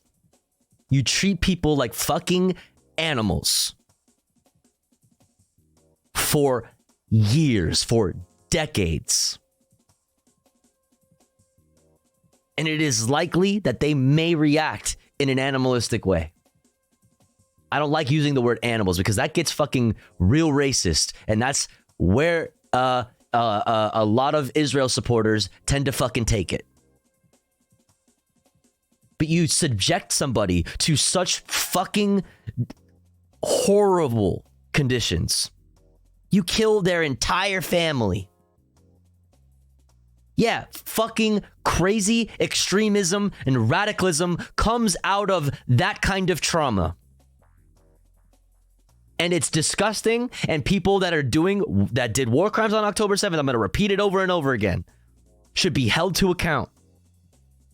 Does not justify the objectively, quantifiably worse war crimes that you have done since October 7th. These atrocities absolve Israel of its obligations under the law.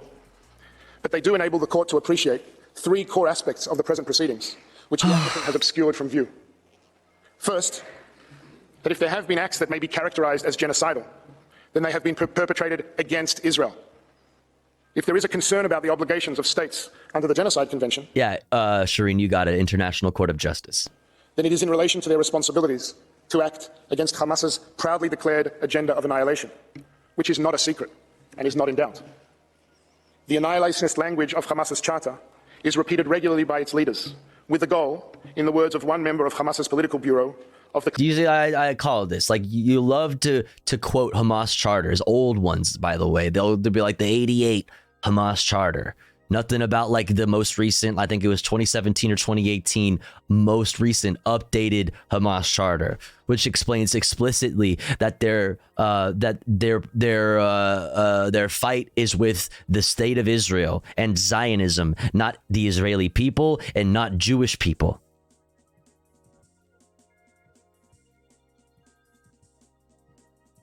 But they conveniently leave out the parts of these charters that are not convenient to you know, like this, their defense, their arguments. Cleansing of Palestine of the filth of the Jews. Yeah, Dusty. Mm-hmm. It is expressed no less chillingly in the words of senior Hamas member Razi Hamad to Lebanese television on October 24th, 2023, who refers to the October 7th attacks, what Hamas calls the Al-Aqsa flood, as follows. Like, remember also, too, as an example of blowback, like, why did they call it Al-Aqsa?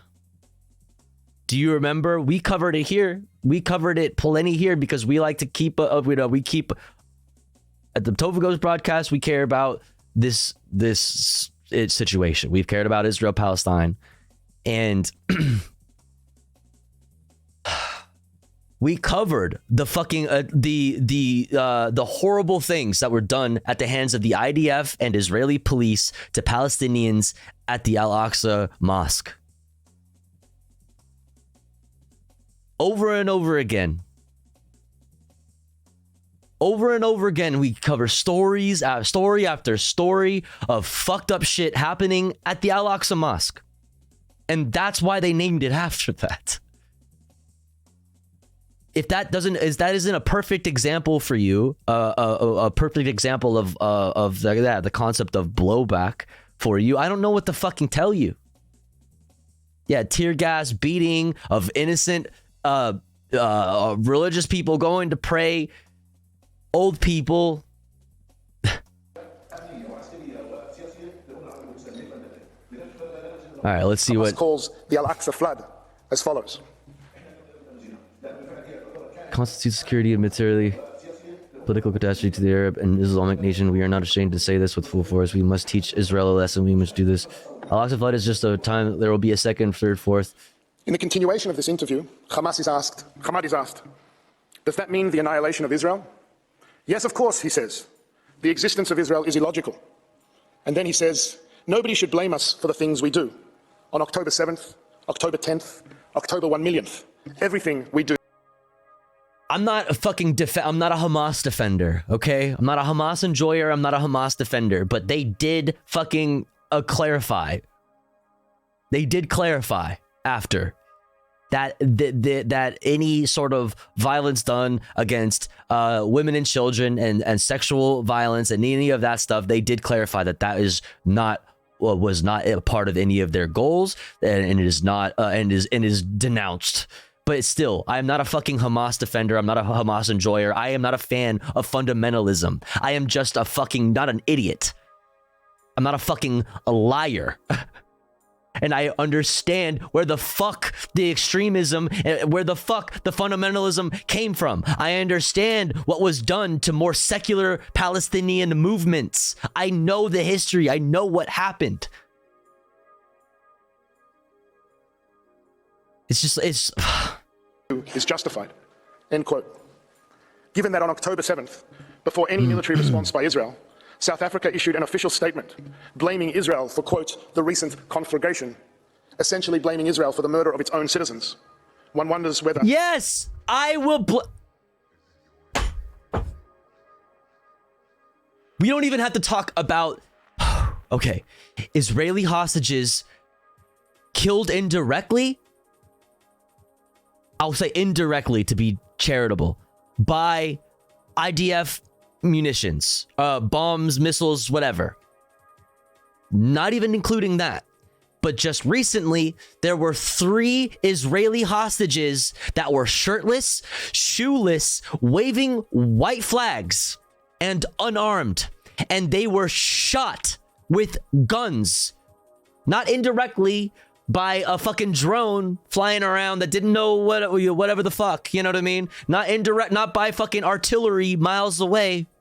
No, by a soldier who had to aim their rifle at 3 unarmed Israeli hostages who were shirtless and shoeless waving white flags. They had to aim and fucking pull the trigger. They had to make that decision. So yes, it is a fact that the IDF targets its own citizens, the Israeli citizens, and hurts Israeli citizens. It is a fact. The applicant agrees. Also, while we're here on the topic of genocide, if that doesn't tell you how the IDF deals with unarmed people waving white flags, I don't know what to tell you. I don't know what fucking world you're living in, but it's not this reality. It's not. It is in response to the slaughter of October 7th, which Hamas openly vows to repeat, and to the ongoing attacks against it from Gaza, that Israel has the inherent right to take all legitimate measures to defend its citizens and secure the release of the hostages. This right is also not in doubt. It has been acknowledged by states across the world. Astonishingly, the court has been requested to indicate a provisional measure calling on Israel to suspend its military operations. But this amounts to an attempt to deny Israel its ability to meet its obligations to the defense of its citizens, Yes, sweet to agony. hostages, and to over 110,000 internally displaced Israelis unable to safely return to their homes. 2 million displaced Gazans. Easy. Easy. I see your 110,000 internally displaced Israelis, and I raise you over 2 million Gazans. Fuck you. Fuck you. Fuck you. Fuck you. Fuck you. Fuck you. Those 110,000 internally displaced Israelis have functioning hospitals that they can go to. They have roadways that they can travel if they need to. Right? The applicant in its submissions to the court makes almost no mention of the ongoing humanitarian suffering of Israel's citizens at the hands of Hamas, and treats the hostages still held in captivity as that you don't give a shit about, so you should stop mentioning. Barely an afterthought. But is there a reason these people on your screen are unworthy of protection? Do you see the gaslighting? Do you see the gaslighting? All the people you're going to see on the screen are put in way more danger by the Israeli military and the state of Israel. Way more danger. Yes, they were kidnapped or hurt by Hamas on October 7th. And that is fucked up, that's traumatic, and that's terrible. And any war crimes should be, any people guilty of war crimes on October 7th should be held accountable for them. But you're just gonna... I'm sorry. I lost my train of thought. I'm fucking angry. Hamas is not a party to these proceedings. The applicant, by its request... You don't care about those people, man. You don't care about those people. I wonder if if any of these pictures is of the 3 people who were shot by the IDF.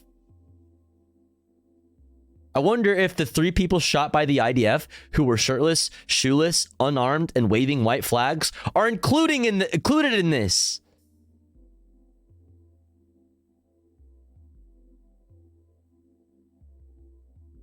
You're just gonna sit here and try to gaslight the whole world as if there aren't 23,000 more faces that I would like to add to this photo, to this collage. Because I actually care about those deaths. I think that they shouldn't have happened. Do you think that? Your actions have shown that you don't. That you don't. It's not even known, actually, how many of those faces might have died directly because of Israeli bombardment. We don't actually know if any of those faces drowned in tunnels that were being flooded with seawater by the IDF. We don't know.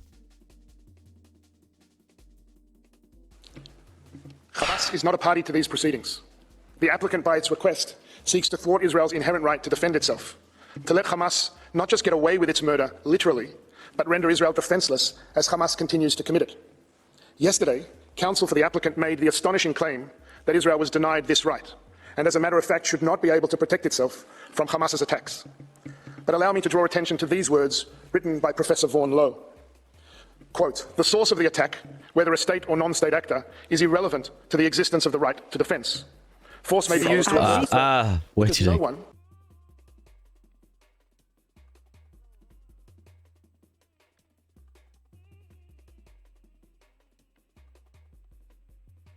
Between the 7th of October and the 7th of January, at least 22,835 Palestinians were killed in Gaza, according to the Ministry of Health. About 70% of those killed are said to be women and children. During the same period, 58,416 Palestinians were reportedly injured. Now, remember, That's almost 60,000 people with injuries in a place where there is destroyed civilian infrastructure, where the water is dirty, where if you drink it, you get stomach issues. You get diarrhea. If you bathe in it, you get infections. If you clean your wounds, they will get infected. How many people end up dying from their injuries because they don't have proper access to health services and medical supplies?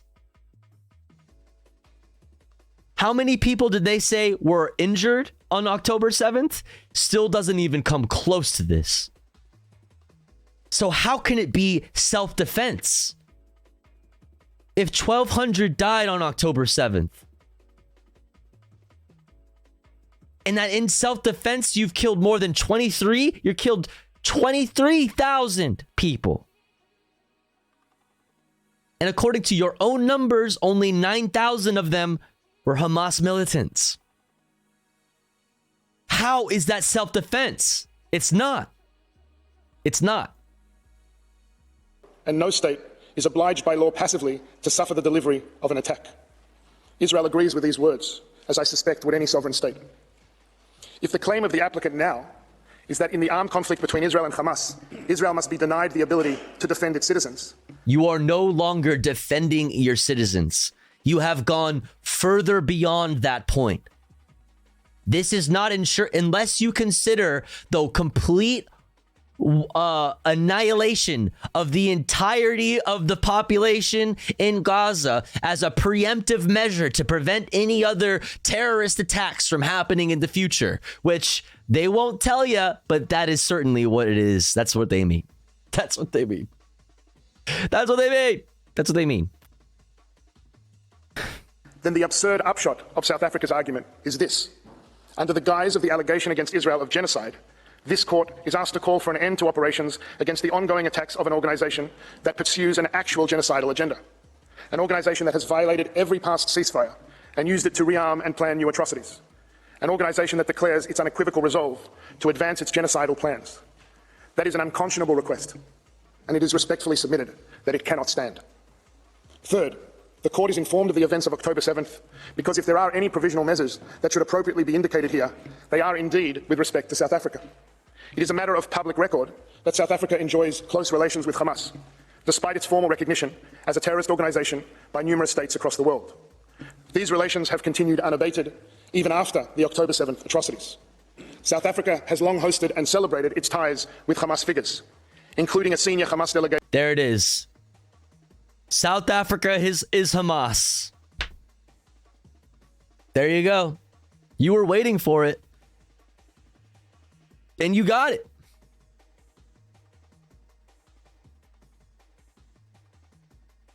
South Africa is Hamas.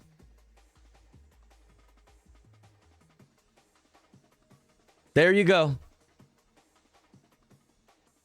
That incredibly visited the country for a, quote, solidarity gathering just weeks after the massacre. Damn, that's crazy. How many problematic people have visited Israel? How many? I mean, come on, dog. You want to talk about problematic people visiting? You know what I mean? Like, you want to talk about that? You really do? You really do?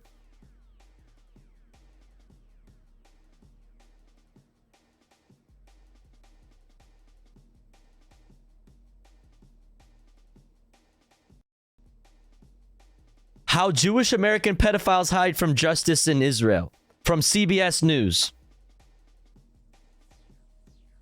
From Haaretz, an Israeli news outlet. Israel becoming a refuge for pedophiles, warns advocate for child sex abuse victims. Let's talk about problematic people visiting countries. Let's talk about it. You want to talk about it? Like, we can fucking go there, dog. Like, this is not a conspiracy theory. Like, I don't know. Like, I don't know what to fucking tell you, dog.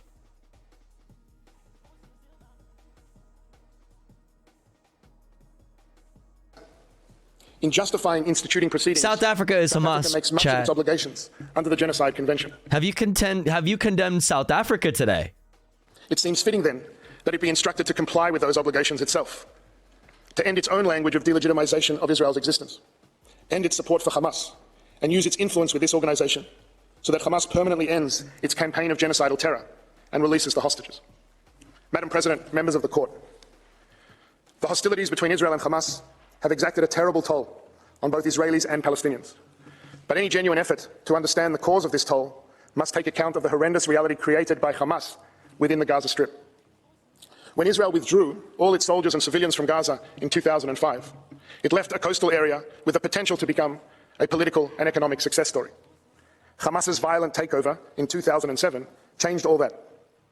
Over the past 16 years of its rule, Hamas has smuggled countless weapons into Gaza and has diverted billions in international aid, not to build schools, hospitals, or shelters to protect its... How do they build that stuff when concrete is not allowed in Gaza?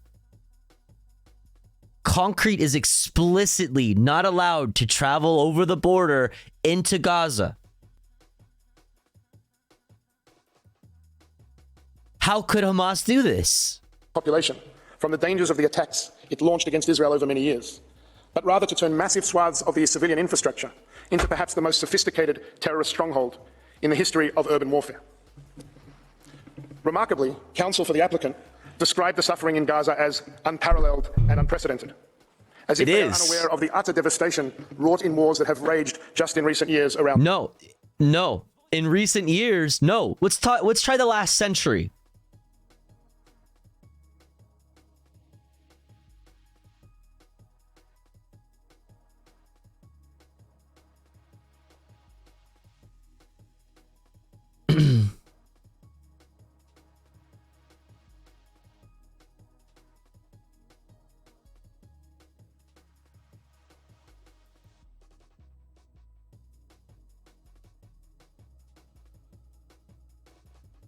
Violence reaching unprecedented levels in occupied Palestinian territory. This is from... Okay, this is... Sorry. I'm sorry. Where's my article? Still, okay, that's from last year, dude. A reminder that this didn't fucking start on October 7th. But,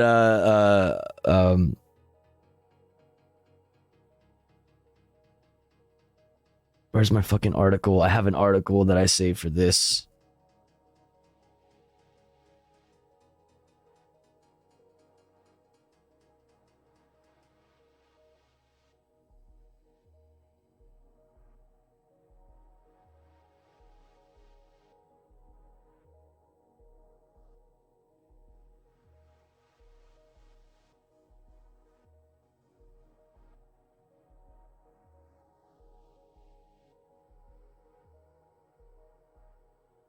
Where the fuck is my article? I have it. I usually have it right here.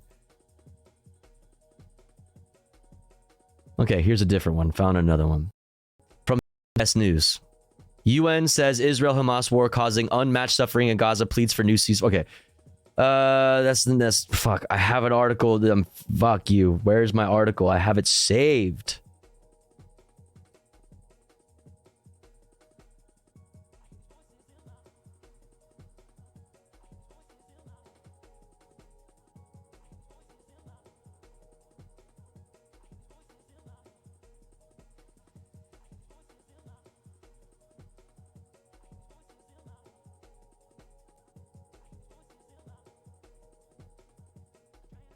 It's very important. It's very important.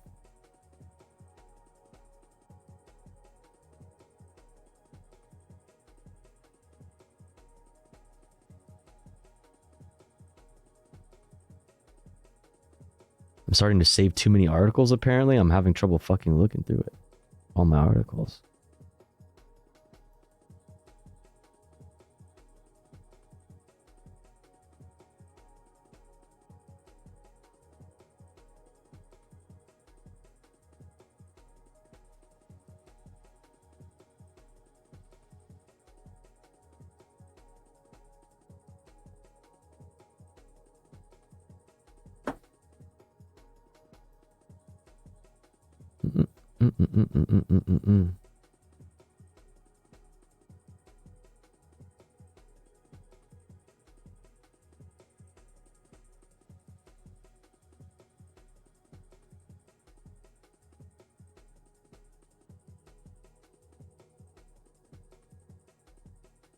God damn it. Hold. We'll listen and hold. The world. Sadly, the civilian suffering in warfare is not unique to Gaza. What is actually unparalleled and unprecedented is the degree to which Hamas has entrenched itself within the civilian population and made Palestinian civilian suffering an integral part of its strategy. Hamas has systematically and unlawfully embedded its military operations, militants, and assets throughout Gaza. Oh, fuck, found it. Jesus Christ. God damn it. Fuck you. Gaza civilians under Israeli barrage are being killed at a historic pace from the New York Times. This is the reporting that everybody is citing, okay? That all the other outlets cited this coverage or this journalist, this reporting. Gaza civilians under Israeli barrage are being killed at a historic pace. Even a conservative assessment of the reported Gaza casualty figures shows that the rate of death during Israel's assault has few precedents in this century.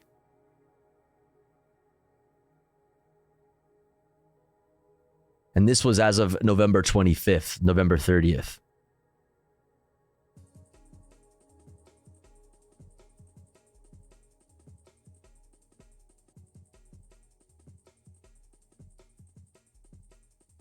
In fighting during this century, by contrast, U.S. military officials often believed that the most common American aerial bomb, a 500-pound weapon, was far too large for most targets when battling the Islamic State in urban areas like Mosul, Iraq, and Raqqa, Syria.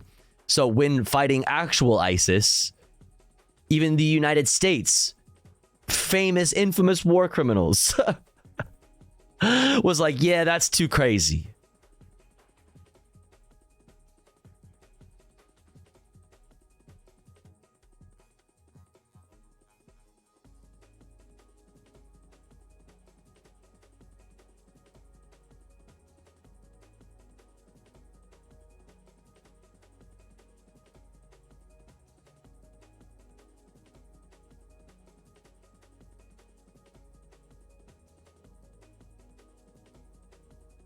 Okay, and this was as of November, more than twice as many women and children have already been killed as of November 30th, killed in Gaza than have been confirmed killed in Ukraine.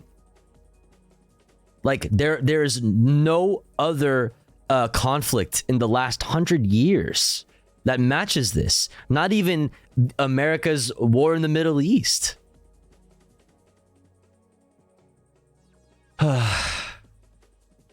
So save this. This is keep this on you, you know? When you hear this, remember that.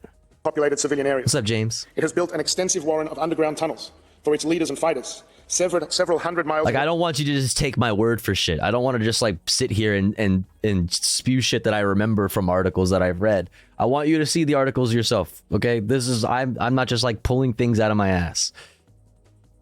Not all the time. You know what I mean? At least not my takes. With thousands of access points and terrorist hubs located in homes, mosques, UN facilities, schools, and perhaps most shockingly, hospitals. This is not an occasional tactic. It is an integrated, pre-planned, extensive, and abhorrent method of warfare.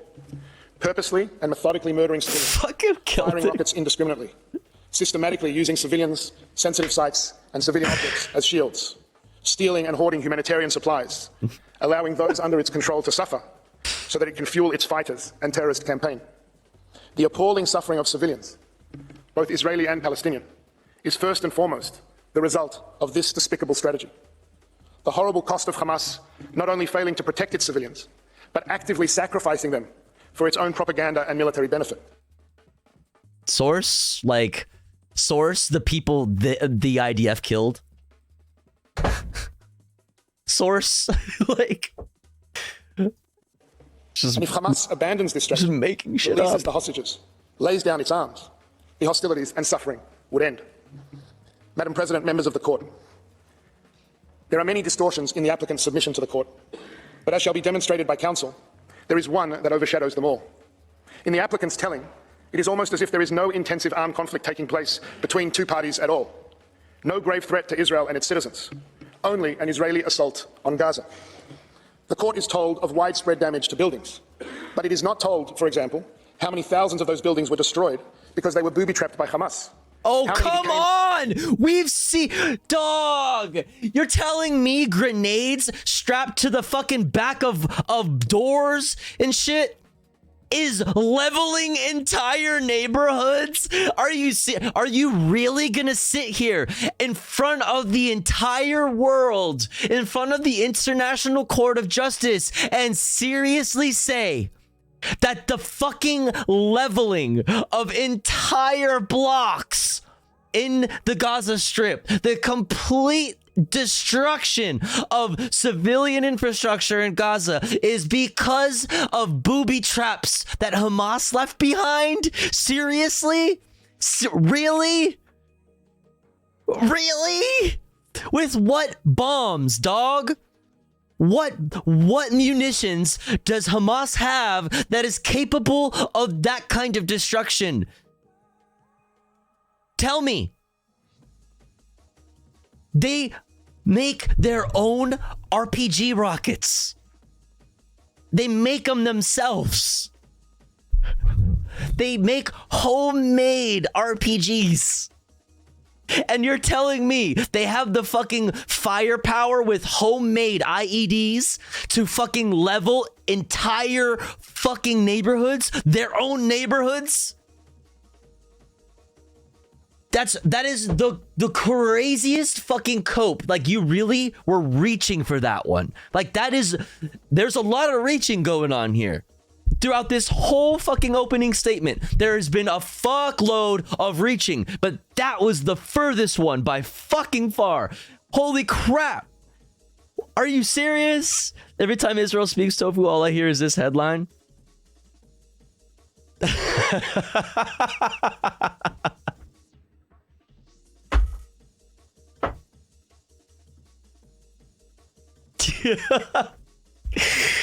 Yeah, I remember this one, bro. Yeah, dude. Oh no, I can't believe this. Why would Hamas shoot rockets at this?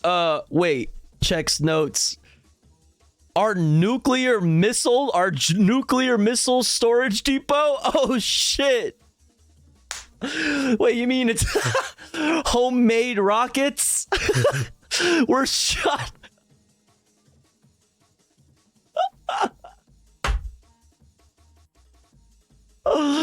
Your homemade rocket almost hit our 50 Jericho nuclear missiles. I can't believe Hamas would do this. Why would Hamas do this?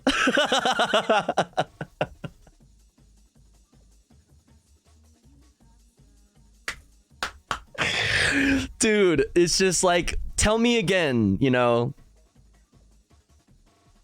about the symmetry of this conflict, about this war, Tell me again about the symmetry in this fucking war. Fuck you, man.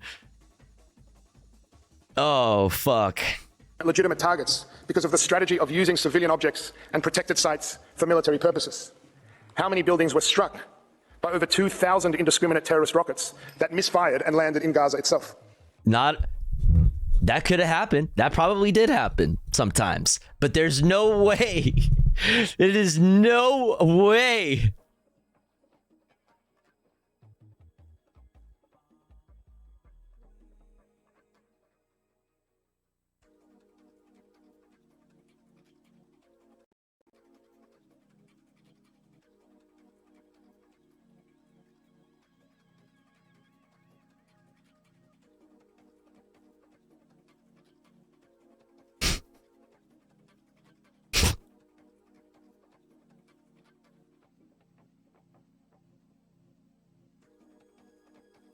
All right, chat, take a look. This is done by Hamas booby traps.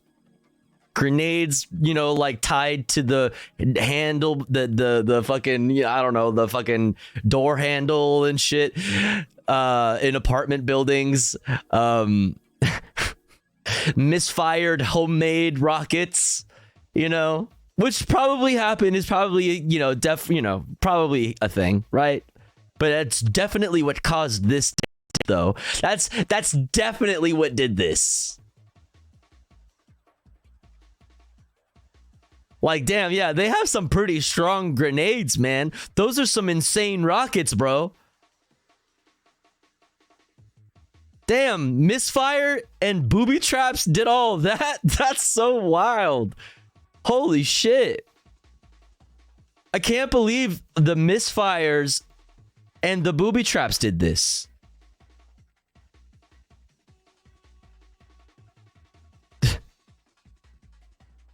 I can't believe it, man.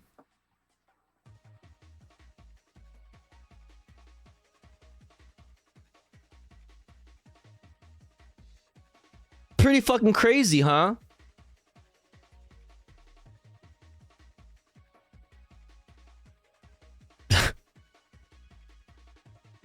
Another headline for you. Israel prepares for possible...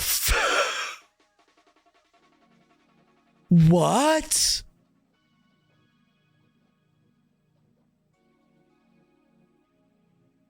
Oh my God, Breitbart, you are wildin' with this one. Damn, I never heard this one, bro. Of course it's not real. Look who put it out. It's Breitbart. Dog, they said fentanyl Hamas. Hamas, ISIS, fentanyl. Ooh.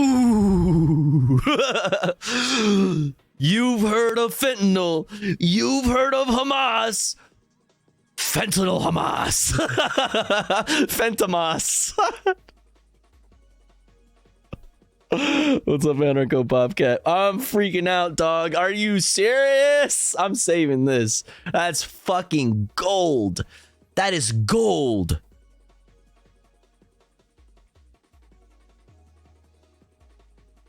Oh my God, oh my God, oh my God, oh my God, oh my God, oh my God, oh my God, oh my God. Update.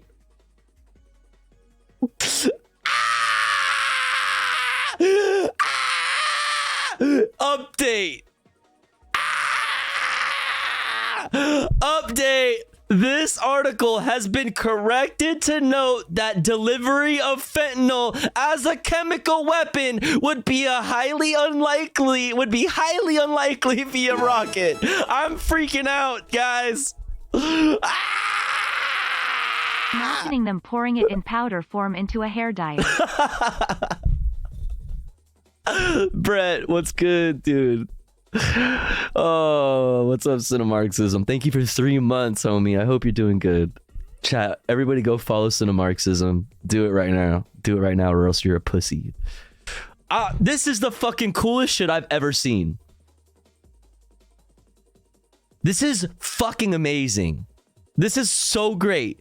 No, they just left it up. They just left it up. Don't matter. Don't care. Me when I do a little disinformation, excuse me. Are you fucking joking me? Fentanyl Hamas. Updated. All they did, they didn't take the article down. They just wrote updated in the title, in the headline. I wonder what the update is. So fucking stupid. I am actually, holy fuck, that's crazy. Holy shit. I'm blown away. Oh, I want to see the comments so bad. Oh shit, we can? Fentanyl, Dragon Slayer 1976 says fentanyl is a weapon of war. China has been using it on Americas a long time. With the help of the Biden regime, says Sergeant Stryker. That's right. The poet chimes in and says this would be an act of chemical warfare and demands the free nations of the world to enter the conflict and eliminate all rouge. rogue, I think they meant to say, rogue nations involved, from the ones firing the weapons to the manufacturers of them and the chemical suppliers. Yeah, who's shooting the weapons? Where did they get the weapons from? This would qualify as a chemical weapons attack. Same penalties, says Staff Sergeant USA number 2. This would qualify as a chemical weapons attack. Same penalties as for nuclear. Israel really needs to completely eradicate Hamas. They are barbarians and have no business existing in our world. ... UH-1 pilot says, start with this. Fentanyl flies, Iran...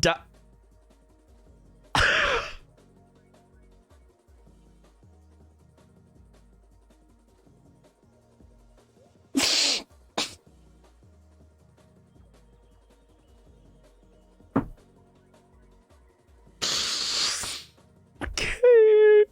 All right.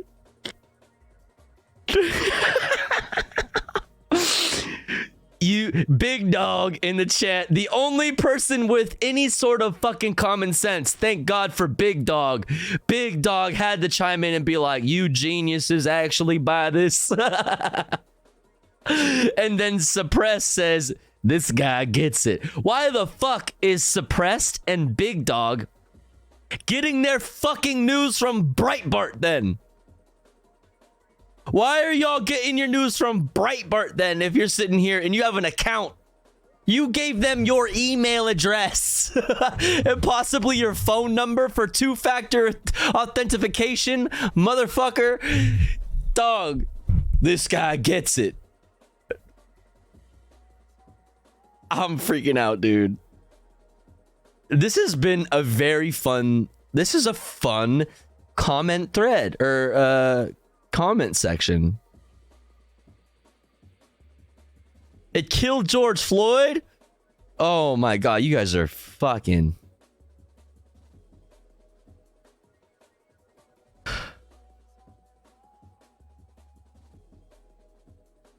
Oh my God, you fucking losers. Imagine like liking Breitbart so much that you fucking made an account so that you could comment. Should I? Leave a Chud comment. Nah, I'm not giving them my fucking email address. I don't want to go through the fucking motions of making a fucking burner account right now. That was very illuminating though. This is so fucking good. This is so fucking chef's kiss, dude. Fuck. God, that update really fucking hits. Oh, that hits the spot. The court is told of over 23,000 casualties. As the applicant repeats, as many have, unverified statistics provide... FBI fentanyl? What? The US government is preparing for a fentanyl WMD attack. That's right. This is on October 8th from Ken Klippenstein. White House publicly shot down a controversial proposal from Republican lawmakers to designate fentanyl as a weapon of mass destruction. Bro, that would mean, yeah, what are we gonna do? We're gonna fucking invade China. Y'all are crazy, man.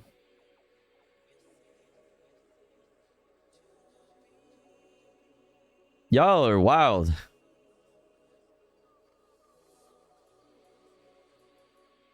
Hey there, Israeli here. Just as a piece of context, absolutely no Israeli source reported on this. First time I've heard this. It's just Breitbart being dumbasses. I love that.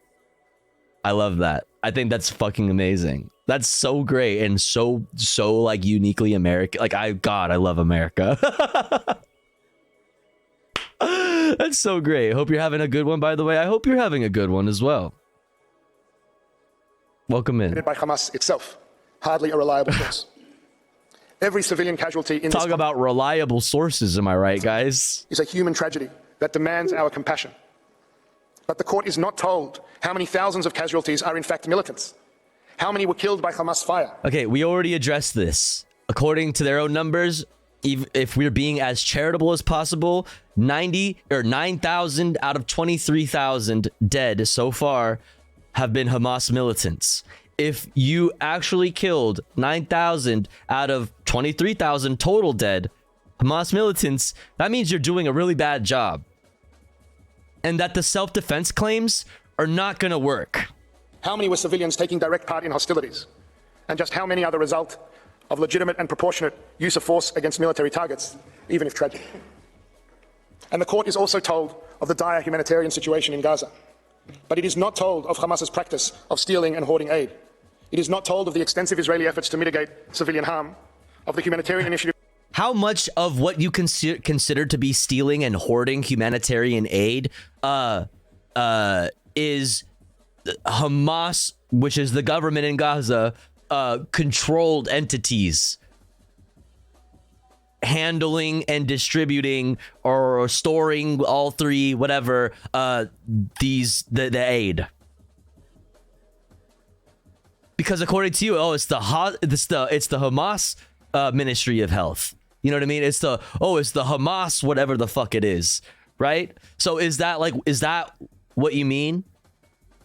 Would you say, Hamas is hoarding all of the aid and none of it is going to any of the Palestinian civilians? Is being undertaken to enable the flow of supplies and provide medical attention to the wounded. See, but do you see how I can play this game with him too? Like, I can play that game and I can ask questions like that.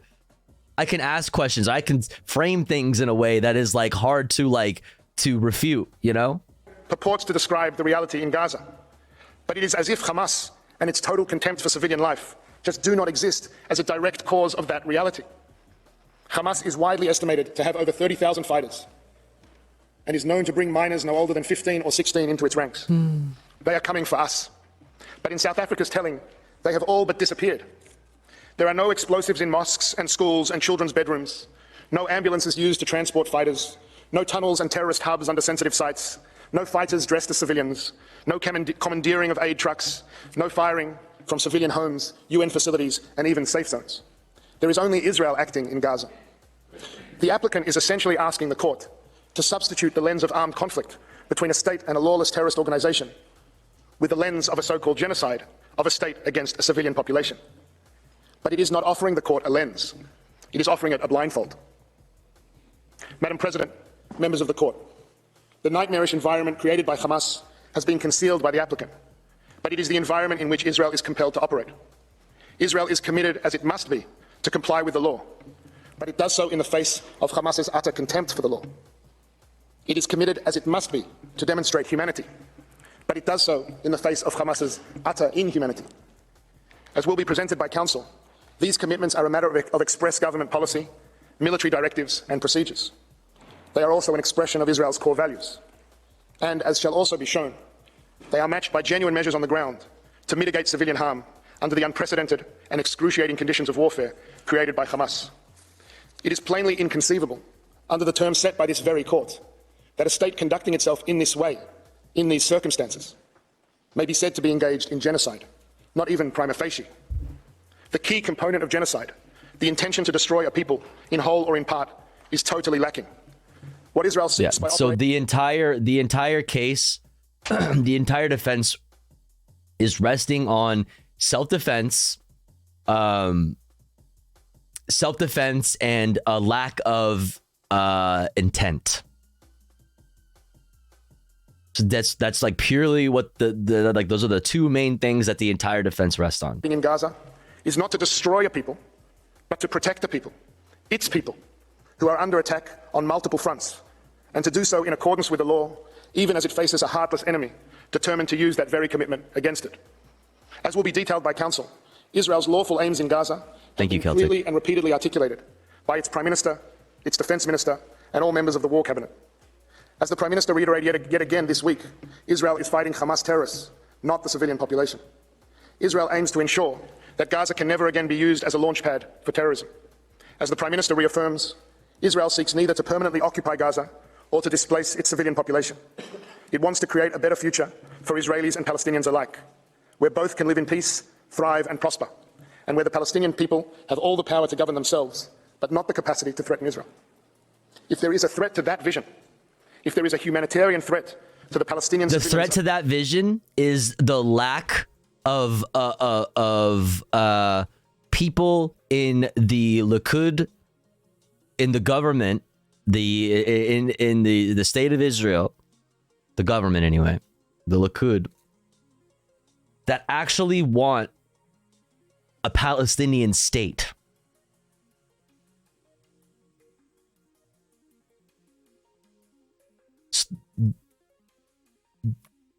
That's who's standing in the way of all of the things that you just said that you claim to want, or Israel claims to want for the Palestinian people.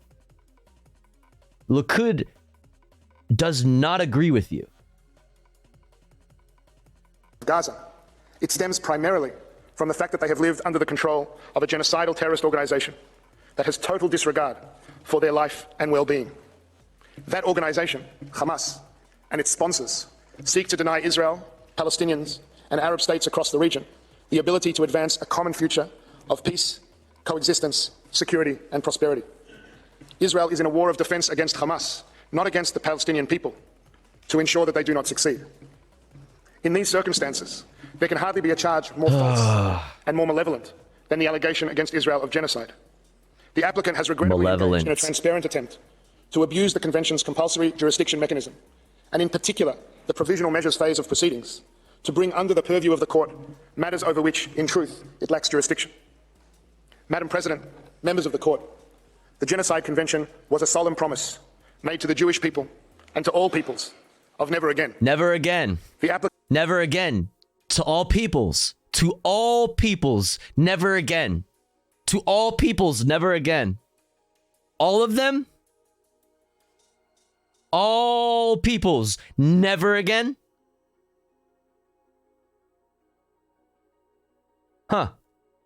Interesting. In effect, invites the court to betray that promise. If the term genocide can be so diminished in the way that it advocates, if provisional measures can be triggered in the way that it suggests, the convention becomes an aggressor's charter. It will reward, indeed encourage, the terrorists who hide behind civilians Garbage. at the expense of the states Bullshit. seeking to defend against them. To maintain the integrity of the Genocide Convention, nonsense. To maintain its promise and the court's own role as its guardian, you should convict the state of Israel for the crime of genocide. Otherwise, what the fuck is the point? What the fuck is the point?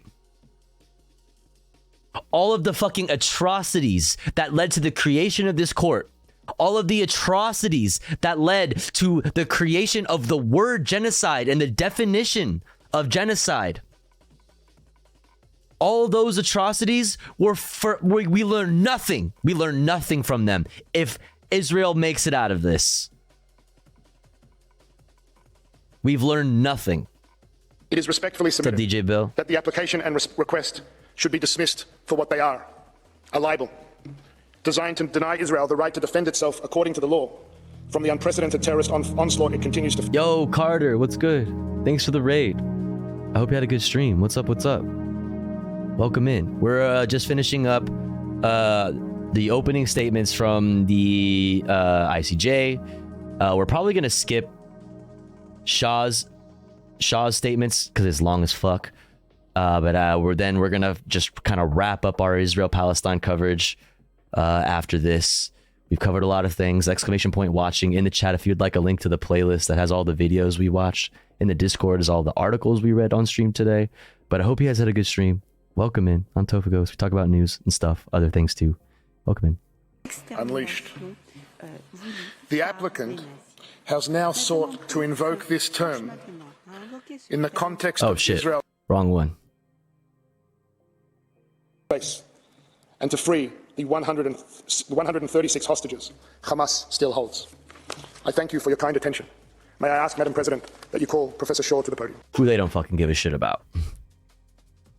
Okay, that was fucking infuriating. We 1.5'd it and still fucking managed to pause and spend so much time on this. Holy fuck. I feel like we did a lot of analysis throughout this 30-minute speech here, these opening statements, most of the arguments are essentially the same, just more drawn out.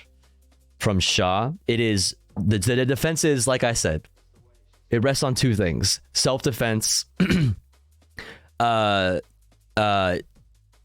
self-defense, and why am I blanking?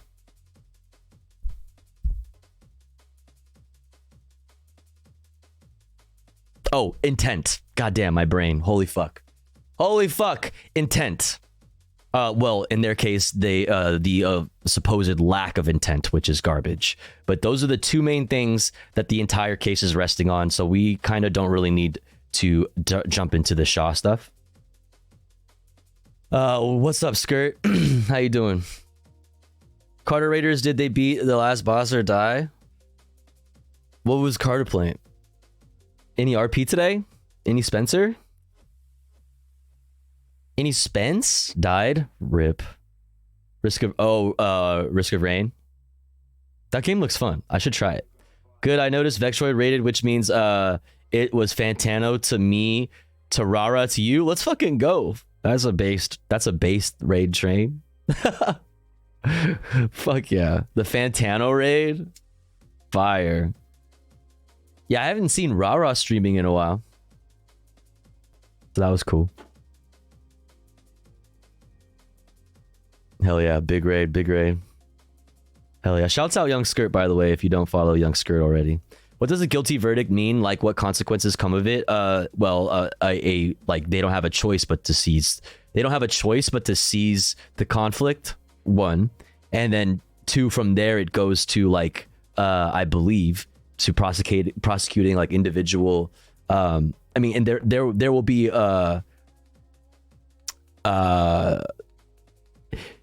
further agree.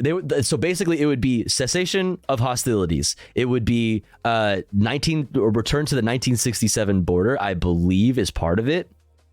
Can the US veto it? No, but they are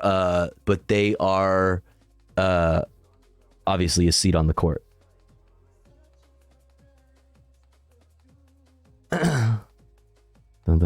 Potential for UN intervention, I think, but I don't know how that would play out. The UN, I mean, like, UN intervention would rely on Israel not pulling out of Gaza and not ceasing hostilities. Yeah. Right. They are the president of the court. So, I mean, yeah, like, take that for what you will. Oops. Wait, did I just time you out? No, right? I thought I accidentally clicked. I'm sorry. I was like, oh, fuck. All right, chat. Next up, we're going to hear South Africa's response to Israel's case in the ICJ. And then we're going to hear from a Knesset member who is facing expulsion from the Israeli Knesset, for supporting South Africa's case. So this is an Israeli government official who supports South Africa's case of genocide against Israel, and they are facing expulsion because of that. We're going to talk about that, and then we'll get into fun stuff, chat. But the thing is, it's been more than an hour since our last ad break. So we're going to run an ad break right now. But don't you worry, because here at the Tofu Ghost broadcast, when I run ads, I run them while I'm away from the stream. That way, even if you're unsubscribed to the channel, you don't miss out on any of the fun content.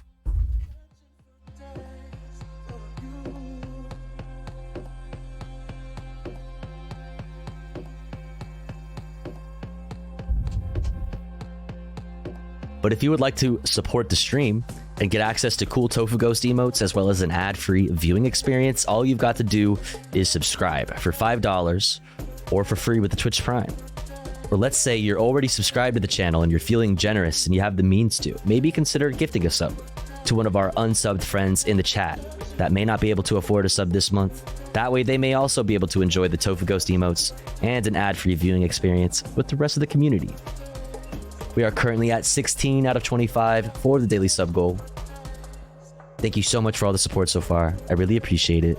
If you enjoyed the stream, If you enjoy the content, please do consider supporting. That way we can continue to do this full time.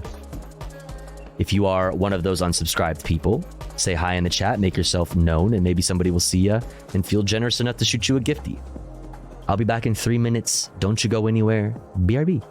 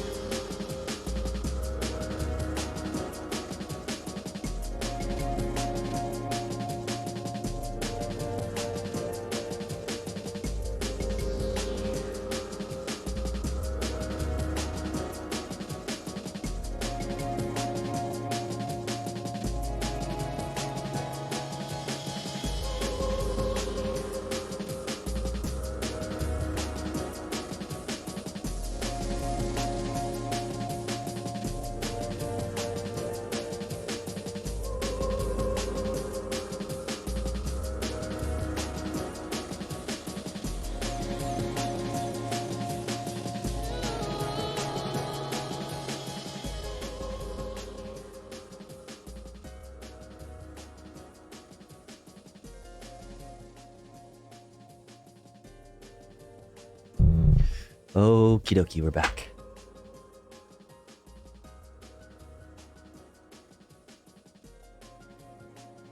We're back. We're back. Even if that were true, the bigger issues.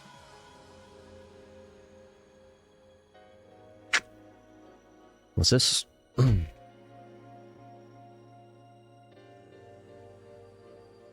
Tovagos, on the point of the diversion of aid, it was shown later in the arguments, it isn't that Hamas has de facto government control of Gaza and therefore controls the aid, but rather that Hamas... Oh, well, real quick, I was saying that I was trying to be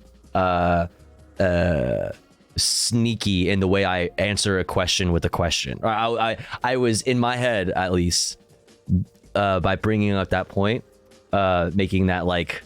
making that point, I was in my head mimicking what I perceived this guy to be doing. But let me read what he said. De facto government control of Gaza and therefore controls the aid, but rather that Hamas actively takes the aid away, away from civilians to their militants. To support the war and retaliates at the civilians attempting to take aid for themselves. Couldn't send the message when the point was first brought up because of the follower only chat. My apologies in advance. No problem. Thanks for putting up with the wait. I'm sure you understand why we do that. I can't help but agree with high scrutiny here. Even if that were true, the bigger issue is ethnically cleansing 30k plus people within 3 months. Yeah, the violence is unprecedented in the last century, and it doesn't. That's called collective punishment. You know what I mean? Like it doesn't matter. You know, I don't know that that's the point you're making, but I think you're just clarifying specifically about the aid, not necessarily making this point.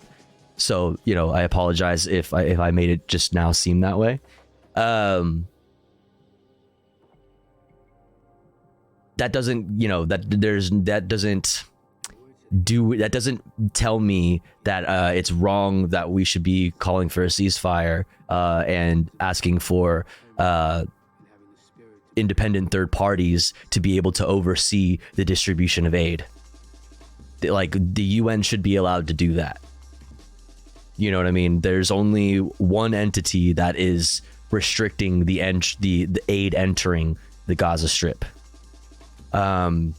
Regardless of what happens to it from there, that's kind of still doesn't take away from the fact that even pre-October 7th, the amount of food and just general goods that is allowed to enter Gaza is extremely limited and restricted and closely monitored by the Israeli government.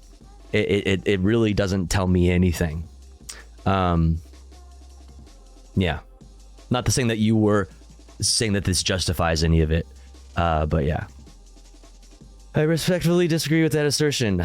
Okay, the moving of civilians during hostilities to safer areas does not constitute ethnic cleansing. I think Israel. Okay.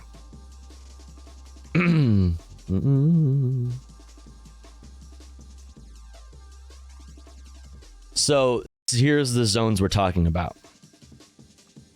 And you said you live in Israel, but I live in Los Angeles, so this is good for maybe some of the Americans like me as a good visual. This is the Gaza Strip superimposed over Los Angeles to give you an idea of the size.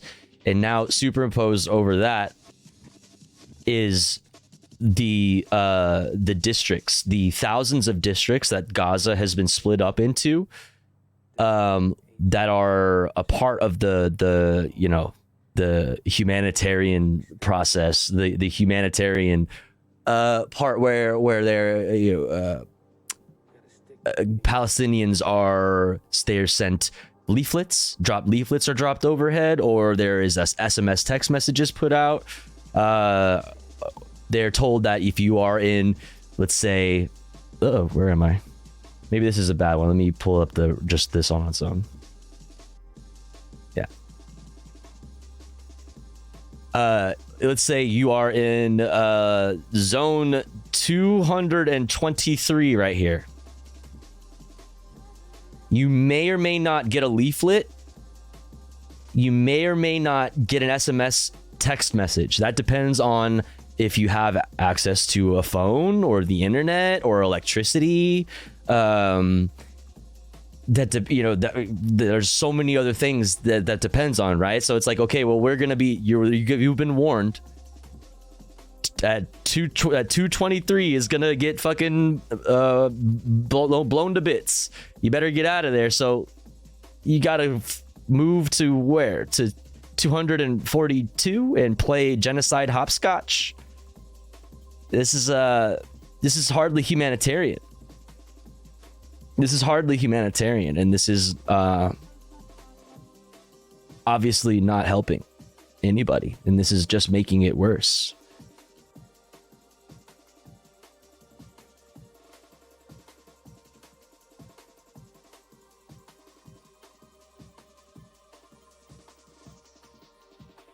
I just don't. That doesn't. None of what you're saying to me justifies what is happening in Gaza.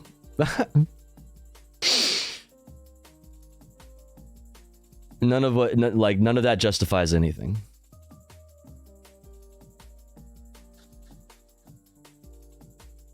I'm also not debating you. This isn't now your stream. Does that make sense?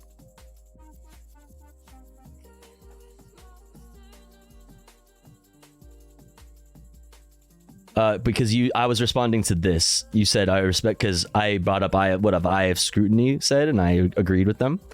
And I was responding to what you said here. Civilians during hostilities to safer areas does not constitute ethnic cleansing. That's what I was responding to. This is the safer areas you're referring to.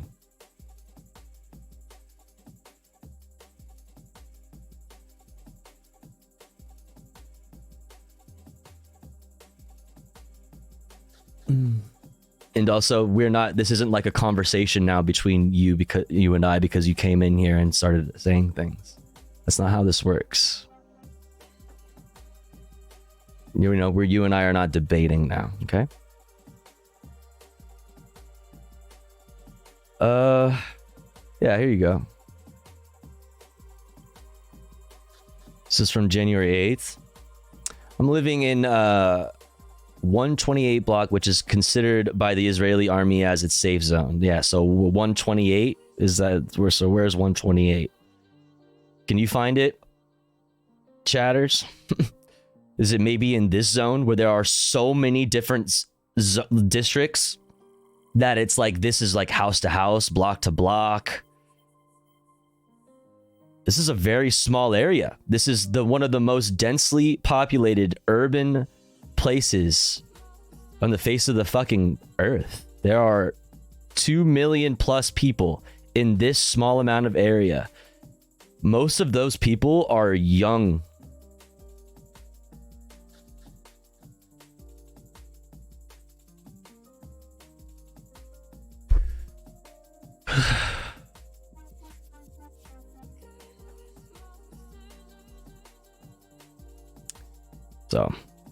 So there's that. There's no justification for what is happening in Gaza. The emigration to other areas, to other Arab nations, that's ethnic cleansing.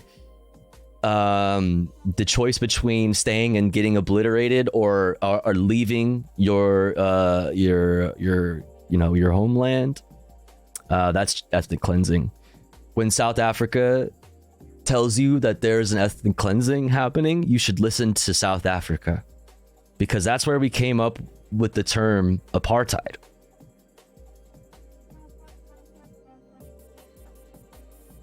All right, now let's continue on, because we have more to cover. We're now going to hear South Africa's response, and then we're going to go to an Israeli Knesset member facing expulsion from the Israeli Knesset for supporting the charges of genocide against the state of Israel. Let's check it out. The state of Israel today has failed to disprove South Africa's compelling case that was presented before the court yesterday. We stand by the facts, the law, and all the evidence we have submitted yesterday. And we believe and stand very confident that those facts, the law, still are in violation of the Genocide Convention. Under the Genocide Convention, nothing justifies genocidal acts currently being committed by Israel. Self-defense is no answer to genocide. Nothing can ever justify genocide. There is no balancing exercise as Israel has sought to suggest. The prohibition is absolute. It is permissive rule of law. No matter what some individual within the group of Palestine in Gaza may have done, and no matter how great the threat to Israel's citizens might be, genocidal attacks on the whole of Gaza and the whole of its population with the intent of destroying them cannot be justified at all.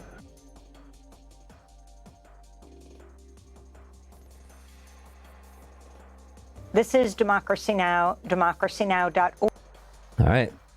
Now, real quick.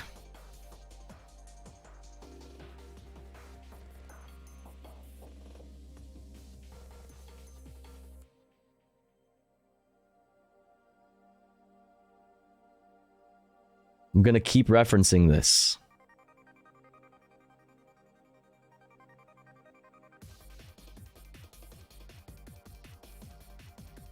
Historic pace. Gaza civilians under Israeli barrage are being killed at a historic pace. I need everybody in the chat to understand that this is the case. In the past century of conflicts across the globe,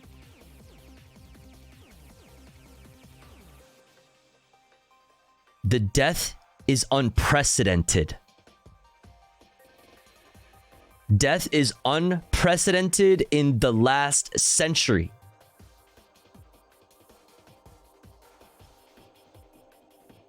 This was as of November 30th. So this is much higher now. But as of November 30th, there were 14,000 deaths total, minimum. Obviously, we know now that that number is at 23,000 minimum. As of November 30th, it was 14,000. 10,000 of those 14,000 by November 30th were women and children.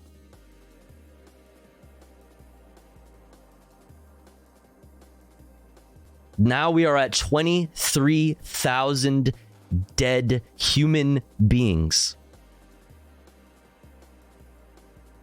Violence unseen in the last century. Not Ukraine, not Iraq. Nowhere. Nothing justifies this. You don't have to call it genocide if it doesn't make you feel good. But you can still call it what it factually is. Even though it is genocide. You can call it this at least. Gazan civilians under Israeli barrage have been killed at a historic pace.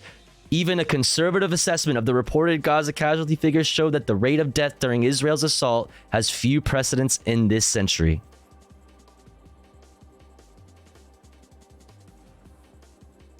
Now let's hear from an Israeli Knesset member about why they support the charge of genocide against Israel.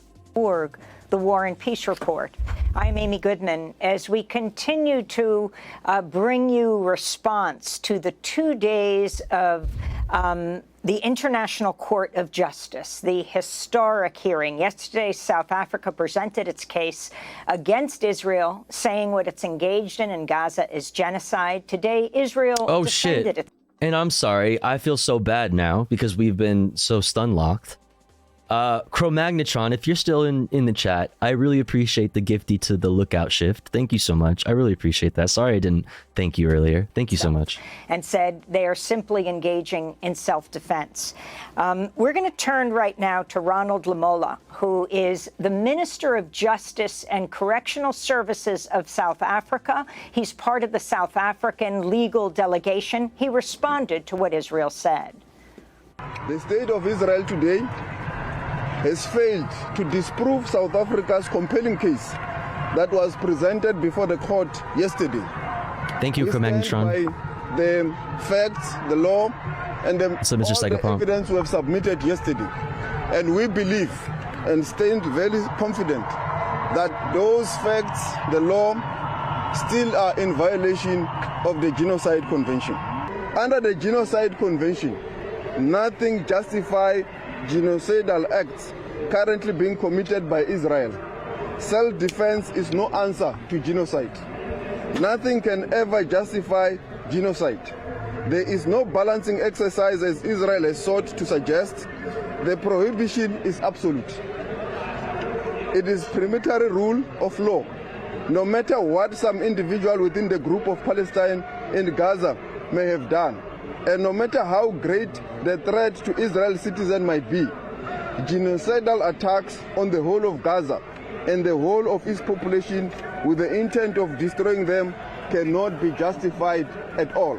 That was Ronald Lamola, Minister of Justice of South Africa, speaking outside The Hague. We end today's show with an Israeli lawmaker who is backing South Africa's genocide case against Israel, even as he faces expulsion from the Israeli Knesset. The Israeli newspaper Haaretz is reporting 70 lawmakers in the Knesset have signed a motion to expel Ofer Kassif from the legislative body after he signed a petition supporting the case against Israel at the International Court of Justice. Olaf Kassif is a Jewish lawmaker for the Arab-Jewish Hadash Ta'al coalition. He denounced the move to expel him, pointing out no action has been taken against lawmakers who've called for the complete destruction of Gaza or backed the removal of all Palestinians from Gaza. He's also been critical of the potential criminal negligence of the Israeli government. On October 7th, he says. Ofer Kassif, welcome back to Democracy Now! Thank you for joining us from Jerusalem. Can you talk about what's happening to you in the Israeli Knesset where you serve? Yeah, sure. Thanks for having me. And it's very important for me, first of all, to emphasize that I am not against Israel or anti-Israeli. I'm against the government of Israel, because the government of Israel is at the moment the most dangerous and to the Israeli society. Wait, you can do that? Whoa. That's crazy. Whoa, but that goes against everything that Zionists say. Wait, you can criticize the state of Israel. You can criticize the government, more specifically right now in the current context, the Likud, and not be anti-Israel? I thought that was anti-Semitic also, because Israel is synonymous with Jewish people and vice versa. That's so, whoa, that throws everything that the rest of a lot of the people in his government right out the window. That's so fucking damn. Into the Israelis. So my signature in support of the South African appeal to the ICJ is not against Israel, it's for Israel and against the Israeli government and its policies. I've been saying that. First of all, already 85 members of the Knesset signed. Self-hating? What's up, Stagnation? Welcome in. Allow me just very, very briefly to explain the process of expulsion, of impeachment of members of the Knesset. It is based on a law that was enacted on 2016, which is an undemocratic law because, of course, it allows tyranny of the majority. It allows the majority to persecute and suppress not only the freedom of speech, but the very existence of a member of the Knesset as such that belongs to the minority, and once, ideas are not exactly accepted or popular. Now, the process of Yo, Stagnation, thank you for tier 1 sub. I appreciate that. Minimum of 70. Whoa, also thank you for gifting a sub to CQLFGC. I really appreciate it. Thank you so much. Member of the Knesset. Thank you, Stagnation. Thank you. And if there is that number, if that number is achieved, it goes to the Knesset committee, in which 70... And also, on that, I appreciate chat. I appreciate you for always being able to keep it civil. You know what I mean? It's important to not have an echo chamber, but it's also important to not be fucking toxic debate lords. You know what I'm saying?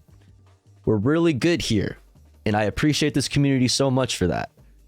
About keeping it real chill. You know what I mean? Keeping it real chill.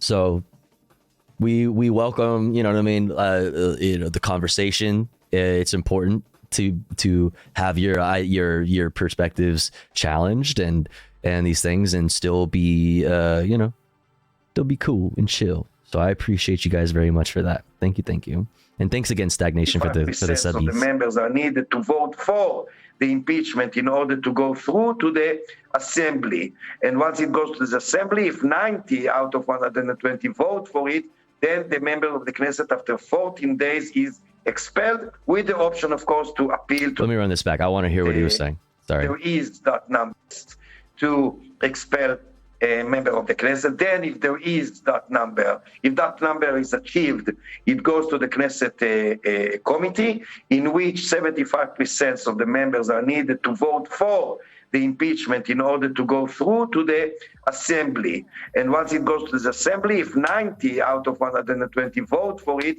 then the member of the Knesset after 14 days is expelled, with the option, of course, to appeal to the Supreme Court. And that we are now on between the first and the second stage. 85 signatures were already collected, and not in the coming week, the week after, next Monday, 22nd of January, I'm about to face the Knesset committee towards my impeachment. So talk about their arguments. What some have said, your support for the South Africa case indirectly aligns with goals of Hamas and the attack on October. Damn, not only is South Africa Hamas, chat, but now the members of the Israeli Knesset are Hamas. That's crazy. Holy shit. Holy shit. There were allegations by the Israeli members in The Hague today that South Africa is serving as the political wing of Hamas. Tofu, am I Hamas? Oh, God. Holy shit. To all of this, and what it means to you to talk as a Jewish member, an Israeli member of Knesset, being critical of the Israeli government and what they're doing right now in Gaza, calling it a genocide. First of all, I'm very proud of my views and beliefs, and of my friends and comrades' views and beliefs and our activities, because we are the only ones who totally reject any kind of violence, accusing us in supporting, implicitly or otherwise, the terrible carnage committed by Hamas on 7th of October is not only a sheer lie that they are aware of, but it is also incitement, because they know perfectly well, I personally and my colleagues, we published time and time again in the last 100 days since the massacre committed by Hamas took place. We published everywhere. I think that I said that to you also in one of our former interviews, that we are totally against, we totally condemn the terrible crime against humanity and war crime, this massacre, and the atrocities committed by Hamas. Yeah. We are totally against it, accusing me in supporting it. Yeah. One way or another, everybody guilty of war crimes should be tried in the ICJ. What? Whoa! You can be principled? on the subject of war crimes being bad? That's what? That's crazy. Yeah, shit that happened on October 7th. War crimes should be tried. War criminals should be tried. They should be held accountable. Absolutely. Absolutely. That does not give you full fucking reign to do even more war crimes. You don't do that. That's not how that works. You don't get to do that. Incitement that has nothing to do with reality. Good night, Icha. Thanks for hanging. Us. They want me and my friends to shut up. They don't want us to raise our voice against any kind of violence. Because as I said million times, as someone who continuously for years objected and opposed the Israeli occupation and siege against the Palestinian people, I said explicitly that even the crimes of the siege and the occupation cannot and will never justify the massacre committed by Hamas. We added that the massacre, the criminal massacre by Hamas cannot justify the massacre and assault of Israel on Gaza, in which around 30,000 people are already dead, were killed. The vast majority, more than 70%, are innocent civilians, around 10,000 children.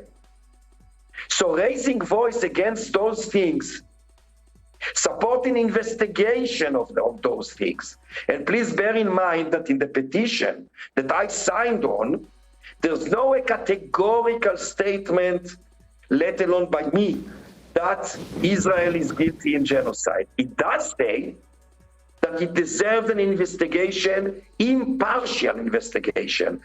And the government of Israel, or one or another branches of the government of Israel, cannot pursue an impartial investigation. It's as if we were asking a thief to investigate oneself if he did steal something or not. That doesn't make any sense. That's one of the main things in supporting the appeal by South Africa to investigate. On top of that, we've been against the war from the beginning because we are against bloodshed. We know that the bloodshed... Damn, hot take. War bad. Violence bad. Itself criminal and deadly by definition. It won't bring security to no one, especially not to the Israelis. Hey, thanks for hanging with us, Naughty We want Fox. the bloodshed to stop. We want the war to end for the sake of lives of Palestinians and Israelis alike. Thousands and thousands of Palestinians. Just one sentence, please. It's not only the bus that makes so many Palestinians, thousands of Palestinians who are killed. Israeli soldiers are killed. The hostages are at risk. True. Because the government doesn't do anything. We have to leave it there because our show is ending.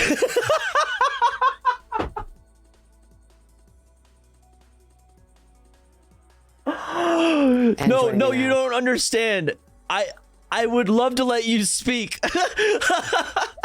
No, like, you don't understand. It's just that, like, we don't have a choice. He said, no, one more sentence. And she's like, okay, but like, but it's gonna end. Like, I'm just saying, like, no, but seriously. Our show is about to end. No, I'm serious. It's so funny. She's like, no, I seriously want to let you speak. It's not that, I promise. So cute. Anyway, you can keep talking, but the show is over. Oh, such. All right, now, you know what, chat? Fuck this shit. I don't want to hear from the fucking State Department.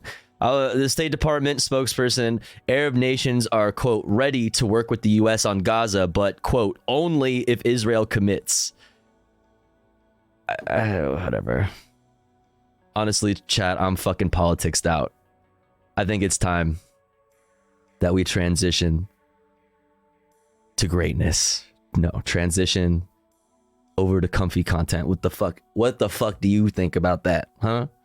What do you think about that? I think it's time. I think it's time. Let's do it. Let's do it. Let's do it. Let's do it. Let's do it. All right. I really want to watch the Shy video too. And also the Urban Rescue Ranch, brand new Urban Rescue Ranch that just came out. rescuing a horse from a kill pen. Soviet Space Observatory mission from Shy. We got ranking poop bars from Fantano, who apparently we have like the remnants of a raid from, which is cool. Let's check it out. Urban Rescue Ranch time. Pog. Comfy time. Comfy time. Comfy time. Also, mommy ostrich. Oh, she's trying to kick. Skip it about. Okay, that's really fucking loud. Goddamn.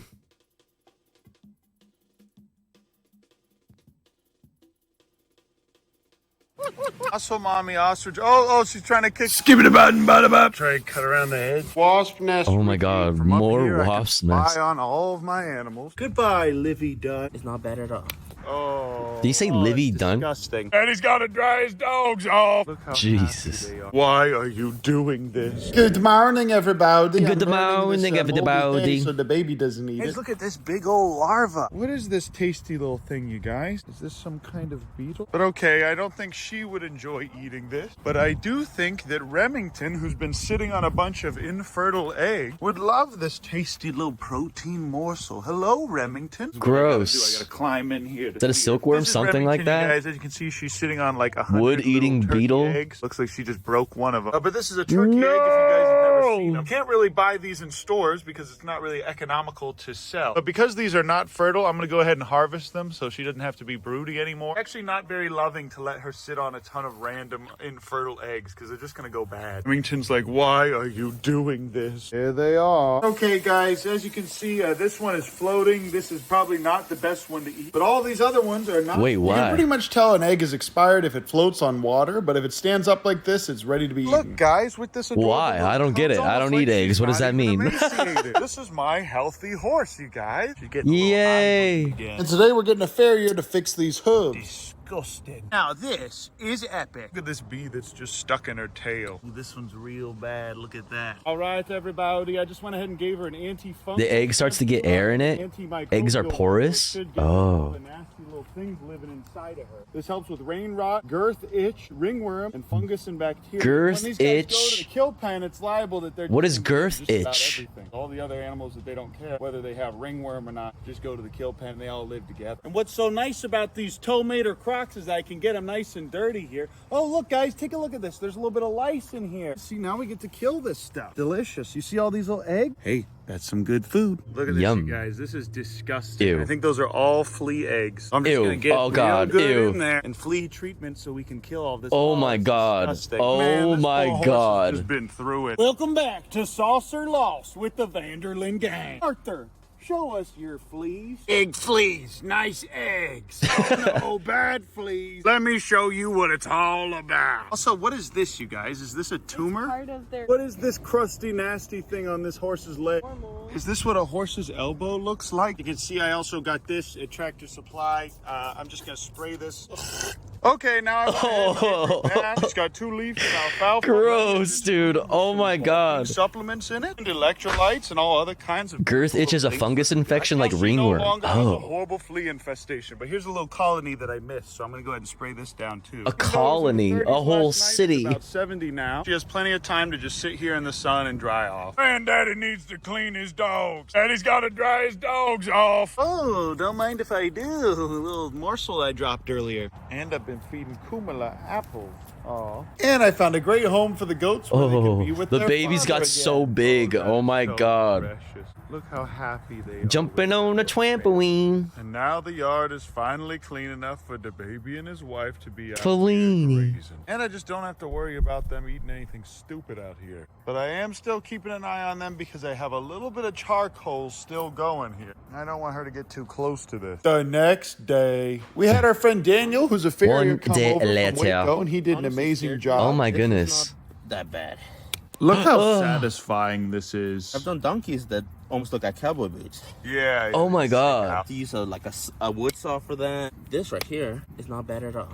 Now this frog right here is honestly pretty dead. Yeah. But I think Daniel did a pretty great job. You looking could tell that good. Arthur Morgan really enjoyed this whole process. One of these days, if you ever want to take a trail ride in, throw some shoes on her and show you how that goes. But thank you again, Daniel, for coming out. And this was just on day 2 of having this horse. Last day of work. It probably feels it like it makes me like it hurts or something, or like I don't know, but it probably feels so good to the horse. It's a warm day today, so the Oogways are gonna get to sit out here and enjoy this yard. And I don't cut the grass here specifically. I've seen shorts where they gotta trim infections off the feet. Damn. So that they can eat it on warm days. Okay, so right now I'm taking this and going through and cutting all of the mesquite bushes. As you can see, these things are everywhere, and I don't want this little guy to step on them, especially right after she got her nails done. And it only took an hour or so, but that's all of them. I used all the extra lumber that we had lying around to line up along this eagle pen because it'll keep her from rubbing up against it. It's only been a couple days and she already looks so much better. There will for sure be a point in time when this entire field is just dirt. When that does happen, I'm just gonna put some big round bales right there and here. But look, you guys, they're friends. Look at these happy boys. You know, guys, I think these fish have just made friends with the mosquito larvae. Neither of them are killing each other. Whoever told me to do this in the comments, I hate you. Okay, just brushed her off one more time. She's already starting to look a little less ratchet. And look at that. Happy Bara. Oh. The man even filed them for her. Looking good. Spoke too soon. After that, the equine vets Poor came guy. out. They told us she was actually 25. So we swapped her 25? pen with Muscle Mommy, and we set up the other barn with the good old horse torture device. Just kidding, guys. This is called teeth floating. It's when you file down the teeth so the horse can eat a lot better. This guy had really neglected teeth. She Damn. explained to us that you can easily tell from the teeth that this is an over 20-year-old horse. And she knocked a tooth out that looked like it was just barely hanging in Oh there. my I'm sure that made the God. horse feel better. But as you can see, this is what a horse's mouth looks like, and now that they're done floating it should be a lot less painful for this horse. Yo. And while all this was happening, I was driving. Hey, Big Mommy Alexa, thank you so much for the raid. What's up? Welcome in. I hope you had a great stream.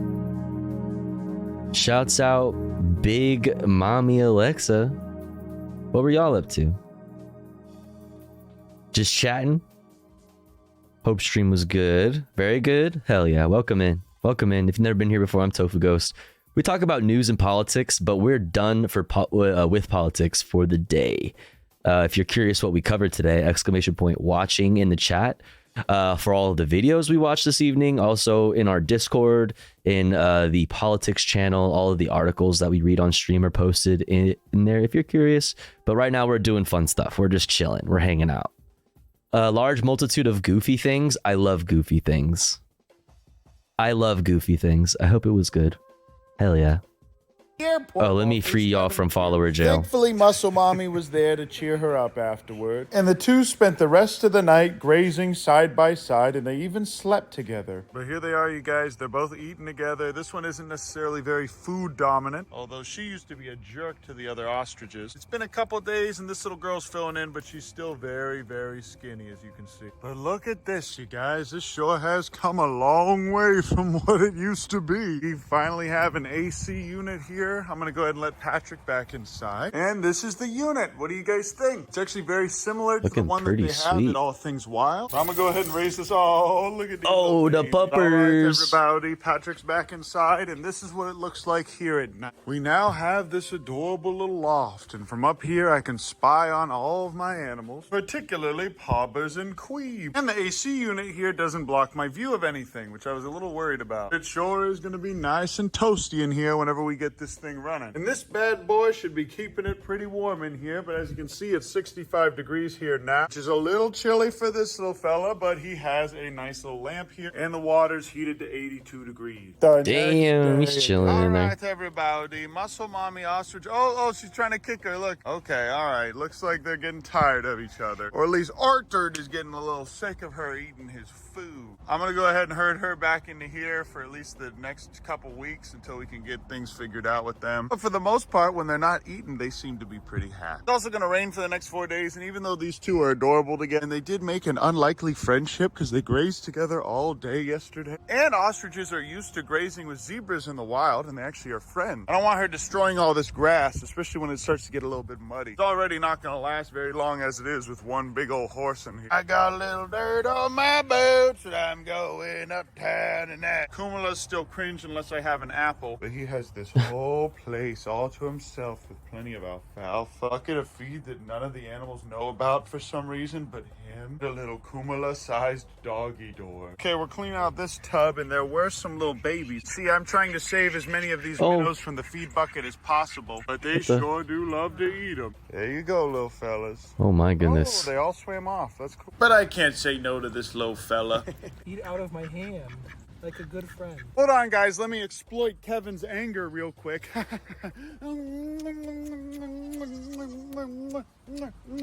He's so cute whenever he's nice and wet. I see you looking at that little like button down there. Beautiful little fella. And as you guys can see, the grass is doing pretty well in here. I need to have some people scoop up all the poop over there because that poop doesn't really just go into the ground. You have to spray it down or scoop it up. It's time to upgrade their water because they're going to be in here for a little while. Praying mantis into bond for today. First it was a scorpion. Now it's a praying mantis. This one is for sure injured. I wonder if Poggers and Queen did something to him. I don't think this little fella is good enough to survive in the wild, so I'm just going to let him stay in here and eat the flies. So now we have a pet praying mantis in here with baby Gronk. Is Gronk gonna chomp on him? Come in. Hope it isn't too wet. Wow. That's crazy convenient. That was the perfect size door. All right, there it is. That's not enough insulation, but it should be enough to get started. Bye, baby Gronk. Goodbye, Livy Dunn. Goodbye, Livy Dunn. For the first time, you guys, my horse is sitting down. Look at my big baby just sitting down here. Not a big baby at all. Turns out she is. Wait, who's Livy Dunn again? This is the first time I've ever Am I imagining the right person in my head? out here, you guys. Well, I can't say for certain. Oh yeah, it's the gymnast. And now that her teeth are fixed, it's only a matter of time before she's back to her healthy weight. I love you, Arthur Morgan. Livy Dunn is like a gymnast, and the way I found out about her was that apparently there was like this viral thing where a bunch of like young Zoomer dudes were just like really overly obsessed with her and like showing up at all like her gymnast events and stuff and being rowdy and being weird. But that's who the praying mantis is named after. Hey, it's me editing, Ben. Did you pray today? Thank you guys for being patient with these videos. Obviously, this did you pray today? Weeks ago now. Did you condemn Hamas today? I took over Christmas of a cow that was born with 2 heads. Look at that, you guys. Hi Tofu, you've been too calm and not angry all stream. Oh my god. Don't worry, fam. I got you. Sorry to invite vegan on main posting. Are you really? All right, let's finish this. We're almost done with this. We'll fucking see what you got for me. I'm in my parents' attic right now. I'm at home for Crimbus. Job today is going to be to go ahead and wear this bee suit and get rid of this little adorable baby boy. Try to cut around the head. Boss, I got it on the kitchen counter right now. Sweet nectar. No. Just move. Whoa, guys, what a video. I definitely do these clips 2 to 3 weeks in advance. Will Uncle Ben get another horse named John Marston? Will the ostrich fight the horse to the death? Do you want to see your loved ones again? Will Uncle Ben get to keep the horse's tooth? Tune in next time on the...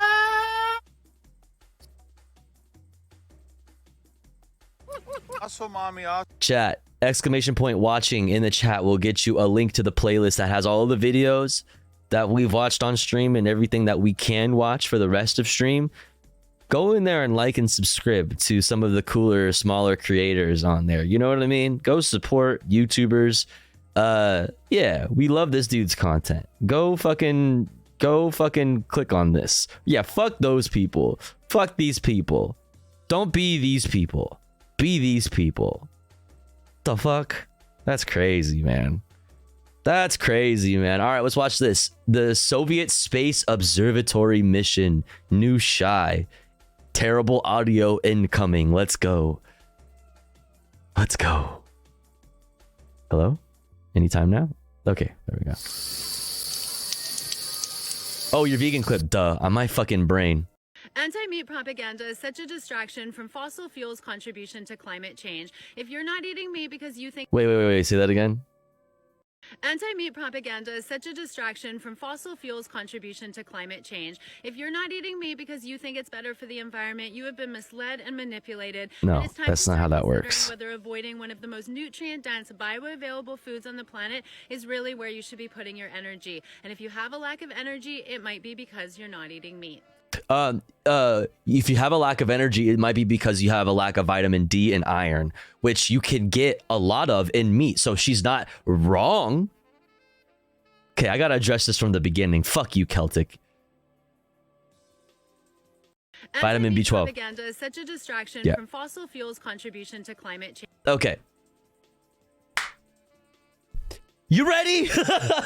Fucking asshole. It's like you just like throw a fucking trigger grenade into the room. You just like you open the door that I'm to the room that I'm sitting in, just throw a grenade and just close the door and just like walk away, and I'm just like like okay. Factory farming is absolutely one of the biggest contributors of greenhouse gases, of CO2 in the fucking atmosphere. It is like, this is just a fact. This is just a fact. Fossil fuels is also a really big, probably the biggest contributor. No, you are correct. You are correct. Here's the thing.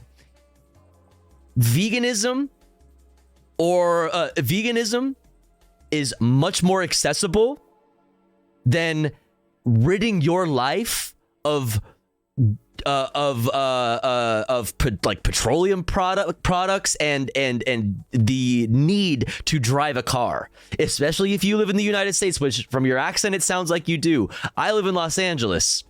I don't have a fucking choice. If I need to move around, I need to fucking consume fossil fuels in some kind of way. There's fossil fuels being consumed in some kind of way. There's both of these things are bad. However, there's only one of them that you really have any sort of like direct control over in your own personal life. Going vegan is not going to fucking stop climate change. If everybody on the face of the planet went vegan, you could get closer, but you couldn't get anywhere near where you need to be without also stopping with fossil fuels also as well. These things are not mutually exclusive. Like you may be correct that yeah, our bodies as humans are built to eat meat. We have the sharp teeth up the front. We have the eyes on the front of the head. It's nutrient rich. That's true. That is true. I'm not denying that. What I would offer you would be that maybe it is us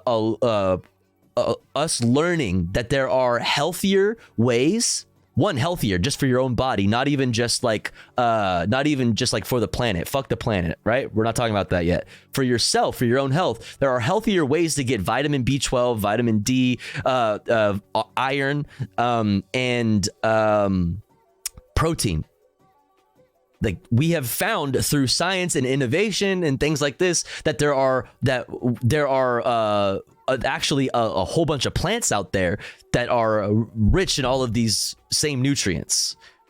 We've also learned through with science how to like concentrate them and be much more efficient at getting all of those nutrients from plant-based sources. So like that's like, you're not wrong, but like you're also like leaving out the fact that like we've advanced to a certain point where we know that we do not have to kill an animal in order to get the same nutrients. However, now consider this. There are some places that are food deserts. In certain places, you may not have access to all kinds of healthy food. You may not have the ability to eat healthy and eat vegan, whatever. Maybe the only thing near you is not even a fucking, there's no grocery store near you. There's just a 7-Eleven and a McDonald's. Like you don't really have much of a choice, right? Like that's, like this is not a veganism problem. This doesn't change the fact that a vegan diet and a vegan lifestyle is objectively better for your health and objectively better for the environment and your personal impact on the environment. It's a capitalism problem. It doesn't change the fact that veganism is, if you have the ability to do so, which is key, the way to go. If you have the ability to do so, which is the main disclaimer here. Some people have health issues where that may not be the best choice for them to do. Some people, like I said, live in the food deserts. These are problems of capitalism. It is just true that a plant-based diet is better for your health and better for the environment. That's just true. You don't have to separate these two things. I only let it get it 4 seconds in. If you're not eating meat because you think it's better for the environment, you have been misled and manipulated, and it's time to start. Nobody's misleading you or manipulating you. It is not in the interest of capital for like the system or the powers that be to convince you to cut out an entire like market from your consumption. That's not it. That is not happening. Considering whether avoiding one of the most nutrient-dense, bioavailable foods on the planet is Okay, really. I address this. It's not necessarily wrong, right? But we have, through learning more, through innovation, through science, one, learned more about other plants and the nutrients that we can get from other plants, and two, how to concentrate that through like fake meats and all of these things, through supplements, to all of these things. You should be putting your energy. And if you have a lack of energy, it might be because you're not eating meat. It's probably because what you can get from meat, which is not necessarily wrong, vitamin D, iron, vitamin B12, some amino acids, and protein. All of these things are available through plant-based sources. That's just a fact. That's just a fact. Like I said, if you do not have the ability to be vegan, that's a whole other fucking story. You know what I mean? The problem is capitalism, not veganism. Why the fuck did you do this to me? I hate you, Celtic. All right. The Soviet Space Observatory mission. She literally just said, are you one of the stupid people who, when hearing about how factory farming affects CO2 levels, somehow forgot about fossil fuels since your brain is too small to hold two of that info at the same time, then leave veganism? She's very silly. And she just wants to be like, yeah, I'm above the woke nonsense. Yeah, like, look at me. You've been fooled, but not me, because I'm a 5-head. I have a fucking 3 million IQ. Fuck you. Bitch. Anyway. We throw out so much food, I'm not convinced that eating less meat will causes less of it to be produced. I mean, okay, so both of those things, okay. We do throw out so much food, and that's a huge problem. That's a capitalism problem, right? Capitalism problem. It's not profitable to save food or to like why does Starbucks throw out a whole fucking huge industrial fridge full of perfectly good food every day? Why does every grocery store do that every day? That's because of capitalism. That's because of the profit motive. Less, according to capitalism, according to the law and supply of demand, right? According the force of nature that is the invisible hand of the market. Less demand would create less production, because it's not under capitalism. It is not profitable if that is the case. I will admit that on an individual level, you going vegan, but the rest of the world just chugging away on fossil fuels and not being vegan, and all of these, and the military industrial complex, even like bombing, the fucking, let's just say, like the dropping of like thousands and thousands of bunker buster bombs on Gaza. There's insane amounts of emissions. Like, there are so many ways that we, that we are creating fucking global warming and whatever. I will admit that given that fact that it is largely, for me at least, and I would say for most people, this is just the case, that it is like to help you yourself feel better. I mean, yeah.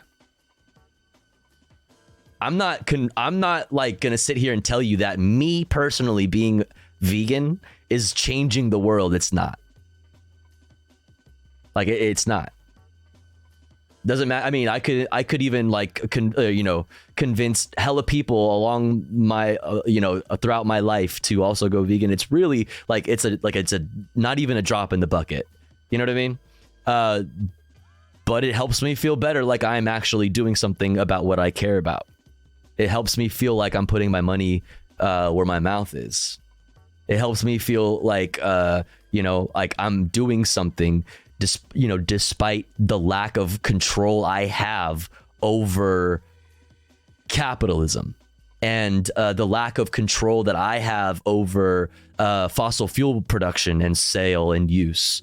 So I, in my personal life, choose to be to leave as little of a mark as I possibly can.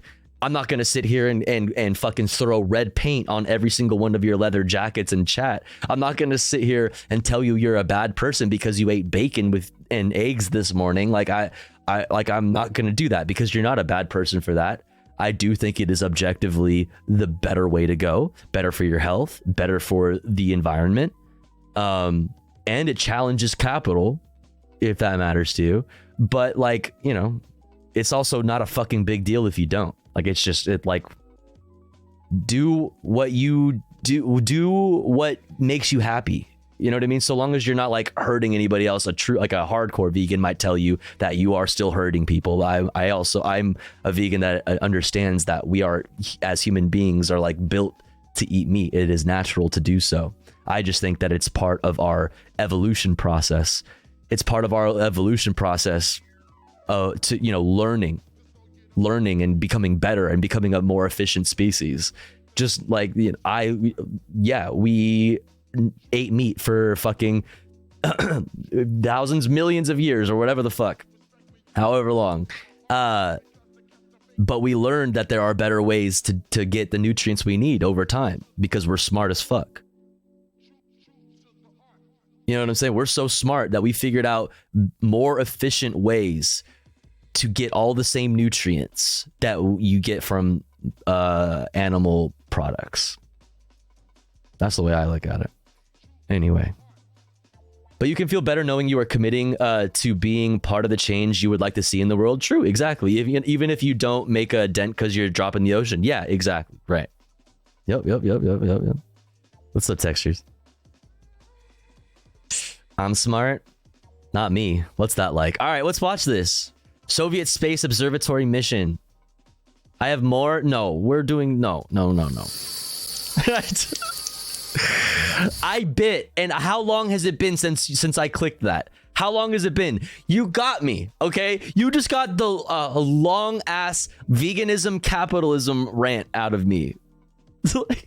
How long did I just spend ranting about veganism and capitalism? Like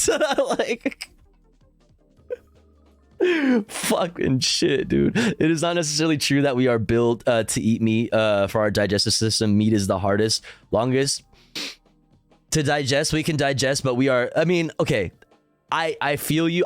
I would say, I see what you're saying. I would say it like this, like, because of like the predator nature of our build, I think that we have definitely adapted to eating meat, and that's what was probably a huge part of like the species moving on or whatever, I guess, and continuing to evolve. But I think that is another example of how we are learning so much, and we are so damn smart that we're like, oh, dude, it actually is really like hard to digest, and red meat specifically is like known to like be to cause like more cancer. Like people who eat red meat and people who don't eat red meat have different rates of cancer, and like we see how much of the certain types of meats get left behind in your digestive tract and sit there and fester because they take longer and are harder to digest. That's part of us learning that, like, oh shit, like, well, that is not the best for our gut, even though it tastes bomb. You know what I mean? Maybe I should try some tofu. If you're getting blocked up from going vegan, try different kinds of fiber. You either need insoluble fiber or soluble fiber. Yes, we adapted to some degree to it. You're correct. Word. Sick ad break. Is it? I guess it is pretty much time to do an ad. No, we're doing comfy time now. There's probably pre-rolls on now, but we're doing comfy shit now. Let's watch this. Not far from this village, there is a satellite station. It's semi-abandoned, should have some interesting machinery, some interesting satellites. Not sure what's the deal with it, but we'll find out. Heading there now. Yeah, $5 a month, and you too can try some tofu. That's right. They were walking everywhere around the telescope. They will see us coming in. You know? We could go around, come from higher ground. Sure. So the security lets people in. I think they pay. Could have tried the legal way, paying the guard, maybe he would let us in, but why? We'll pay if we get into shit. So might as well try the freeway first. I guess this is the border.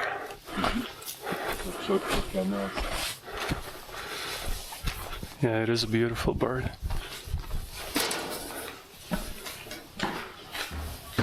Still see the people on the satellite. There's plenty of them. I think the territory is free to roam.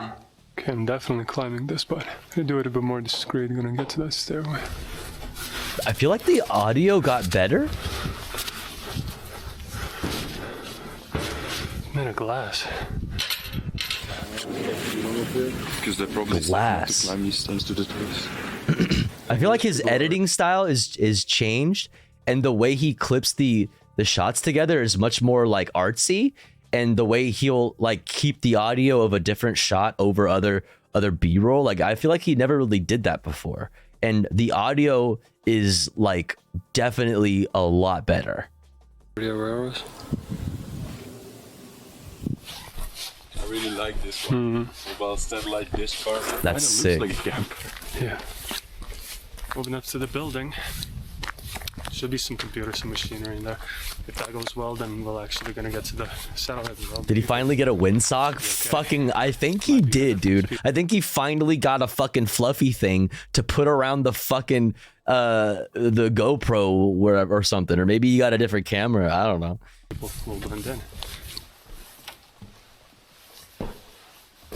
Dead cat? Oh my god. Whoa. Cool. You just turned the wind down? Fuck, why didn't I think of that? Oh, dude, this is the fucking streamer lights. Cool. It's the streamer lights, you know the ones? Damn.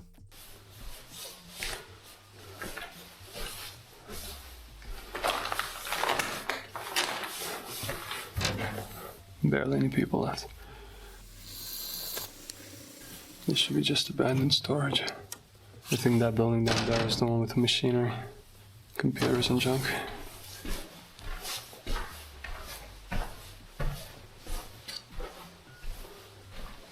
Spoopy. People there. The people are like down there. I think the main building is that one. That one. Beautiful architecture. Yeah. Campus or something. Whoa. This is it. Come on, let's go in before somebody comes. Oh, run, oh fuck, oh god. 12. Whoa, paintings? Ooh. Let's go. Soviet era paintings always just like... Bruh.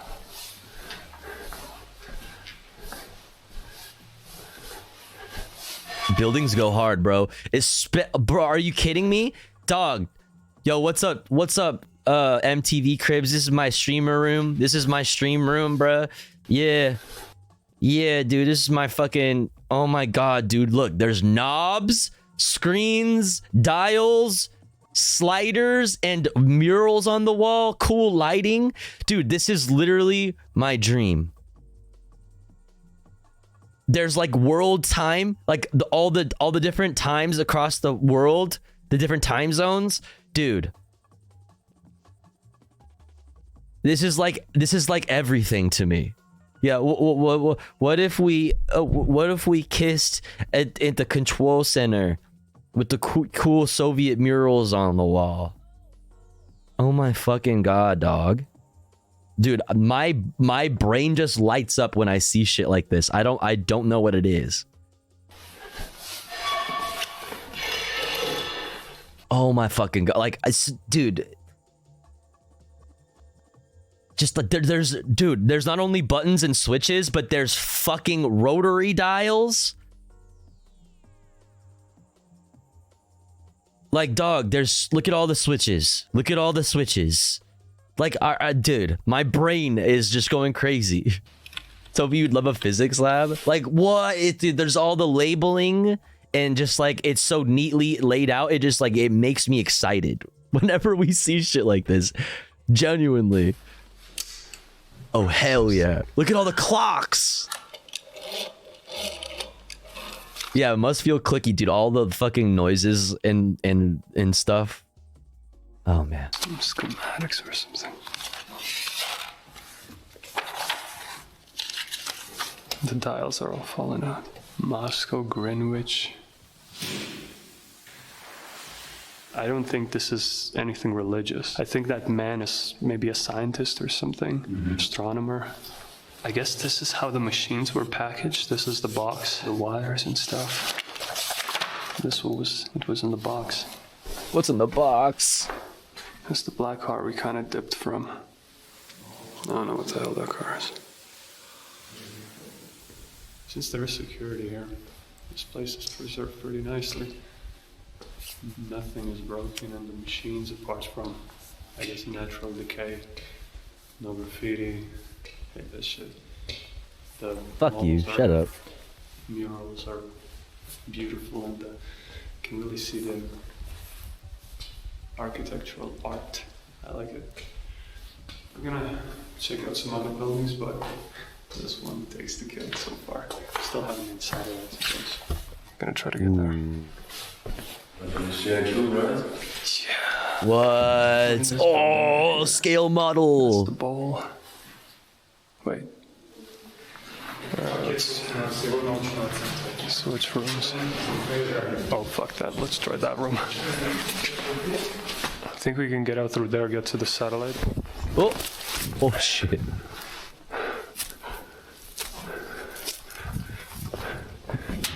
Oh, imagine dropping in on that, dude. Grab the fucking skateboard. There's a way. Oh my god. Nah, there has to be another way. This is probably it. Boarded. What in the world? That is a calf. That's cute. Union. What the hell is going on? Who was that?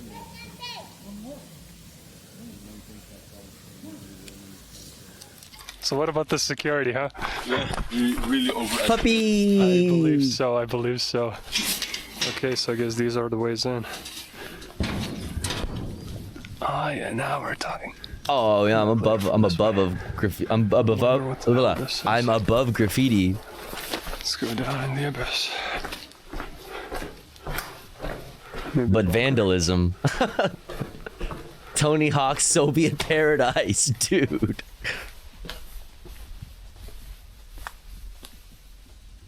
I still want to get inside that damn satellite. I think we can pry open that metal. Inside it? It flies his drone. Hope nobody's around and we'll go for it. So far the place is chill.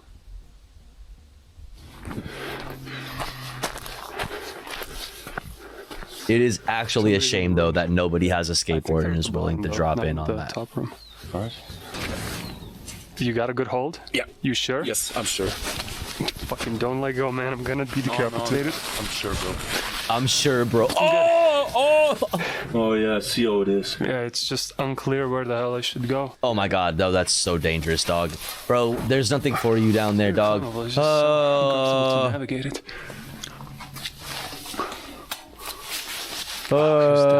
Down. Yeah, dude, Final Destination shit. There is so much rebar all around you just waiting to pierce your fucking skull. Holy shit. Oh, somebody just broke the hell out of this door. Yeah, I hope you got your tetanus shot, dude. Oh my god. Okay, that's sick, though. Okay, that's sick. It was quite the mission. Yeah, there is a group coming right now. Ah, shit. There's a group of motherfuckers literally staring at me right now. They're above. So I don't think I'm going to be climbing anytime soon. I'm having a monologue. Fuck them. And they're all staring down, so... They're just chilling. They're probably shy fans. Perfect time to get away and do a photo shoot by yourself, though. It's a cool place. It's good? Yeah. Sweet. Whee!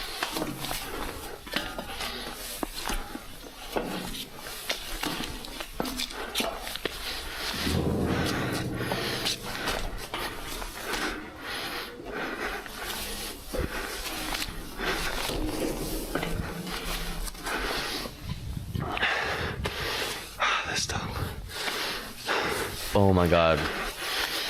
Oh my god, it makes me so nervous. Oh! What are you doing? Everything I Why did you do that?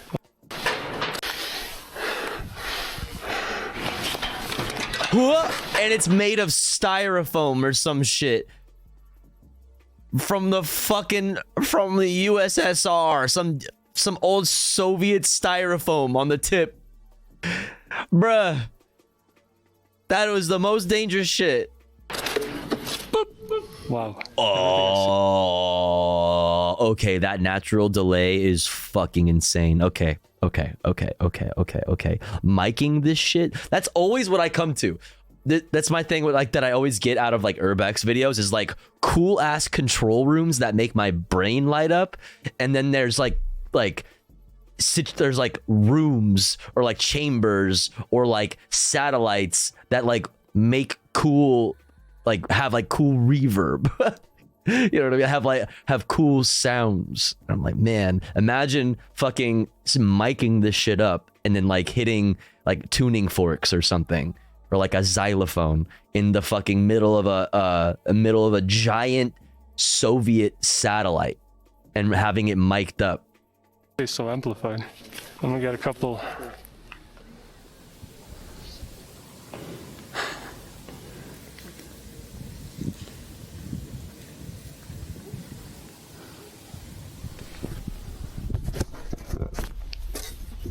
You sure? I'm sure you could model it. This must be quite the view. Got a car coming. Car coming. Cheese. Uh-huh. Cheese. When it gets dark, let's message her. Okay. Well, that's the security, I think. They're gonna go check the door that's down there. They're gonna see it's barricaded and then be confused, so I'm gonna go down now.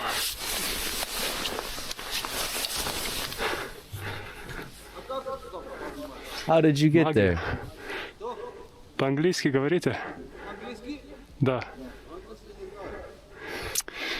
Exit, I go. Exit, I go. He asked him in perfect fucking Russian, though.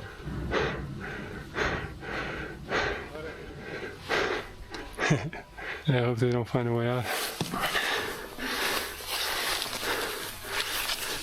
They wanna get me. They wanna get me. This one guy. You'll never catch me, rides away on a skateboard. There's another guy thinking, oh god. Okay. Alright, I gotta show him that I'm leaving now.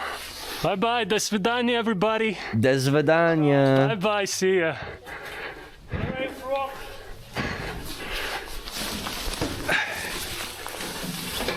It's a mystery. Basically, I said goodbye to them. Hopefully I made them think that I'm leaving through some kind of a magic way out. Poison somewhere nearby, just hiding out. I assume he's in that tunnel. I'm just gonna stay here for a while until they get bored. And just think I left. And then hopefully Poison's gonna, come and rescue me. You still there? Okay, I'm coming. How long did he wait? I got it.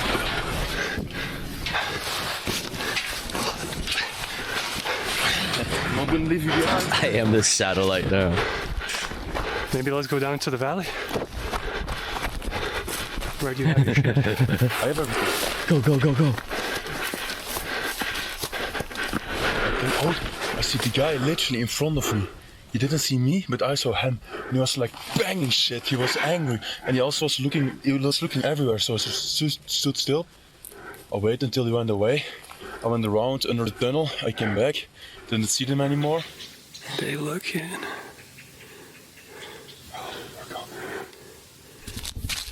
That's how it's done. We're back where we started. Fun mission. Everything went all according to plan. We didn't really have one, but we improvised well. Good times.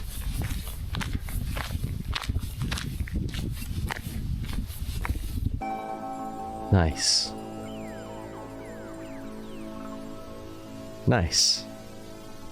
All right, let's do it. Ranking poop bars. Hey, hi, and hello, everyone. Anthony Fantano here, the internet's busiest music nerd, here to talk about one of the most important topics in music, period, ever. Poop, duty, turds, shit, excrement. It is a topic that is on left flank, wait. mind. I'm supposed to raid you after stream. Wait, what the heck?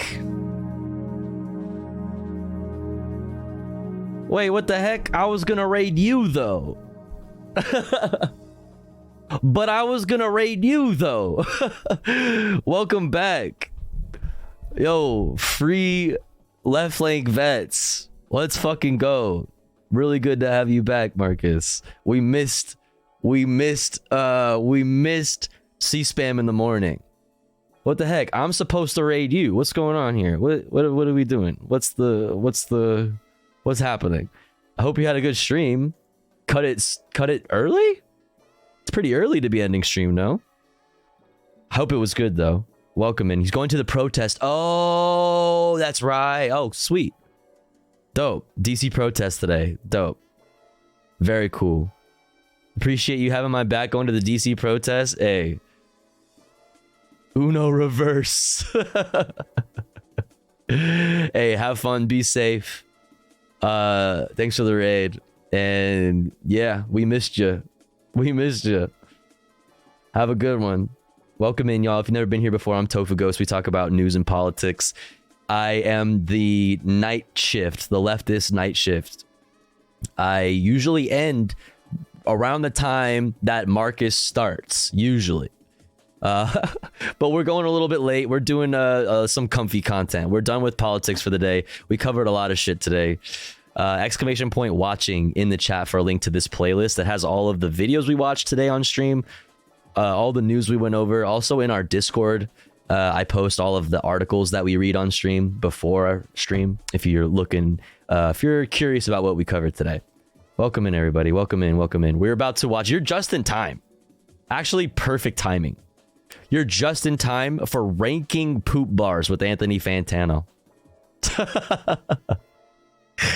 Let's go.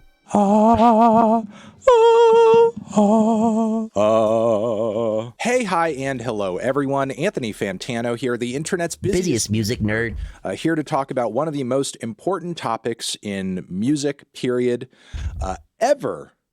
Poop, duty, turds, shit, excrement, it is a topic that is on everyone's mind. And as a result of that, it's also on the mind of a lot of rappers, as evidenced by this recently posted clip from a yet to be officially released Ice Spice song. What does she say? She says like these bitches think they're the shit and that they're not. But they ain't even the fart, bro. That's bars, bro. Ooh, bro, that's bars. The fart. I recently saw this clip. I saw this bar and I was like, whoa. Bro, you ain't even a fart, bro. You ain't even a queef, bro. That's kind of hard. That's hard. Yeah, come on. A lot of recent examples that I could think of where maybe any given rapper is saying something along the lines of, I'm the shit, but no toilet. I'm the shit. You could find me in a diaper, which also made me think about the quality of those types of bars across the board. How could we develop an effective and tasteful, helpful hierarchy of the best moments where rappers are rapping about poop or comparing themselves to poop? So, of course, the most logical choice there is tier list. And yes, this is a serious video. And so our super serious journey begins with a bar from the one and only Kodak Black, who says on the song Tunnel Vision, she want to see me every day. She want to be my bae. That money make me come. It make me fornicate. I'm the shit. I need some toilet paper, which I'm not really crazy about as a bar. I don't really think it's like a good it's not the best comparison and simile. Like, if you're the shit, why would you be seeking out some toilet paper? It's the person who does the shit that needs the toilet paper, not the shit itself. Really Shut just up, makes Anthony. no sense whatsoever as a poop Fuck bar. you know. TBH. I'm going to put this one over in the D row. Shit, the knee fart Tano like here. Making me cringe or want to die or anything, but it's just seriously lacking some creativity. Okay, next on the list, we actually have Kodak Black again on the track Drowning. Features a Boogie with the Hoodie too, where it is said, I'm the shit, I'm farting. I don't know how. A poopy with the booty is what his name should be, sorry. Where it is said, I'm the shit, I'm farting. I don't know how to potty, which, you know, could be a bit of play on words in terms of partying, I suppose. But this one I'm also just not very impressed with. I don't know how. I'm farting. I don't know how to potty. Honestly, at the end of this one, I'm just left even less impressed. I never learned. And frankly, kind of worried too. Like, knowing how to potty is a pretty essential, you know, thing as far as like everyday life and function goes. I'm going to put this over in. Yeah, I wonder. I hope Kodak Black's okay. I'm going to put this over in the E row. Also, shout out to NLE Choppa, who, you know, once went on that social media excursion where he claimed to be going to the bathroom so many times in one day. That guy right there is a guy who knows how to party. That's for sure. All right, next poop bar comes from none other than J. Cole, who has had at least a few over his career, if I remember correctly. But this one over here is the flow sick as shit, catch Ebola if you bit this. Poopy. Okay. Wait, how come he censored? Wait, what? Other than J. Cole, who has had at least a few over his career, if I remember correctly. But he censored one, but is the flow sick as shit, catch Ebola if you bit this. Poopy. Why did he poopy the second shit, but not poopy the first shit? I don't get it. But also, that's already a bar right there. Flow sick as shit, catch Ebola if you bit this shit, because sick and bit rhyme. Shit is not just rhyming with shit, so it's got sick as shit, bit this shit. It's a bar. It's a bar already, because you eat the shit, you get Ebola. I never take, I invent the poopy, then flip the poop, then lick the poopy, and bit the poop back twice. I'm that nice. Woo. Honestly, he said the first shit, which I'm still, he poopied out the rest of the shits except for the first one. Loving the... That's not how you get Ebola. I don't know. Listen, it sounded right. Very busy and kind of complicated rhyme scheme here. Loving the flow. It sounded right. I went with it. Loving him. Sort of rhyming shit with poopy. I feel like it could have been a little bit harder if he wasn't going on about licking the shit. That one kind of made me wince a little bit. Overall, definitely hardest poop bars. Maybe not scientifically accurate, but close so far. and I would put it in the B row. B for... He explained censoring it? Wait, he did? Oh, the big text across the screen. Is that what you mean? Fun fact, YouTube demonetizes for swearing too many times in a row. Oh, so you can say the... Oh, okay, I forgot about that rule. That's crazy. Rhyme scheme here, loving the... So basically, if I start consistently cutting YouTube videos of my content, I'm fucked. See? Hello, loving him. Poopy. Sort of rhyming shit with poopy. I feel like it could have been a little bit harder if he wasn't going on about licking the shit. That one kind of made me wince a little bit. Overall, definitely hardest poop bar so far. Wait, he just rhymed. The shit, that poopy. I feel like it could have been a little bit harder if he wasn't going on about licking the shit. That one kind of made me wince a little bit. Licking this shit made me wince a little bit. Bro, he's barring. Hardest poop bar so far. And I would put it in the B row. B for BM. Okay, next, Kodak Black again. Why are there so many Kodak Black poop bars? He's got what's up with Kodak? What's going on? There's a theme here. Track over here from this record. I'm the shit baby girl, so I got stains in my drawer. This one's not. That's in reference to the last one where he says he's the shit, he needs toilet paper. No, he's serious, bro. No, I'm serious. Give me toilet paper. I got stains in my drawers now. Bro, please give me toilet paper, please. My diaper brown.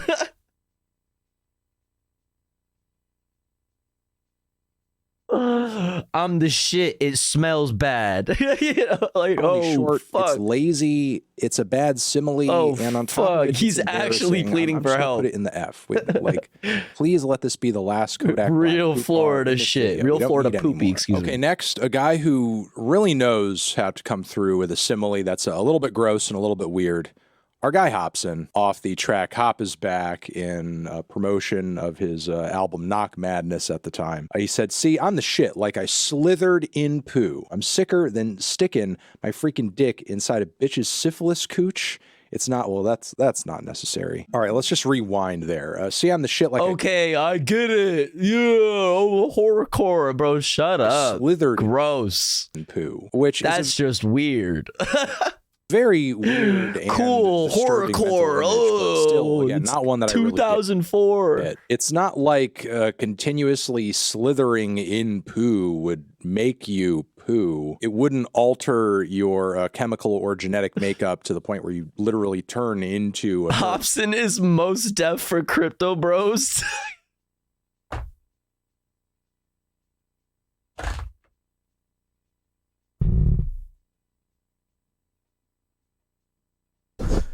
Why did that's? Oh my god! So I think Hobson's, oh my god, logic on this one is a little faulty, and just the idea of not just being in poo, having poo on you, swimming in poo, no, slithering in it, kind of makes my skin crawl and makes me want to die. I'm going to put this over in probably the E row. This one makes me want to die. All right, next on the list, that is going to be the man, the legend, Trippy Red, with a bar over here where he says, bitch, I'm the shit like my butt stink. It's short. It's kind of funny. It's fun. It's straight and to the point. It's not great. Yo, I'm the shit like my butt stink.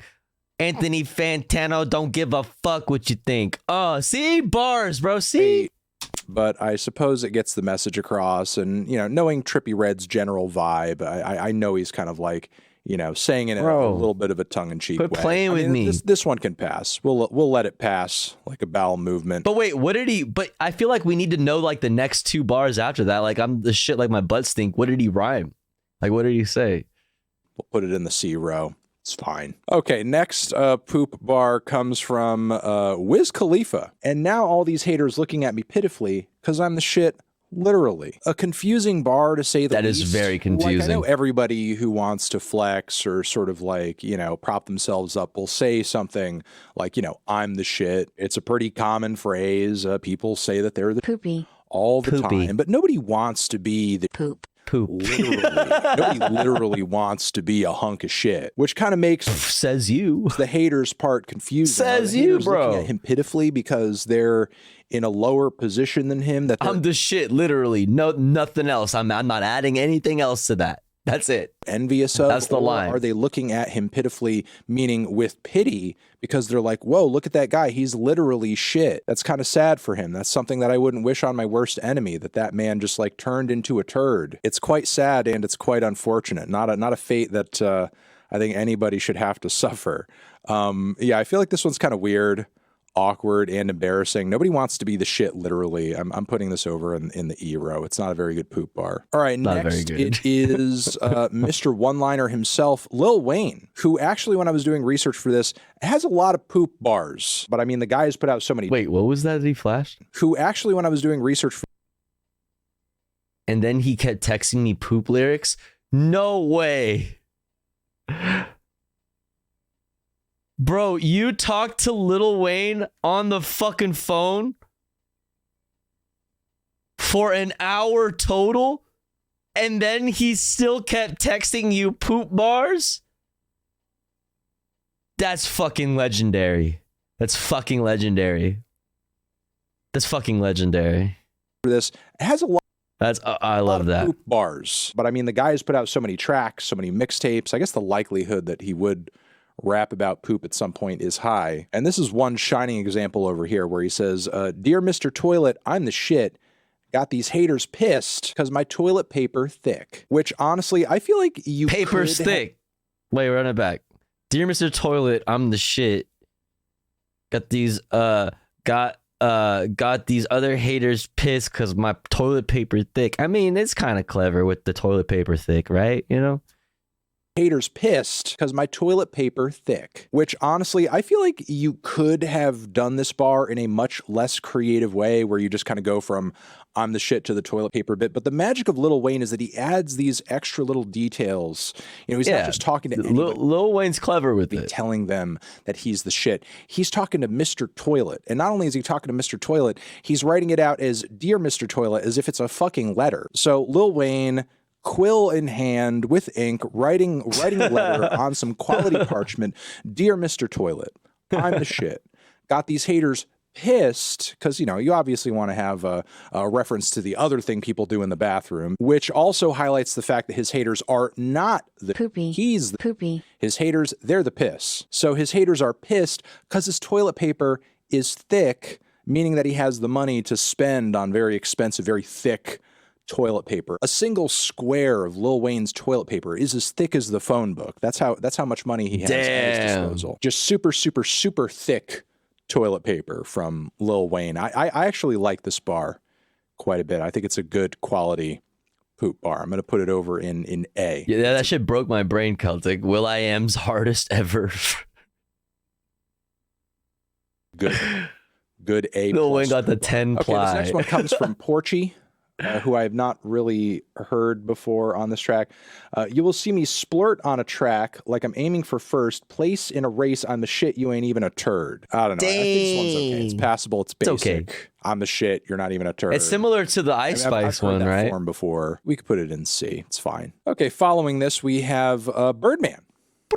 Birdman. Lil Wayne is on the track as well, and on this track, Wayne says, "Oh, Lil Wayne, I know the game, analyst, man, I'm the shit, and y'all janitors." Now, you see, that's a good quality delineation between being the shit and then somebody being something else. That's good. That's good. You're cleaning up after me. I'm the shit. You're cleaning, yeah. Lil Wayne is the shit. Lil Wayne is the thing people have to think of, have to mind, have to obsess over, have to clean up. Yeah, after. Diosu, like I'm a Seagull, you're a Honda Civic, like, you know what I mean? Yeah. And they're the janitors. They're the ones who have to like sort of think about that and do that. Put in the labor for Lil Wayne. I'm a Seagull, you're a Honda Civic, you're a vehicle, I'm the shiznit. Wait, that was crazy. Wait. On Lil Wayne's behalf. Not as good as the Dear Mr. Toilet. Who the fuck said Tofu Ghost doesn't have bars? Which one of you motherfuckers said it? Who the fuck said it? Point them out. Who said Tofu Ghost doesn't have bars? I could put this one in B. It's fine. It's not a bad poop bar. Pretty likable poop bar. All right, and how can we forget, of course, Mr. Kanye West, who came through with his Lift Yourself masterpiece with bars such as Poop de Scoop, Scoop. Oh, this is the best. Whoop de scoop de poop. Even if it is just gibberish at the end of the day, that carries everything. It's still some poop bars. Still kind of qualifies. That's still some poop bars. Still some poop bars. I mean, it's silly. It's fun. It's cheeky. It's stupid. It's obviously not as lyrically clever as Lil Wayne and J. Cole, but still legendary in its own right. We can give it a My Beautiful Dark Twisted Fantasy 6 out of 10 and plop it right there. All right, next we have Lil Wayne. Again, I told you, this man likes to say that he's the shit. In fact, on this track, Glory, he says, holy poopy, I'm the poopy, I'm God's manure, holy poopy, I'm the poopy, porta potty Tunchi, which I don't really think is as clever as the other Wayne bars that we've talked about so far. It's really him just kind of saying he's the shit over and over and over. Porta potty which I think could have been more interesting. Repetitive, low effort. We could pop it off. Just pinch it off and just put it right there. Potty It's not embarrassing. It's not terrible. It's just repetitive. Right. And of course, who can forget the legend Kendrick Lamar? He's got some poop bars too. Got some poopies. Said on his got some poopies and some dookies. Section 80. I'm on the toilet when I rhyme. If you the shit, then I decline. I climax where you begin, and then I end on cloud 9, which is a bit of an odd one. Like I climax like he's jacking off on the toilet. Begin, and then I end on cloud 9. Like is like he's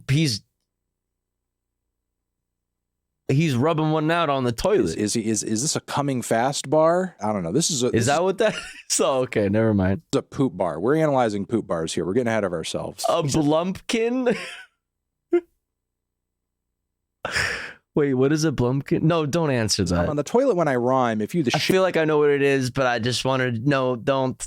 Shit, then I decline. Which I really like the flow of that bar. I really like the way we go from rhyme to decline. Forbidden art. So many words.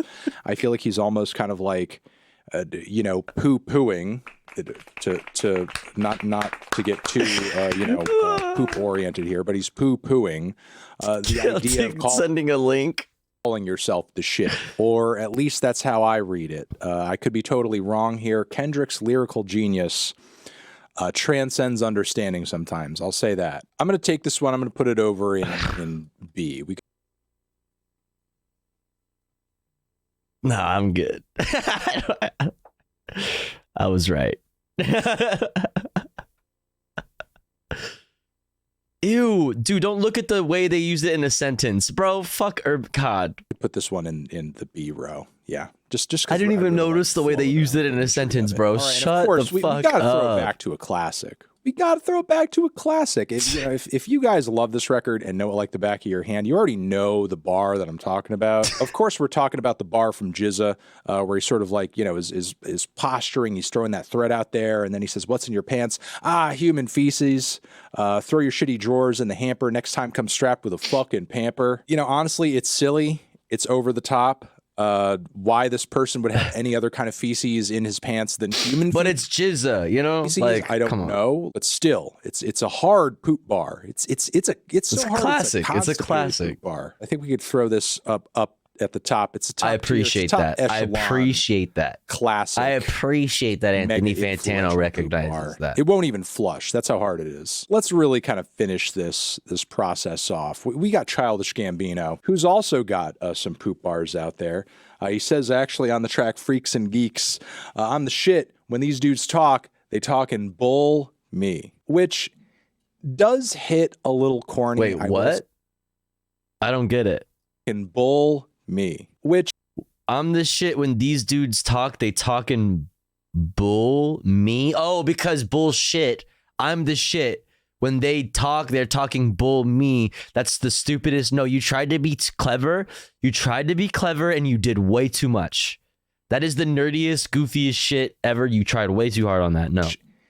Does hit a little corny. It's very corny. Kind of like go down. That is very corny. With that being said, I feel like it is kind of a creative bar. I haven't heard a lot of rappers. Too hard. Tried too hard prior to this. In fact, kind of spit a bar like that, or certainly a bar like that wouldn't have dawned on me. So I feel like he does deserve some credit for this one. I'm the shit. When these dudes talk, they talk and bull me. Yeah, we could be kind to Donald. Probably too hard, especially since I have given him some negative reviews over the years. We could put it in the B row.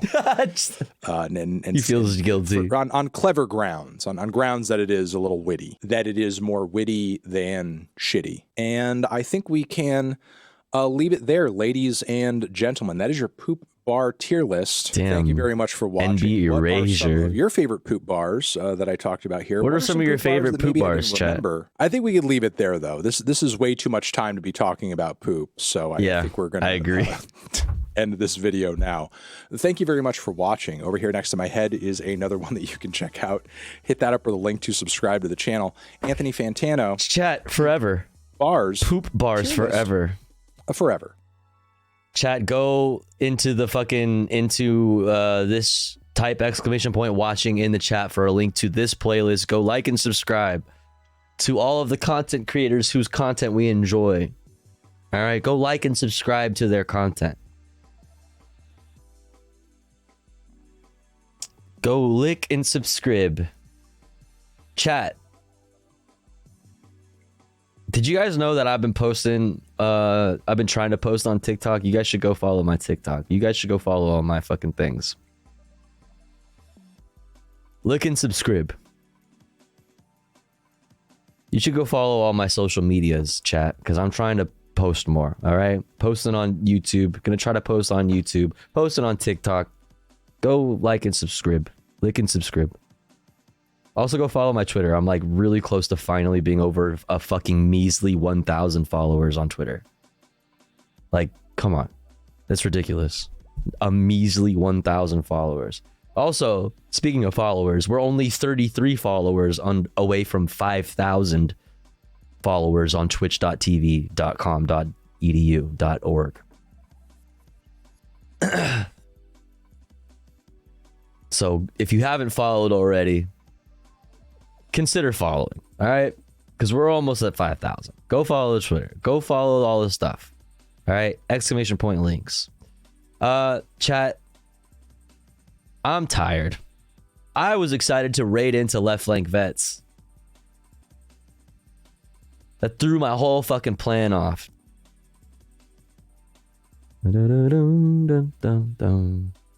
Threw my whole fucking shit off, man. What the heck? All right, chat.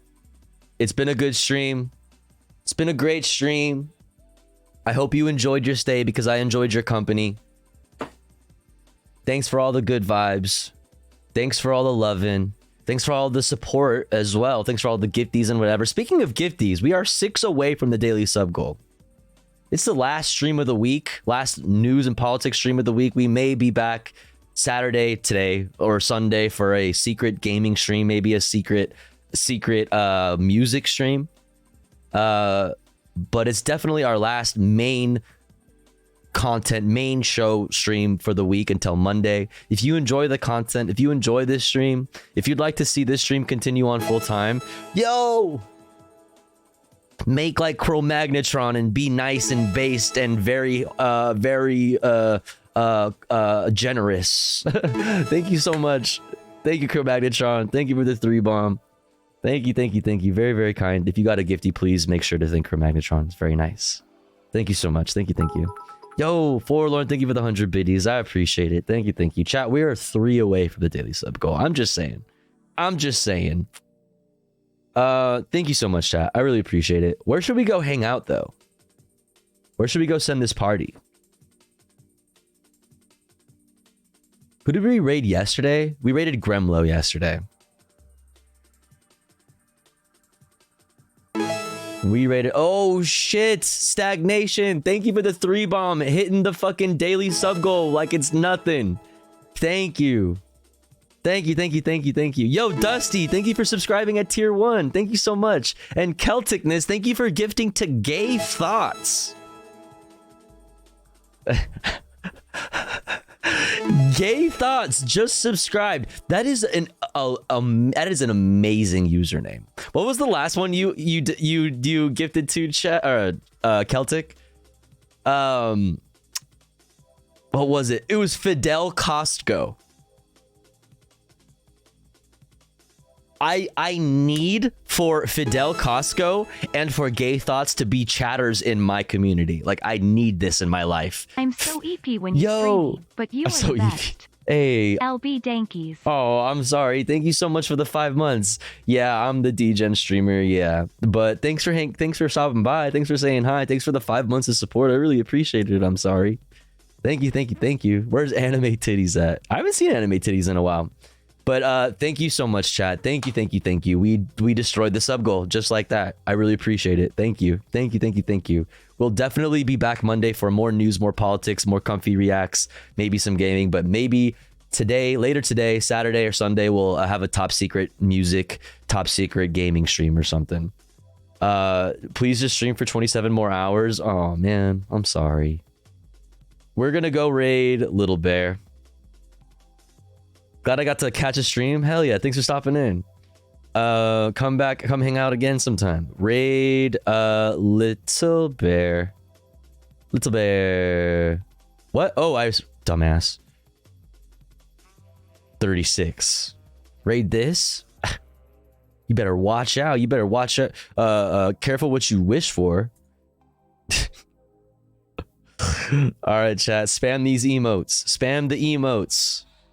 Spam them. Spam. But more importantly, spam some good vibes. Okay, go spam the good vibes in Little Bear's chat. Little Bear's the coolest. Go say hi over there. I'll be in the chat too for a little before I go to bed. Thanks for hanging. Remember to take your meds. Remember to stay hydrated. Remember to be kind to yourself. Be nice to yourself. Remember to be kind to others. Be nice to others. Don't be a dick. But also don't be a pussy. See you guys Monday. Also, secret streams. Join the Discord. Follow everything. Bye. Much love. See you guys.